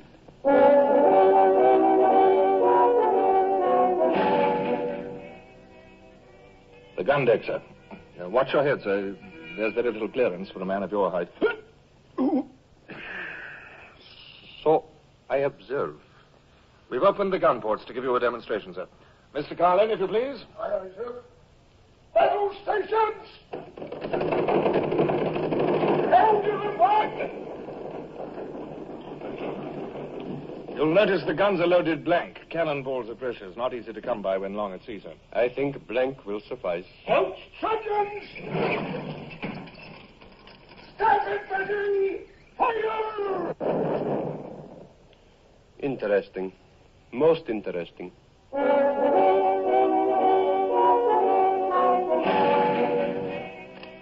The midshipman's berth, Monsieur le Comte. This tiny space? Yes, sir. Commodore, you were once a midshipman yourself? For 4 years, sir. In the British Navy, everyone starts at the bottom. 4 years? You lived 4 years in a berth like this? Well, not quite as comfortable as this, sir. I was in a frigate. This is a battleship. It's not as crowded. Yeah, I suppose it is necessary. How long have you served? I've been in the Navy 19 years, sir. How long at your present rank?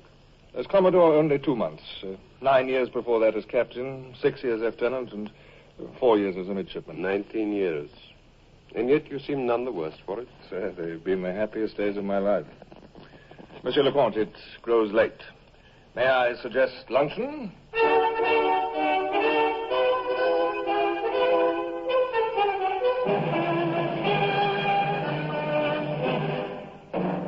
Now that we were seated in my cabin around the table, a wave of doubt swept over me. Real doubt. And then I was certain that what I'd done was utterly wrong. I cursed myself for a headstrong fool. What did an imperial monarch care about life on board a man of war? All he said was incredible, amazing. And then Lieutenant Adams reached for a ship's biscuit. He wrapped it on the table, and I wished with all my soul that I were dead. Why do you do that, sir? This? Well, I was just, Pray continue, Mr. Adams. We do that, sir, to get rid of the weevils. The weevils? Insect family, sir. He's knocking them out. Yes, that's right, sir. If you tap gently, they come out of their own accord. Well, this way. Do you see, sir? Yes, I see. Captain Bush, will you pass Monsieur Lecomte the biscuit tray? No, thank you. I think not, thank you. Brown, will you serve the soup? Yes, sir. Pea soup, Monsieur Lecomte. In the British Navy, pea soup is a tradition. Pea soup?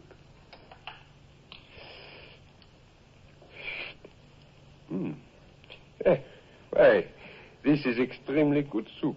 Yes, extremely. I commend it to Your Excellency. Well, I...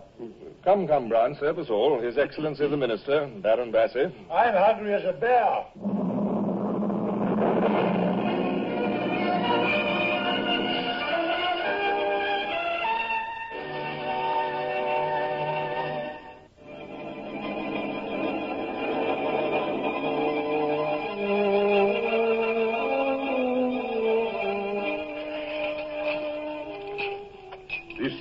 Rum is very good.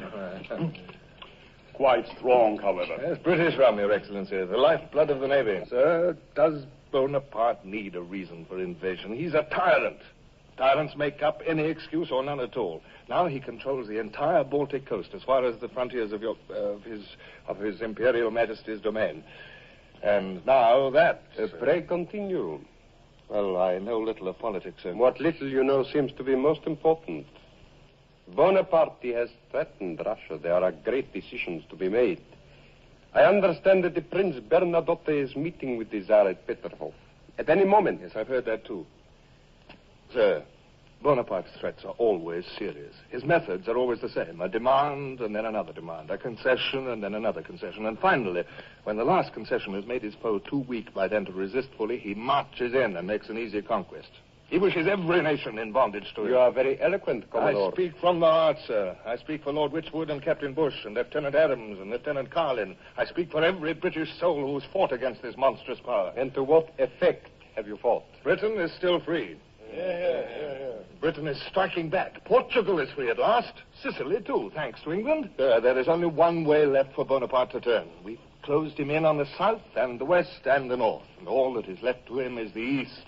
Imperial Russia. You hear, sir? The hour strikes. Gentlemen, may I propose a toast? To the Emperor of all the Russians. Vive l'Empereur! Vive l'Empereur! Gentlemen, another toast. The King of Great Britain. King. If you please, pray, my dear Colonel. Will you refill the glasses?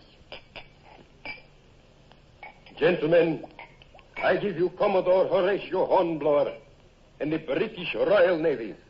May they join with Mother Russia to defeat the French tyrant. Join with... Oh, sir, to that we all drink. Oh, yes, sir, most heartily.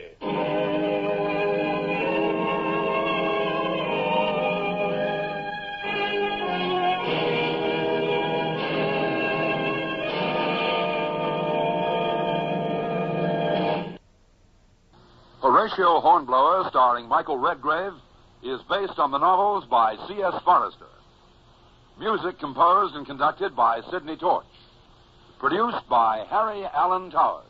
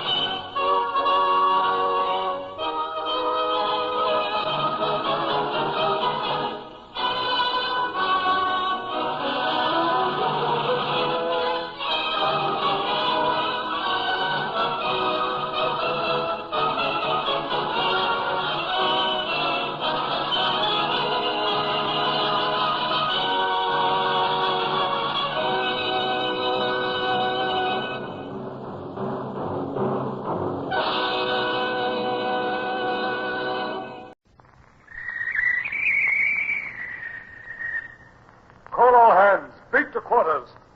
Run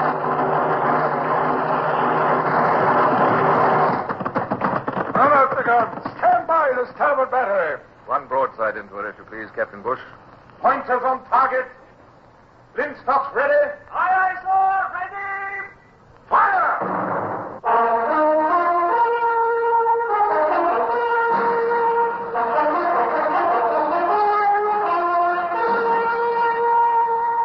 Presenting Michael Redgrave as C.S. Forester's indomitable man of the sea, Horatio Hornblower.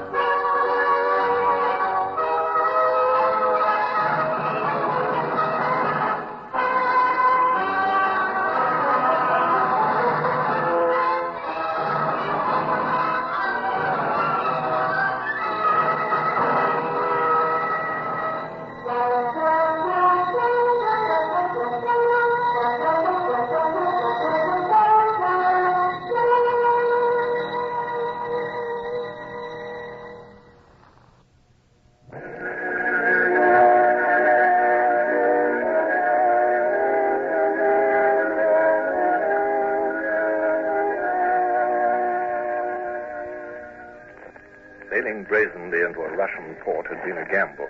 Yet my orders from the Admiralty had stated two objectives.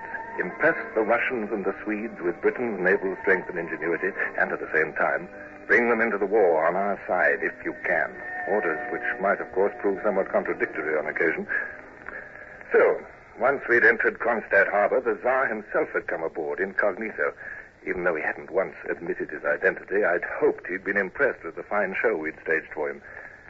My old comrade, Captain Bush, was still puzzling about all this the next morning on our quarterdeck. Sir, was it actually the Tsar himself? Are you quite sure? Why, yes, of course I'm sure. But all that talk about the Comte du Nord, they themselves call the visitor that, sir. And he's merely a name he uses when he's traveling. Oh, Bush, what an old skeptic you've become. Hmm? I say, look shoreward, Bush. That smart little lugger with the insignia. Now, perhaps our answer's on the way. Mr. Hurst, sail bearing towards us from the shore. Aye, aye, sir, I noticed. Well, let me know the moment she's alongside, Mr. Hurst. If she carries a messenger, make him welcome. Aye, aye, sir. See you with the bomb, sir. Your clerk seems interested, too, sir. Over there, at the starboard rail. He's just come from below. Oh, Sorga, you mean? He's a peculiar fellow, there. Did you know he was a Finn? He calls himself a man without a country now because of what the Russians did to Finland. Do you like him, sir? What do you mean? Oh, you don't, huh? Well, sir, He's a bit shifty. You're right. It amuses me, the Admiralty posting him to help me win the Russians over. Oh, well. Well, at least he speaks all these weird Baltic tongues. Yes, Mr. Hurst? Lugger alongside, sir. There's our officer aboard, bringing you this letter, sir. You wait for your answer. Thank you, Mr. Hurst. Give him a drink of rum or something. Aye, aye, sir. What did I tell you, Bush? Look at that coat of arms, will you? Imperial Palace of Peterhof. Oh, yes, in French. I am bidden to dine with His Imperial Majesty and His Royal Highness the Prince of Sweden this afternoon at 4:00. Oh. Accompanied by my staff.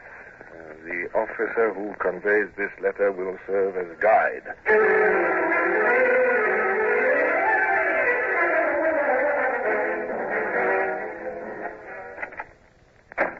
Mr. Mind. Oh, tell me, would you care to dine with the Tsar this afternoon? What, sir? His Imperial Majesty, the Tsar of all the Russias, mind. At Peterhof, his palace on the Iranian-bound shore over there, at 4:00. Sir, naturally I'd... But I'm a mere lieutenant, sir. Now, I think you need a little change. You still look a bit seedy. This preposterous Oriental document mentions a staff. Well, we must create one, since Captain Bush will stay here with the squadron. Now, who do you suggest besides yourself? Well, sir, I'm deeply honored and excited. You will need Mr. Sorga, I expect. Sorga? The clerk, sir. Wasn't he posted as your interpreter? Yes, he was. Now, just why they saddled me with that glum fellow... Oh, yes, we must have him along, of course.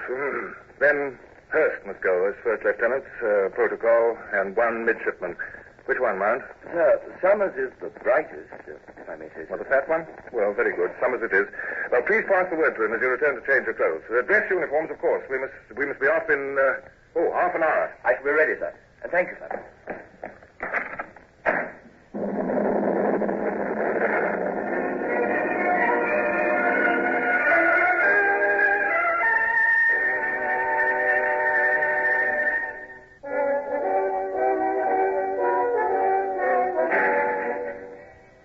Peterhof Palace definitely was not near the water. We docked amid saluting grenadiers in monstrous bearskins, and then were ushered into carriages in which we drove for what seemed miles and miles, past parks and terraced lawns and marble fountains. I couldn't help thinking how much my dear wife Barbara would enjoy all this. And at every turn there were sentries on guard, stiffly presenting arms as we whirled by. Oh, there now at last. The Peterhof. Just round the next curve, you see. Richwood's casual remark about assassination had turned my thoughts uneasily back to Sorga and that pistol. I remembered the man's brooding hatred of Russia, his bitter sense of oppression. And suddenly, great heavens, why hadn't it occurred to me before? Could it be... Could he intend it? Here I grew cold. As we drew up before the palace and were met by swarms of liveried footmen, I contrived to have a word alone with Mound, who, with Sorga and the others, had occupied another carriage. Of all my company, I felt Mound was the most reliable. So you see what I mean, eh, Mound? I do see, sir. Of course. Quite shocking, sir. Member of my own ship's company, my own clerk. It's inconceivable, isn't it? Oh, well, perhaps I'm imagining the whole thing. I hope so, sir. Well, help me keep an eye on him. It looks as if there'll be a crush of people. Now, watch out. Here he comes now. Who's this with him with all the gold lace? Please, you have the kindness to accompany me, Sir Hornblower? I trust that I see you in good health, Sir Commodore Hornblower. Thank you. I'm in the best of health, Your Excellency. And your squadron, which I had the pleasure of visiting but yesterday, in company with the Comte Junot. My squadron's in the best of health, too, Excellency. Yesterday, aboard your flagship, we discussed very briefly this man Bonaparte, his policies. Yes? It was, I believe, your opinion that his troops might constitute a real threat to Russia. Might, sir? I fear it's less conditional than that. Bonaparte overran Swedish Pomerania the other day. Sent 50,000 troops in the moment he got news of our appearance in the Baltic. Yes. Prince Bernadotte of Sweden is here even now. This evening he'll be conferring with His Imperial Majesty. Yes, I had heard so. Now, sir, Bonaparte now controls the entire Baltic coast, right to the Russian frontiers. That would be most convenient to him in one particular event, in the event of his deciding to attack you. Perhaps you are right. And yet, you know, we've had a treaty with him. Oh, Bonaparte respects no treaties, Excellency. And now he's taken Pomerania, there's no base for an attack on his rear. He can march an army against St. Petersburg with no fear of it being cut off anywhere. Perhaps. There are so many considerations, pro and con. But for us, it promises to be a very difficult decision. Then what Your Excellency is saying to me is that... Commodore, I am merely advising patience. Since there is no decision yet by those responsible for higher policies, I did not wish you to draw premature conclusions, nor to be over-hasty in communicating with your government. That was why I asked to see you privately. We must not seek to hasten the slow steps of history. And now, if I detain you longer, you'll be late for the imperial reception. There are lovely ladies waiting to meet you. They will soon erase that troubled frown of yours, I am certain.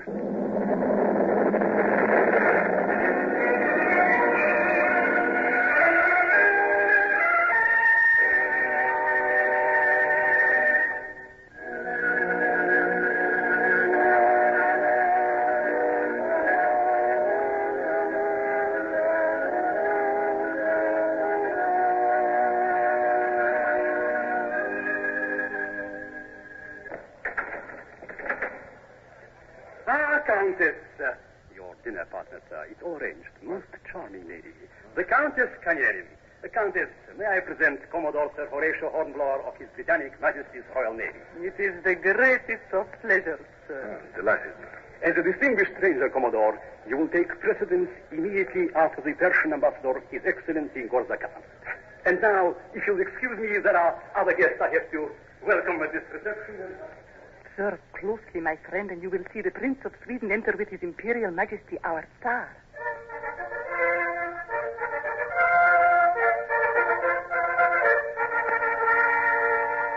Then suddenly I did see Sorga. He stood quite unobtrusively at one end of the gallery beside a pillar. But there was something in his attitude, fierce inner intensity that froze my blood. Alexander had conquered Finland. Prince Bernadotte had condoned the act, and there stood Sorga, hating both of them. I turned abruptly from the Countess and found the gallery stairs. I had to push my way through a dense crowd. Where was Mound? I might need help. Oh, there you are, sir. Well, nothing's gone amiss, sir. I've kept you in sight pretty steadily. Don't be a fool, Mound. Look at him now. Come, follow me. Hurry. I felt an agony of suspense now. It was almost impossible to move through the packed onlookers, all standing there gaping at the celebrities below. Oh, excuse me. Your pardon, madam. I'm sorry, madam, please. Your pardon, sir. Come on, hurry. There stood Sorga by his pillar, so absorbed he didn't even notice our approach. His hand went to his waistband beneath his coat. He was drawing my pistol. Shall I shoot, sir? No, can't cause a commotion. There's just one way, one silent way. My sword. Stand back. I whipped my sword out of its scabbard. I couldn't afford to miss my mark at the first stroke. Slashed quickly at the wrist that held the pistol. With tendon severed, the man's fingers opened nervelessly. The gun fell heavily to the carpet, and Sorga turned in open-mouthed surprise, staring first at the spurting blood, then at me, venomously. All right, Sorga, that does it. Make one more move and you'll feel the blade somewhere else. Observe, it's pointed at your heart. Well, have you anything to say, Sorga?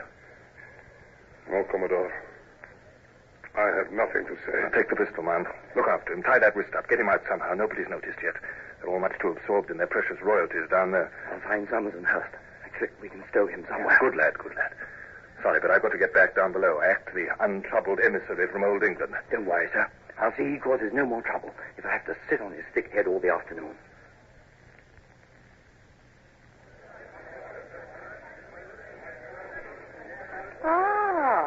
Welcome back, Sir Commodore. I'm extremely sorry, Countess. I had no intention Such a great haste you showed in leaving me, monsieur. I couldn't help but think I had offended you. Oh, no, nothing like that. You see, well... Oh, never mind. I have forgiven you already. And please do not look so austere. But see, here come the royal party. They make the tour of the great company, speaking a word to each. The Grand Marshal will soon present you to His Imperial Majesty. I've already met... No, my mistake. I wonder, is the Comte du Nord not to be here, too, this afternoon? The Comte du Nord? I do not know him. Your Imperial Majesty, this is Commodore Sir Horatio Hornblower. Your Imperial Majesty? His Royal Highness, the Prince of Sweden. Your Royal Highness? Imperial Majesty, Your Royal Highness. It is a privilege to meet Commodore Hornblower, of whom I have heard so much. Indeed, we have all heard of his exploits. Oh, Your Majesty is much too kind. We appreciate your dining here with us today, Commodore. It struck me as odd, everyone standing up to dine. But then one shouldn't question others' customs. The long tables literally groaned with food of all descriptions. Though it was quite odd, too. Perhaps I appeared a trifle mystified, especially when some grey, unappetizing-looking stuff was handed us by a footman. So the Countess came to my rescue. That is caviar. Try. You will approve, I think. And what's this in the glass? It looks like water.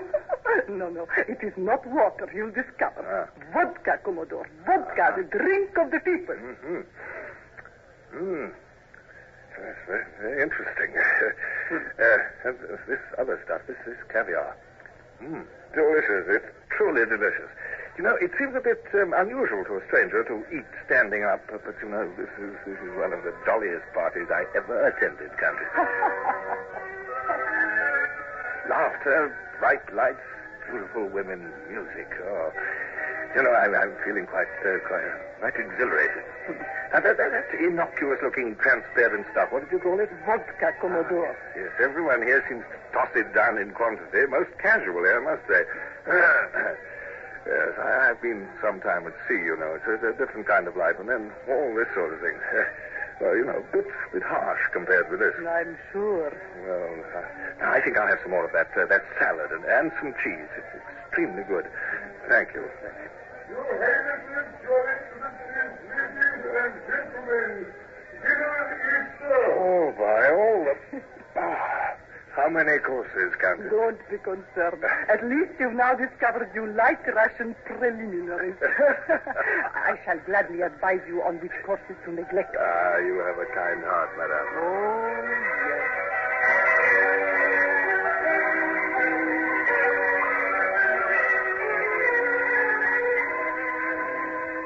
Do pictures interest Monsieur very much? Pictures? Yes. Painting. Oh, yes, certainly. The picture gallery of this palace is considered very fine. This evening after dinner, I could show it to you.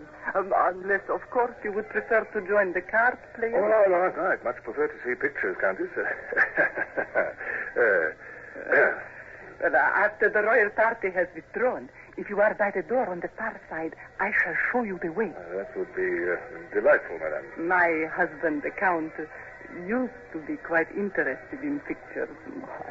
I married him as a mere child. But after all, he is now quite elderly. He has lost interest in them, I'm afraid. Just as we rose and left the dining hall, man slipped up to outside the doors. I thought you'd want to know, sir. We had him in a side room up aloft. Yes, good. Knew I could trust you, man. He fainted with the loss of blood. We had to use a tourniquet, half of my shirt. Summers and Hurst are guarding him. Anyone find out about it, man? No, sir. Nobody saw us go. Good. I poured some liquor on his coat, and from the smell of him, anyone will think he's drunk. We'll smuggle him out somehow. But, sir, the sooner we get him away, the better, sir. Yes, you're right. Except that, no, I don't think we can hurry off at once. No, hold the fort, man. We'll have to stay here another hour at least. Courtesy demands it. But, sir, I thought, just as you say.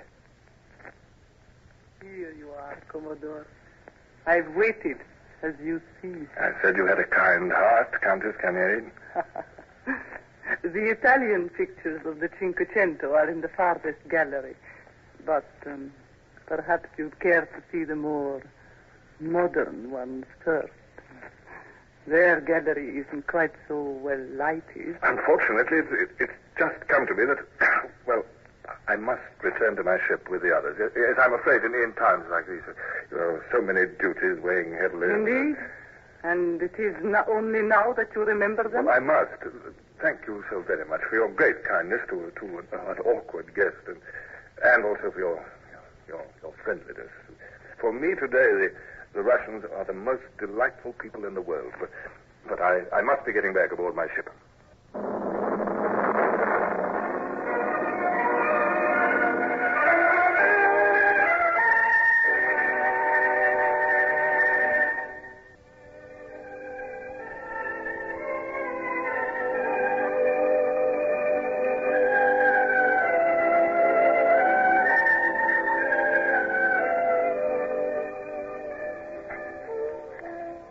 Dearest Barbara, dearest wife, I've only just returned from a rather extraordinary day at the Tsar's court. You would have been amused, I think, to see me determined to uphold the dignity of Britain amid all that gold lace and pomp and circumstance. A most amazing people, these Russians. Highly ambiguous as to their intentions in this war, yet going some lengths today to show me friendliness and sympathy. Oh, yes, there was a rather attractive little countess, I forget her exact name, who for a time made herself especially amiable in showing courtesy to us strangers. None of them here, however, can begin to compare with our English women, either in appearance or deportment. Just when we shall move out of Kronstadt Harbor, I'm not quite sure yet. I miss you so very much tonight. I send you all my love. Remember that. Your most obedient husband, Horatio.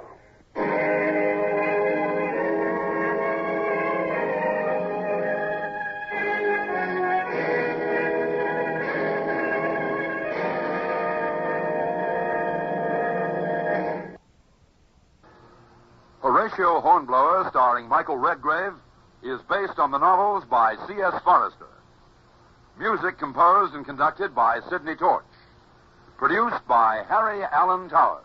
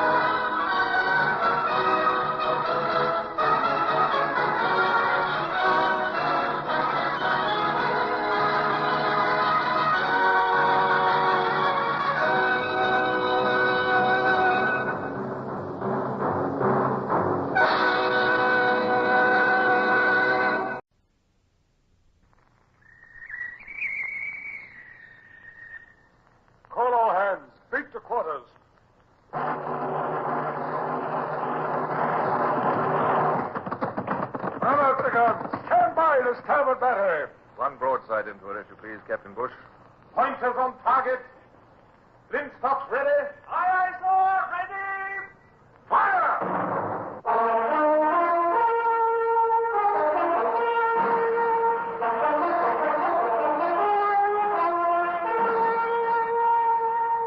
Presenting Michael Redgrave as C.S. Forrester's indomitable man of the sea, Horatio Hornblower.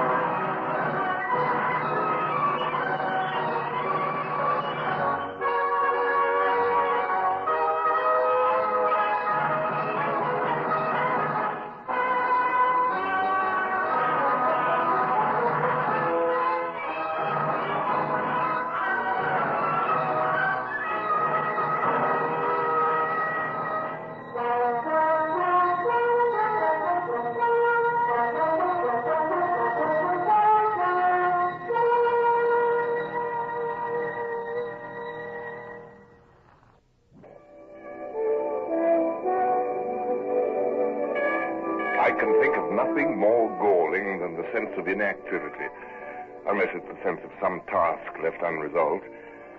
And that morning, when I awakened in my cabin aboard the Nonsucher, I was possessed by both. So much so that no sooner had Captain Bush presented himself, Baltic charts in hand, than I vented my ill temper on him. But I asked for charts, and you bring me these. Captain Bush, what good are charts in 3 different languages? Now, look here. French charts, one in German, another Swedish.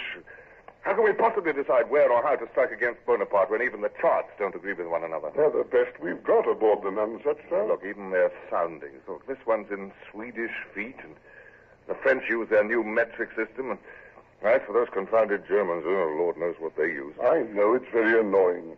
Of course, we could have your clerk Sorger translate them for us. Sorger? How is he now? He's lost a deal of blood. He'll never use that right hand of his again, not after you were forced to slash his wrist with your sword, sir. But we can make use of him until we hang him. Hang him, yes. Yes, I'm afraid we'll have to. Humorless idiot. Attempting to assassinate Tsar Alexander himself. He came within a hair's breadth of succeeding. Yes. A cocked pistol in his hand, hiding behind a pillar in the Tsar's palace. Well, what could I do but slash his wrist? I should never have let him accompany us to the palace. The man's a Finn.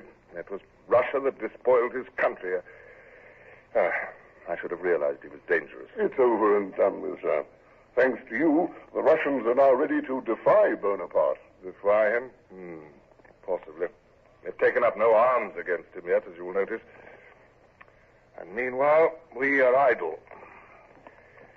Now, surely there's some place in the Baltic we can strike a blow against Bonaparte.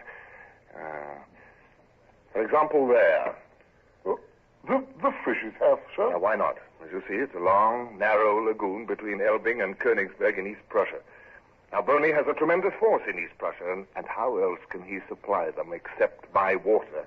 The Fisher's Haft runs from the Polish River straight eastward, 50 miles long and a dozen miles wide. Communications and supply, Bush. It'll be a shrewd blow. Yes, sir, but... Well, sir... Come on, out with it, Bush. Well, beg your pardon, sir. It's impossible. Impossible? The Haft is separated from the Baltic Sea by that long sand spit. There's but one entrance from the Baltic. No need to tell me what I already know. One entrance, yes, and that one directly under the guns of the French. Oh, I suppose you consider it impossible for this squadron to attack French shipping in the Haft. I hesitate to say, sir, but... Well, then don't, if you'll oblige me. Set course for the Fisher's Haft, Captain Bush. It's much too good a target to be impossible. Yes, sir.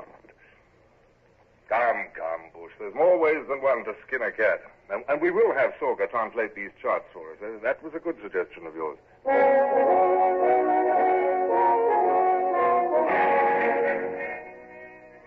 Sorger lay in sickbay, pale and wan from loss of blood.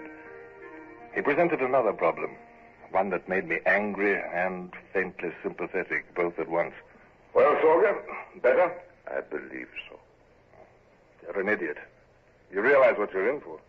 By the Articles of War and the laws of England, you're going to die for your foolishness. I am not English. I am a Finn. You fled from Finland. You took service in the British Navy. I would do it all over again. Our enemy is Bonaparte, not Russia. I repeat, I would do it all over again. I am homeless. What is my country now? A slave, helpless under the heel of Russia. One day I am the richest man in Finland, and the next the poorest man in England. There's but one question here, Sorga, whether you can legally face court-martial here at sea or whether you must be sent back to England for it. In either case, I am as good as dead. Yes. Bush, I'll trouble you for those charts now. Yes, sir. Mr. Sorga, I want these charts checked, with particular attention to the Fisher's Half. The half? Sir Horatio, that's impregnable to attack from the boat. It would be good enough to leave the decisions to me, Mr. Sorga. Where's the ship's doctor? Your wound must trouble you very much. Perhaps he can ease the pain. Oh, no, it is nothing. According to the Swedish map, the Fisher's Half is 3 or 4 fathoms deep at most. And here is Fort Pillow above the entrance.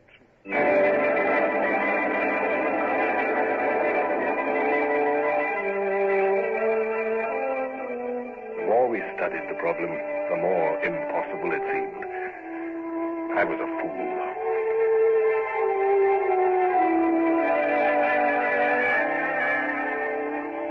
And yet, so stubborn a fool that several nights later I found myself tossing up and down in the starn of a cutter. With Lieutenant Vickery of our sloop Lotus, I was being rowed in to inspect the single entrance to the Fisher's Half under the guns of Fort Pillow. Stroke there, easy. Warm night. A dark night, Mr. Vickery. Thank God. You think the French know we're about this? No. We came up after dark and hove to. The entrance will be blocked with floating logs, chained together, Mr. Vickery. Keep a sharp eye out for them. Aye, sir. The gunboats also. They'll be patrolling the blockade.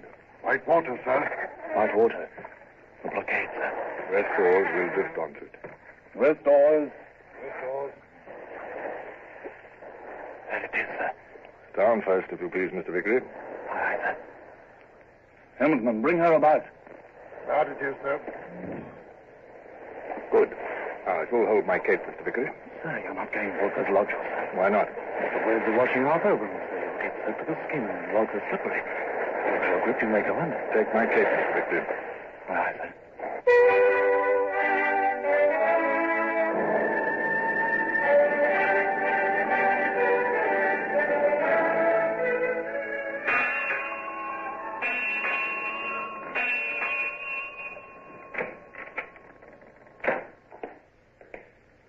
Good morning, sir. We've been standing off and on, out of sight of the Frenchies, since you came aboard last night, sir. It went poorly, sir. No worse than I expected, Bush. Could the Nonsuch ram through that blockade, sir? But logs the size of tree trunks and all connected by heavy cable. Impossible, Bush. Horatio, you've thought of the way out, haven't you? I'll be obliged if you'll make signal to the squadron, Captain Bush. All commanding officers are to report to my cabin this afternoon at 6 bells. You've solved the problem, sir.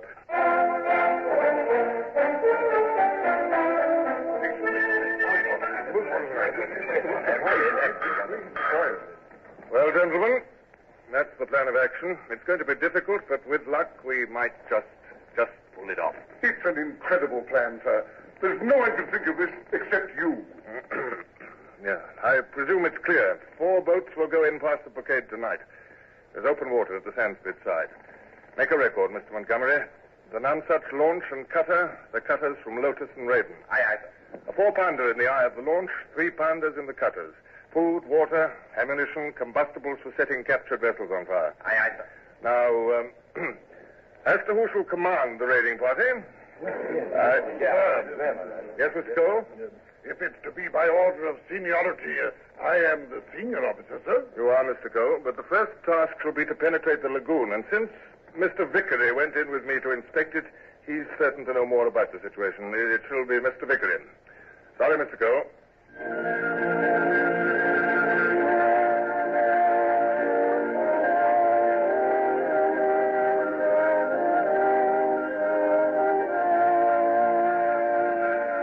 with difficulty that I looked at Cole during the rest of the conference.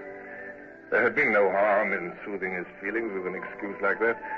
Yet the fact of the matter was, I dared not trust him with any command out of my sight. He was old, gray-haired, bowed, almost too old for the work he already had.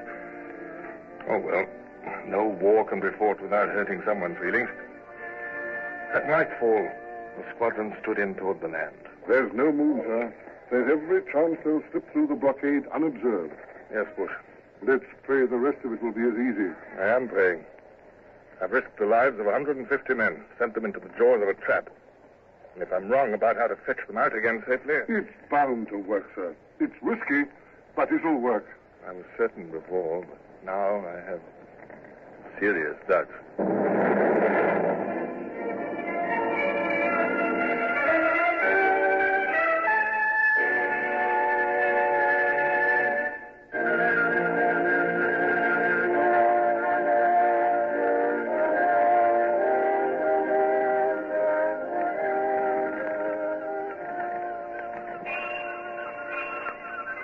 The mist has cleared, Horatio.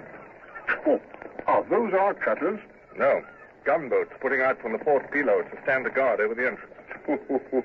Must have given them a turn to open their eyes and see British ships standing off just beyond cannon range. They may already have known about us. They may have captured the raiding party, and all our plans are for naught. Ahoy! Look out! Any sign? No sign, sir. Here's Lieutenant Mound come aboard, off his bomb kit, sir. Bush, I have eyes. Oh, I wish mine were as good as our lookout. Lieutenant Mound reporting, sir. Morning, Mound. Were your bomb kits ready for your part in this venture? Yes, sir. You understand what must be done? My bomb ketch will proceed out of sight of the Frenches and go wide of that long sand spit that separates the Frisch's house from the sea proper. Then I'm to turn in on the seaward side of it. At a point 12 miles to westward, Mr. Mound. Yes, sir. And there will be there at precisely 2 a.m., 4 bells. The water is shallow. There may be surf. Look, Mr. Mound, I think I shall go with you. You, sir? Yes, I enjoyed my last outing on a bomb ketch, and I might find this extremely... Ahoy the deck! He's spotted something. Ahoy the masthead! What do you see? If you please, sir, there's a bit of smoke in sight now. It's well up in the bay. Smoke, by heaven, Bush. There's more smoke, sir. 2 ships on fire. Sir, I can see our cutters. Victory. He's got out of Fisher's hut. Well, Captain Bush, so far, so good, eh?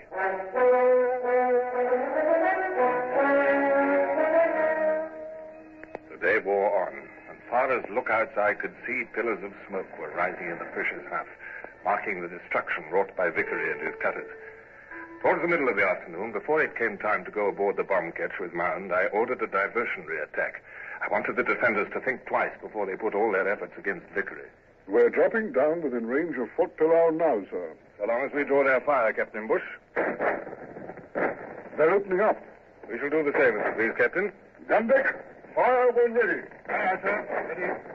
All Petrie, fire!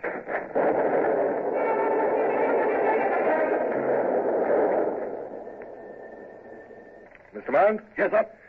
Been waiting all day, eh? Yes, sir. Well, so have I. We'll put off for the bomb catch now, if you please.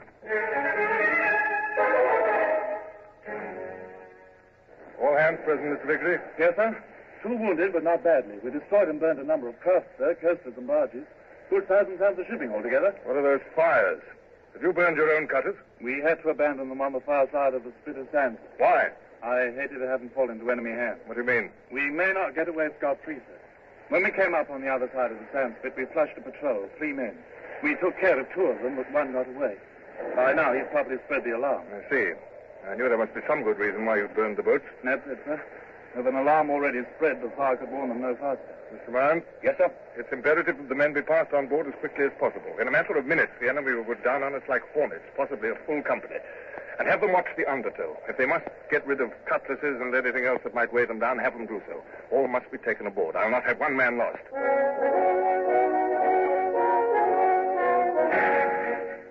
It was well organized. The blaze from the burning cutters began to die down, but still it lit the tumbling surf with orange and scarlet. Mound had gone back on board the ketch to supervise matters. The thing went well.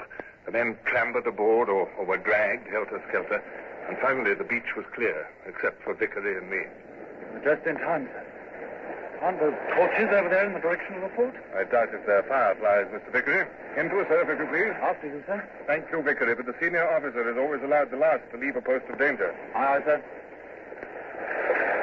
Oh, it was a most welcome relief when the ketch loomed up ahead and strong arms dragged me aboard, with no more ceremony than if I were a waterlogged castaway instead of a Lord Commodore.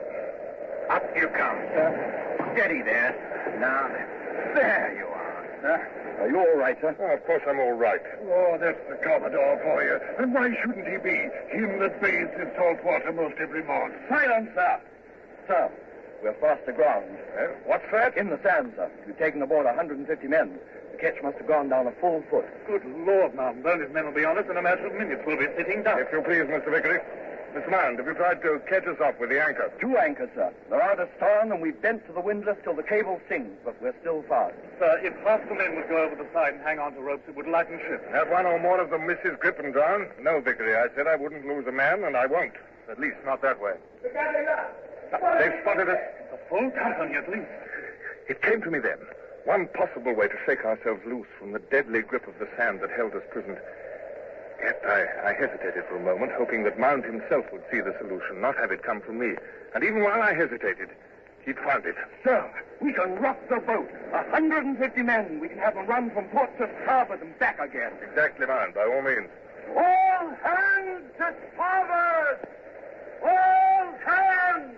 All hands to starboard!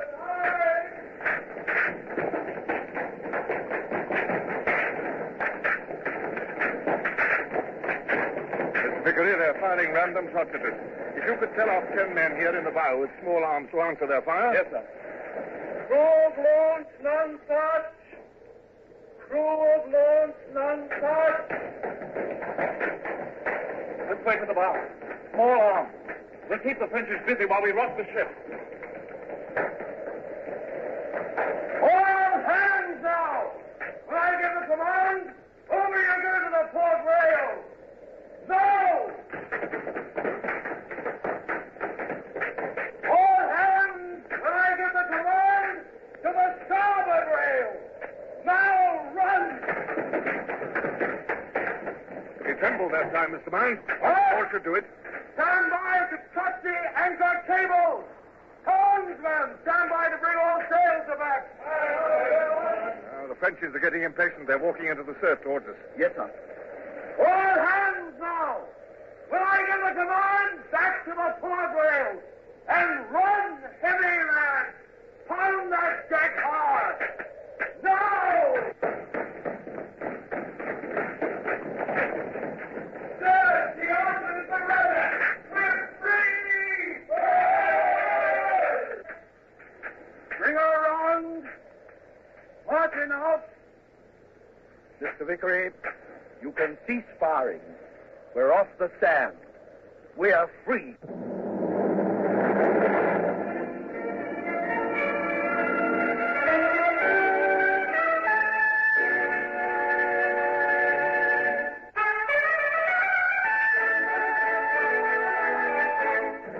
The sand spit dropped abeam. There were no casualties, and Mound set his course for the Nonsuch. The sky turned grey with the coming of dawn, and Vickery's face, too, was grey with fatigue as he gave me his full report there on the deck of the bomb ketch. I felt a tremendous wave of affection burst over me as I regarded him and Lieutenant Mount. I wanted to tell them that, had they been my own sons, I could want no 2 better ones. And yet I couldn't bring myself to express a thought so frankly sentimental. I shall call the particular attention of the Admiralty to the conduct of both you officers. I consider it excellent. I shall, of course, require reports from you immediately in writing. Aye, sir. It's the Nonsuch, sir. Yes. Captain Bush must be worried. Make the proper signal, if you please, Mr. Mond. Commodore on board. All is well.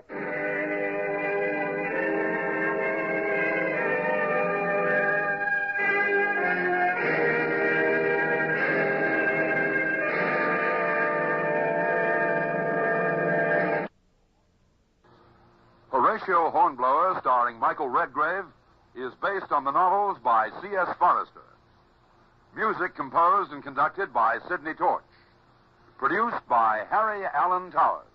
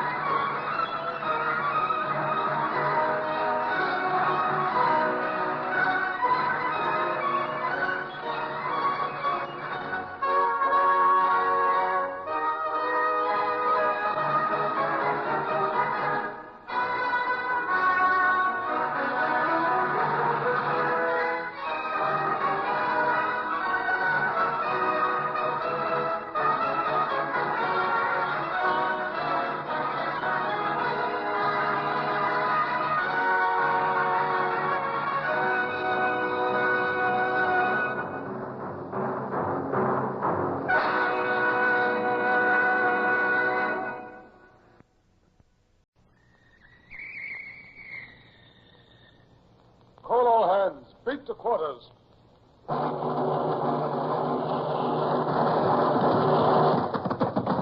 out the guns. Stand by the starboard battery. One broadside into it, if you please, Captain Bush. Pointers on target. Linstocks ready. Aye, aye, sir. Ready. Fire!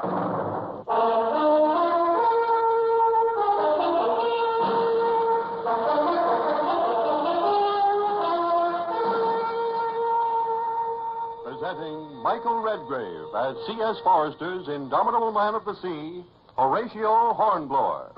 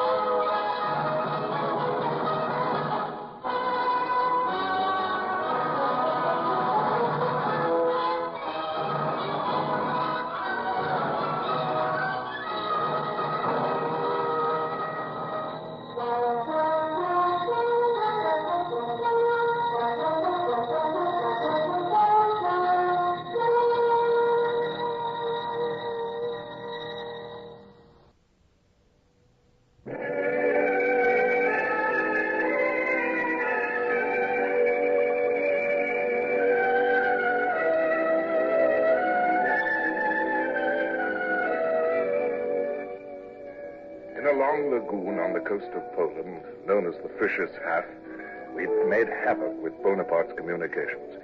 And this had, I hoped, delayed French preparations for a possible assault on Russia. And yet we still lacked news as to what Russia herself intended. Would she finally resist Napoleon, come openly into the war as our ally, or would she play for time and try to appease him as she had done before? I had my old friend Captain Bush to dinner in my cabin on the Nonsuch, because I knew he liked sea pie, and my man Brown had prepared one for me with special care. And then, regrettably, I couldn't talk of anything but my impatience. Well, there must be some news after all. Why don't we hear? I simply can't understand it, Bush. We will. It's scarcely a month, you know, since we left Russia. A month? If I'd known it would be that long, do you think I'd have let Witchwood keep the cutter clam at Kronstadt? Excellent sea pie, Horatio. Excellent. You see, Bush, it's good as the first I ever ate. Aboard the old Renown, remember? Brown prepared it himself, eh? Stop trying to distract me, will you, Bush? It isn't clever. I tell you this. If we're to sit here in the Baltic twiddling our thumbs, we'll have to organize something to keep the men's minds busy. A hornpipe competition, or, well, even theatricals, perhaps. Theatricals?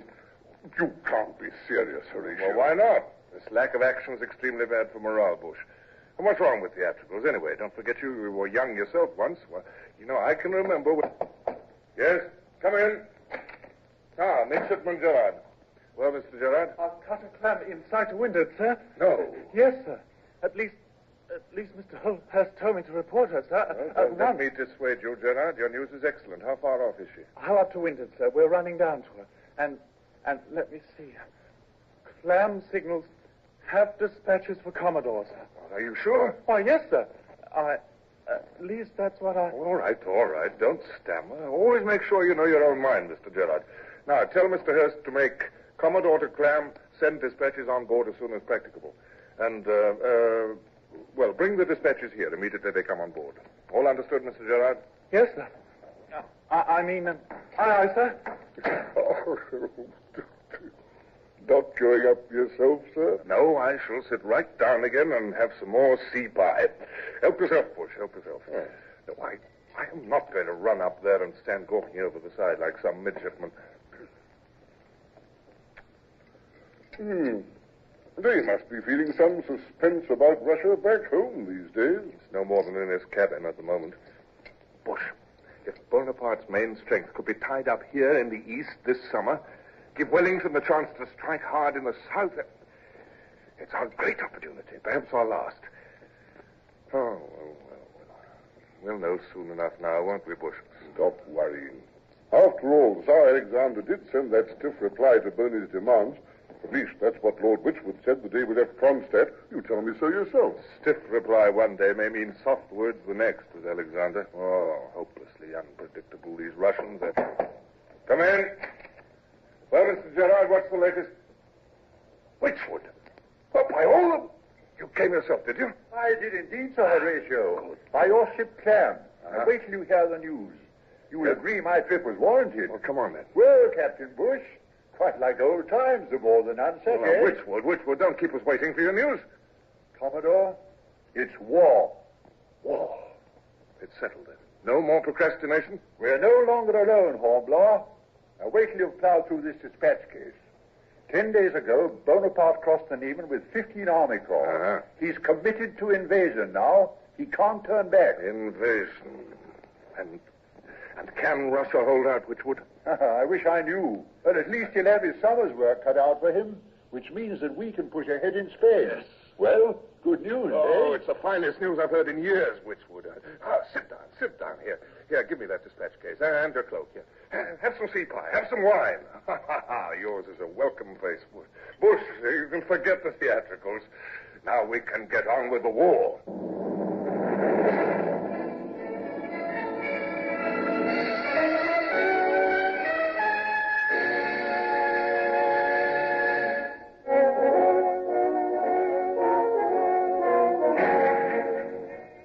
Wychwood, of course, had much to tell that afternoon. But I must say, for once, the man made highly satisfactory listening. Then there was the dispatch addressed to me by Lord Cathcart, our British ambassador in Russia. A few polite formalities, and then... Listen to this, Bush. You will, of course, render all the assistance in your power to our new ally, Russia.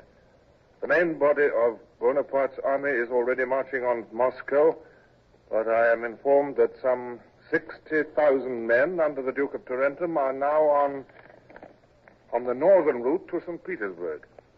The Russian Imperial Staff urgently requires your squadron's assistance at Riga, which, of course, the French must capture before they can move on towards St. Petersburg. Riga? There's a fine harbor there, sir. Yeah. The city's only a short distance up the river from the Gulf. Yes, I know, Bush, yes.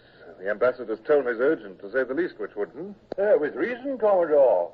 Frankly, there's a panic at the Russian court, and Riga is a vital spot, as well as vulnerable. Cathcart goes on to ask that I detach the cutter Clam, dispatch her back to England with the news. Yes, I don't like losing her. Oh, well, we mustn't delay.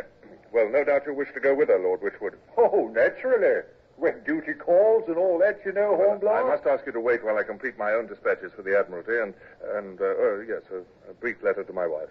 Yes, they won't take long. Of course. Captain Bush, I suggest to tell the men that this is their chance to ride home, too. Oh, and one other thing, Wychwood. I shall send my secretary, Mr. Sorker, back to England in your charge to be tried by court-martial.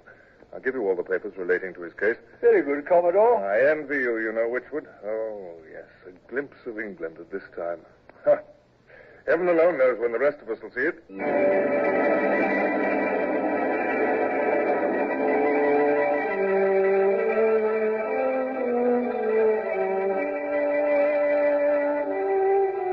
autumn summer had come suddenly.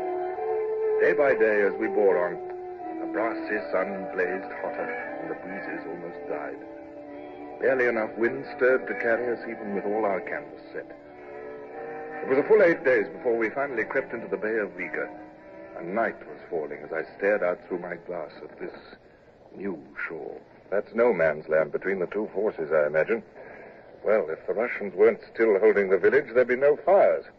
Our puzzle so far solved at all events. 2 fathoms, sir. 2 fathoms. I'd like to bear up. Very good. Carry on. Oh, well, the moon's rising. Boat ahead. On the port bow, sir. She's pulling off. We have to catch that boat if we can, Mount. Aye, eyes up. Starboard, 2 points. Clear away the gate. Don't shout, please, Mount. Perhaps they haven't seen us yet. Right, sir. Boat's crew, stand by. Whoever they are, Mount, they've not much skill. They should have headed for shoal water. Oars against sail win no races. We need prisoners for information. I'm hoping that boat holds the proper answers.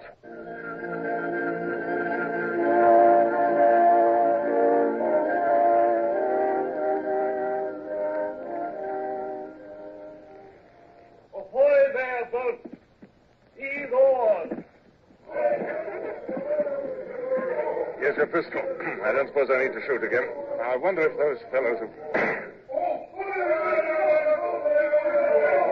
rather a noisy night for our first visit, huh? We got them, sir. Excellent. They're Frenchies, sir.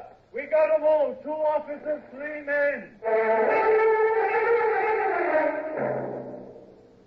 As the 5 prisoners were thrust up over the Harvey's side, I saw the star of the Legion of Honor glittering on the chest of one young officer. He would be their leader, I concluded. I would like to know Monsieur's name and rank, please. You see, Chef de Bataillon du Corps du Génie des Armées de l'Empereur. Major of Engineers, a good catch, Mount. You understand some English, I gather, sir. Oui, un peu. My mind was busy with the problem of how I could induce him to supply me with some facts that I sorely needed. And I had an idea. I much regret the necessity of taking you prisoners, sir, especially at the start of such a promising campaign, but possibly I can arrange an exchange at an early date. In case Monsieur has friends with whom he might like me to communicate, I shall do so at my first opportunity. Marshal Médon Duke of Tarentum would be very glad to hear. I am on his staff. Well, Commander-in-Chief's staff. Then you must be chief engineer. Yes, you are important. Oh, that's too bad. After all, you had no reason to suspect a British squadron in this bay. None whatever. We had been told the contrary. That these Russian villages are blockades. They've been supplying you with information, then. Oh, well, all Russians are quite useless, are they not? I suppose your emperor has met with very little opposition from the Russians. We have taken Smolensk, and the emperor himself marches on Moscow. Our divisions will soon occupy St. Petersburg. Indeed. But possibly the Dwina River may become an obstacle.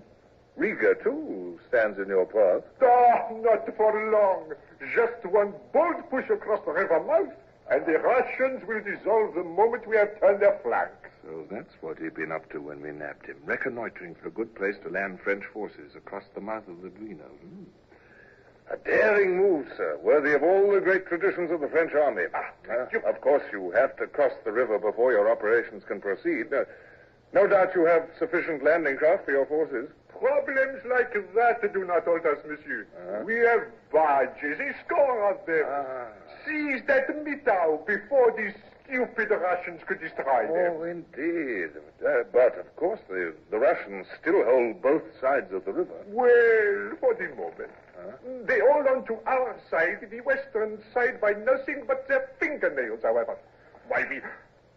But do not think me fool enough to reveal military information, sir. No chance of wheedling anything more from the cocky young major for the present. But at least I'd learned about those captured barges, and that they planned an attack soon, directly across the river's mouth. Oh, well, Russians are always incompetent, isn't it so, Major? A prompt assault on your part is, of course, it's a clever plan, allowing them no chance of digging in. But you'll pardon me now, sir, if I attend to my duties? We'll return to the squadron, Mr. Mount, if you please. Armed with that tidy bit of information, I slept better than I'd hoped that night in an alien harbor. No doubt the Russians here at Riga were all confirmed landlubbers. But I could be counted on, I felt, to cope with this type of problem. I was even gratified, in fact, that the French were not discounting good sea water in their plans. The next morning, in my cabin, I had a conference with all 6 captains of my squadron. Well, it's quite clear then, gentlemen. The Russians still hold both river banks, the western one precariously. The French must cross that river if they're to surround Riga. When they try it, we shall bag as many barges as we can. Yes, we will. We'll carry out the patrol I've outlined each evening at sundown. The French will scarcely attempt such a barefaced plan by daylight. Now, are there any questions? You said, I think, sir, that my sloop Raven would hold one end of the defense line. Quite correct, Mr. Cole. You'll anchor each night on the very edge of the shoals to westward, the French side. It's your light draft that dictates that position. Mr. Vickery and Lotus guard the other river bank. All right, sir. The rest of us hold stations in between, and armed small boats will row guard at the mouth. Are your stations understood? Aye, sir. And that will be all for the moment, gentlemen. Oh, one last word, please. Captain Cole spoke of our defense line, yet it's not so much a defense as a trap. Let them thrust their heads well into the noose before any alarm is given. Otherwise, we'll simply scare them off. Very well, gentlemen. Thank you for your attendance.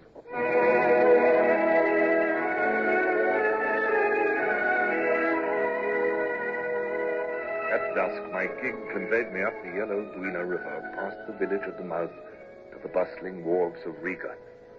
There the governor met me, amid a crowd of other dignitaries. By their demeanor, you would never guess they lived in a besieged city.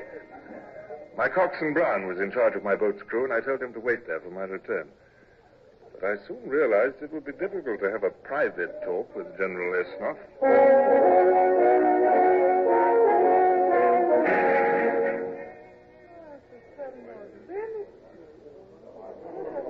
Commodore, may I present the Intendant of Livonia, Count Canerin, and the Countess. They, too, are recently arrived at Riga. Why, well, yes. I know the Countess. We met at the Tsar's court. Another Russian dinner, Commodore? Do you feel you are equal to it this time? Well, I'm learning, Countess. At least I shan't give my whole attention to the hors d'oeuvres.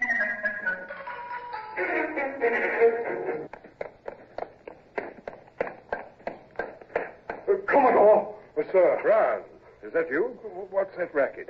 Must be French barges at the river, sir, and our patrol's resisting them. Is our gig's crew at the wharf? Ready and waiting for you, sir. Oh, come on then, Brown. What are we waiting for?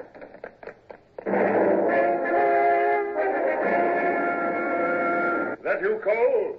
Come alongside, please. Aye, sir. Oh, quite an eventful night. But their barges didn't get across, sir. Most of them put back. Put back? What caused them to? I was the one set up the alarm rocket, sir. What? Just as you planned. Then all hands fell in. Small boats pulled for the river here. The French... Mr. Cole, you sent up that rocket the moment you saw them? Why, yes, sir, certainly. Cole, you're... Oh, well, it's too late now. An enemy of our boats approaching, sir. Lotus is cutter, I believe. That's you, Lotus. Aye, sir. Bring her alongside the Commodore, men.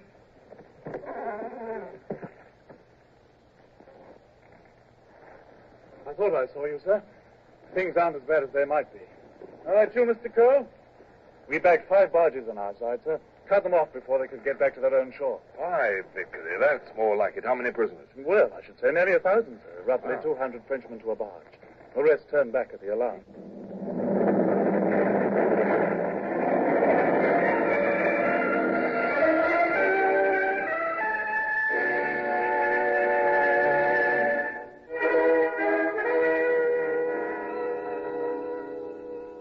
Couldn't help but feel some disappointment.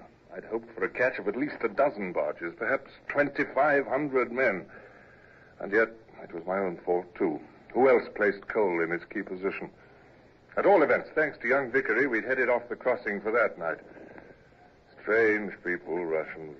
That interminable ballet was still going on as I entered the opera house.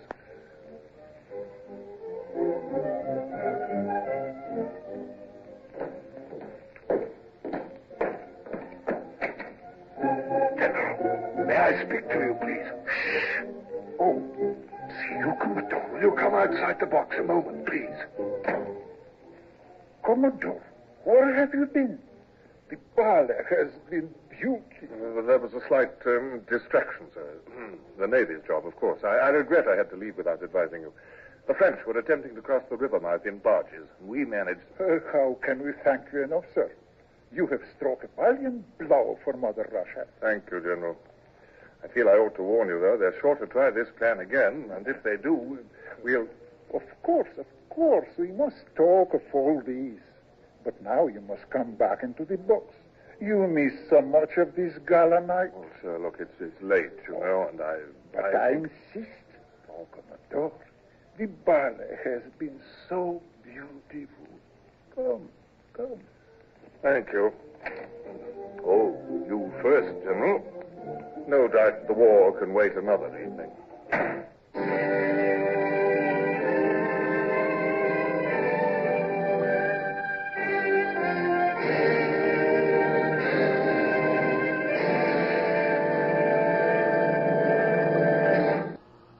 Horatio Hornblower, starring Michael Redgrave, is based on the novels by C.S. Forrester.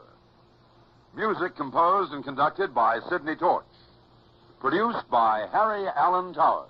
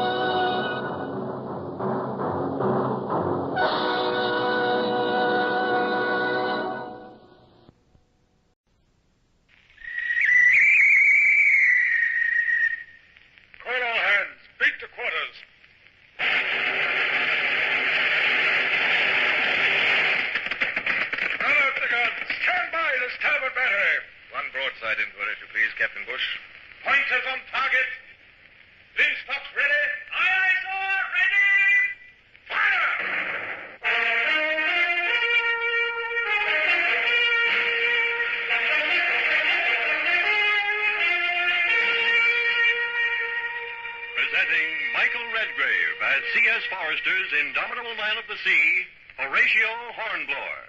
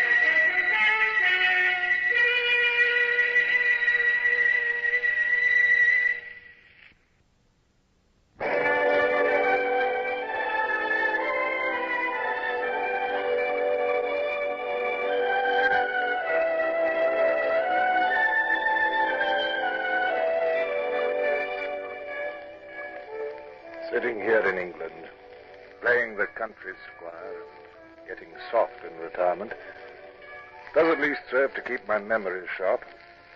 And I retain a very clear picture in my mind of the events which followed the suppression of the mutiny in the Flame. I was tired. There was much to do, many decisions to be taken. Certainly I felt little enough like granting an interview with a prisoner, And yet the seaman who bore Captain Freeman's message was awaiting my answer. Oh, all right, very well. Well, if Captain Freeman thinks it advisable, he can send this fellow in to me. What's his name again? Lebrun, sir. He seems to be Deputy Mayor of Le Havre, sir. Deputy Mayor, is he? Then let's see what he has to say. I've got him outside now, sir. Good. Bring him in. Commodore will see him now. Now, sir, what have you got to say to me? I take it, monsieur, that I may speak entirely in confidence. I promise nothing. I represent large commercial interests which have had great influence on the prosperity of Le Havre. A firm which was prepared for the moment of peace, with full warehouses, could make millions. Millions. Look, I'm a busy man. Come to the point. His Majesty of Great Britain might do well to allow his friends to make those preparations in advance. Monsieur Lebrun, I trust you've given thought to what you're saying. They're words which would take you to the guillotine if Bonaparte ever heard of them. You're offering to betray the empire for commercial advantages. There are many in France, sir, who have no faith in the empire. Very well. You may tell me the nature of your offer, but remember that I can make no promises on behalf of my government. Well, suppose, for instance, that the city of Le Havre declared itself against the empire and for Louis XVIII. Well? It might be the example for which the empire is waiting. And if Le Havre declared for the king, the city would be in alliance with Great Britain, and a license could then be granted for my firm to import. But how do I know that the city authorities will declare for the king? I can assure you of the support of the mayor, Monsieur le Baron. Most of the other authorities would be safe, too. As to the others, a dozen well-timed arrests, an appeal to the troops in the barracks, the arrival of your forces, a heartening proclamation to the people, the declaration of a state of siege, and all would be over. Monsieur Lebrun, I've been very patient, but so far you've made no definite proposal. If you have one, make it. If not, allow me to proceed with my own duties. Very well, sir. Here is my proposal. Set me on shore. As an excuse, you could send me to arrange the exchange of prisoners. If I can assure Monsieur le Baron of your support, I can complete the arrangements in 3 days. 3 days. Meanwhile, you, sir, you remain close in the vicinity with all the force you can muster. The moment we secure the citadel, we shall send up a white flag. When you see that, sir, you will enter the harbor and overawe any resistance. In return for this, a license to import colonial produce and your word of honor that you will inform King Louis that it was I, Hercule Lebrun, who was responsible for the scheme.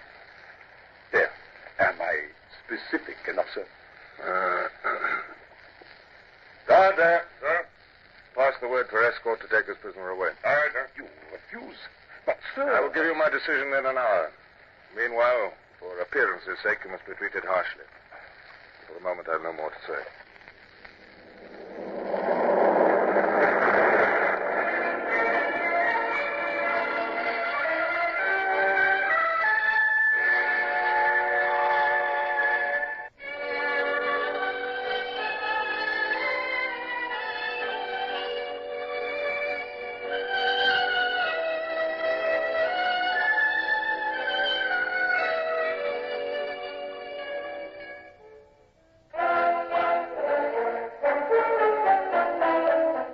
Sir, the plane is signaling, sir. 1851-10. That's friendly ships in sight, bearing northwest. Ah, good. Those must be the reinforcements. Find out who's in command. All right, sir. The signal's going out now, sir. I'll read it back, sir. It's Nonsuch, 74, Captain Bush, sir. Bush? By heavens, excellent. Well, of course, Bellew would send him if possible. He knows I can always rely on Bush. Further signal, sir. Also, Camilla, 36, Captain Howard. Have on board 300 Marines.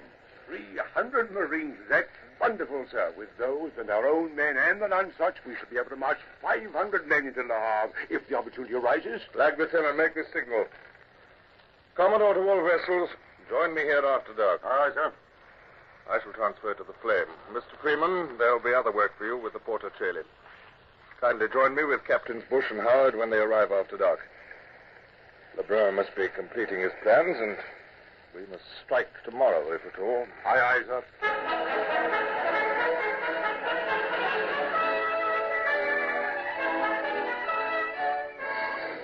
How good it was to see Bush again as he hoisted himself and his wooden leg onto the flame in the darkness. It was good, too, to sit in the stuffy little cabin with Bush, Freeman, and Howard and outline my plans for the morrow. Action was what I needed, and the prospect of it swept away all my doubts and fears. I knew there was no certainty that my government wanted to restore the Bourbons if Bonaparte fell, that they might refuse to honor my promise of the import license, that they might refuse to recognize Louis XVIII, that I might be sharply reprimanded for all I'd done. But the time for hesitation was over now, and the risk must be taken.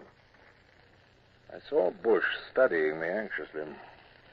You've been very busy since you came to sea again, sir. Too busy, if you'll pardon me. Huh? It was too soon for you to resume duty. Nonsense, Bush. I've had nearly a year's sick leave. Yes, sir. Sick leave. After typhus. And since then, Since then, endless work, cutting out action, a battle, 3 prizes taken, 2 vessels sunk, an invasion planned, and now, a midnight council of war. Now, look here. Are you gentlemen trying to tell me that I'm unfit for service? Well, no, sir, but I... Well, then kindly keep your opinions to yourselves. Now, you all understand what I want done tomorrow.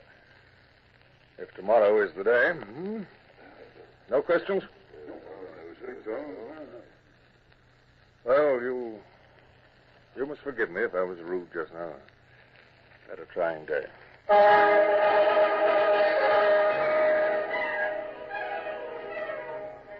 Beat to quarters and clear the brig for action. Hand me that speaking trumpet. Thank you. Port to Taylor, ahoy! Flame, ahoy! Are you cleared for action? All ships cleared, sir. Then keep stations as ordered. Aye, aye, sir. Now, remember, Mr. Crawley, if I'm killed as we go in, the flame is to be laid alongside the key. Captain Bush is to be informed as soon as possible, but the flame is to go on. And now let's get those men moving. This cold will chill them into numbness. Men, you at the guns and sheets, let's see how you can jump. Come on, lively now. Move your arms as well. Come on, like this. Huh? Up. Back. Up. Left. Higher than that. Come on now. Higher. That's it. That's it. Right. Still. Oh, 40 forever. Silence, sir. Stand to your post. Oh, now, Brown. My pistol, thank you. Yes, and you can take that grin off your face, Brown. All right, sir. This will be another legend in the Navy, sir, about how you went into action with the men jumping. Remember the time, sir, when you had the men dance in the hornpipe as we went into action against the Natividad? I have no desire to recall the past at the moment, Brown. Future will keep us busy enough. Mr. Crawley, 2 hands at the lead, if you please. If one is killed, the other is to continue sounding. All right, sir. On the other tack. On the other tack. Headsail sheets. Mainsail sheets.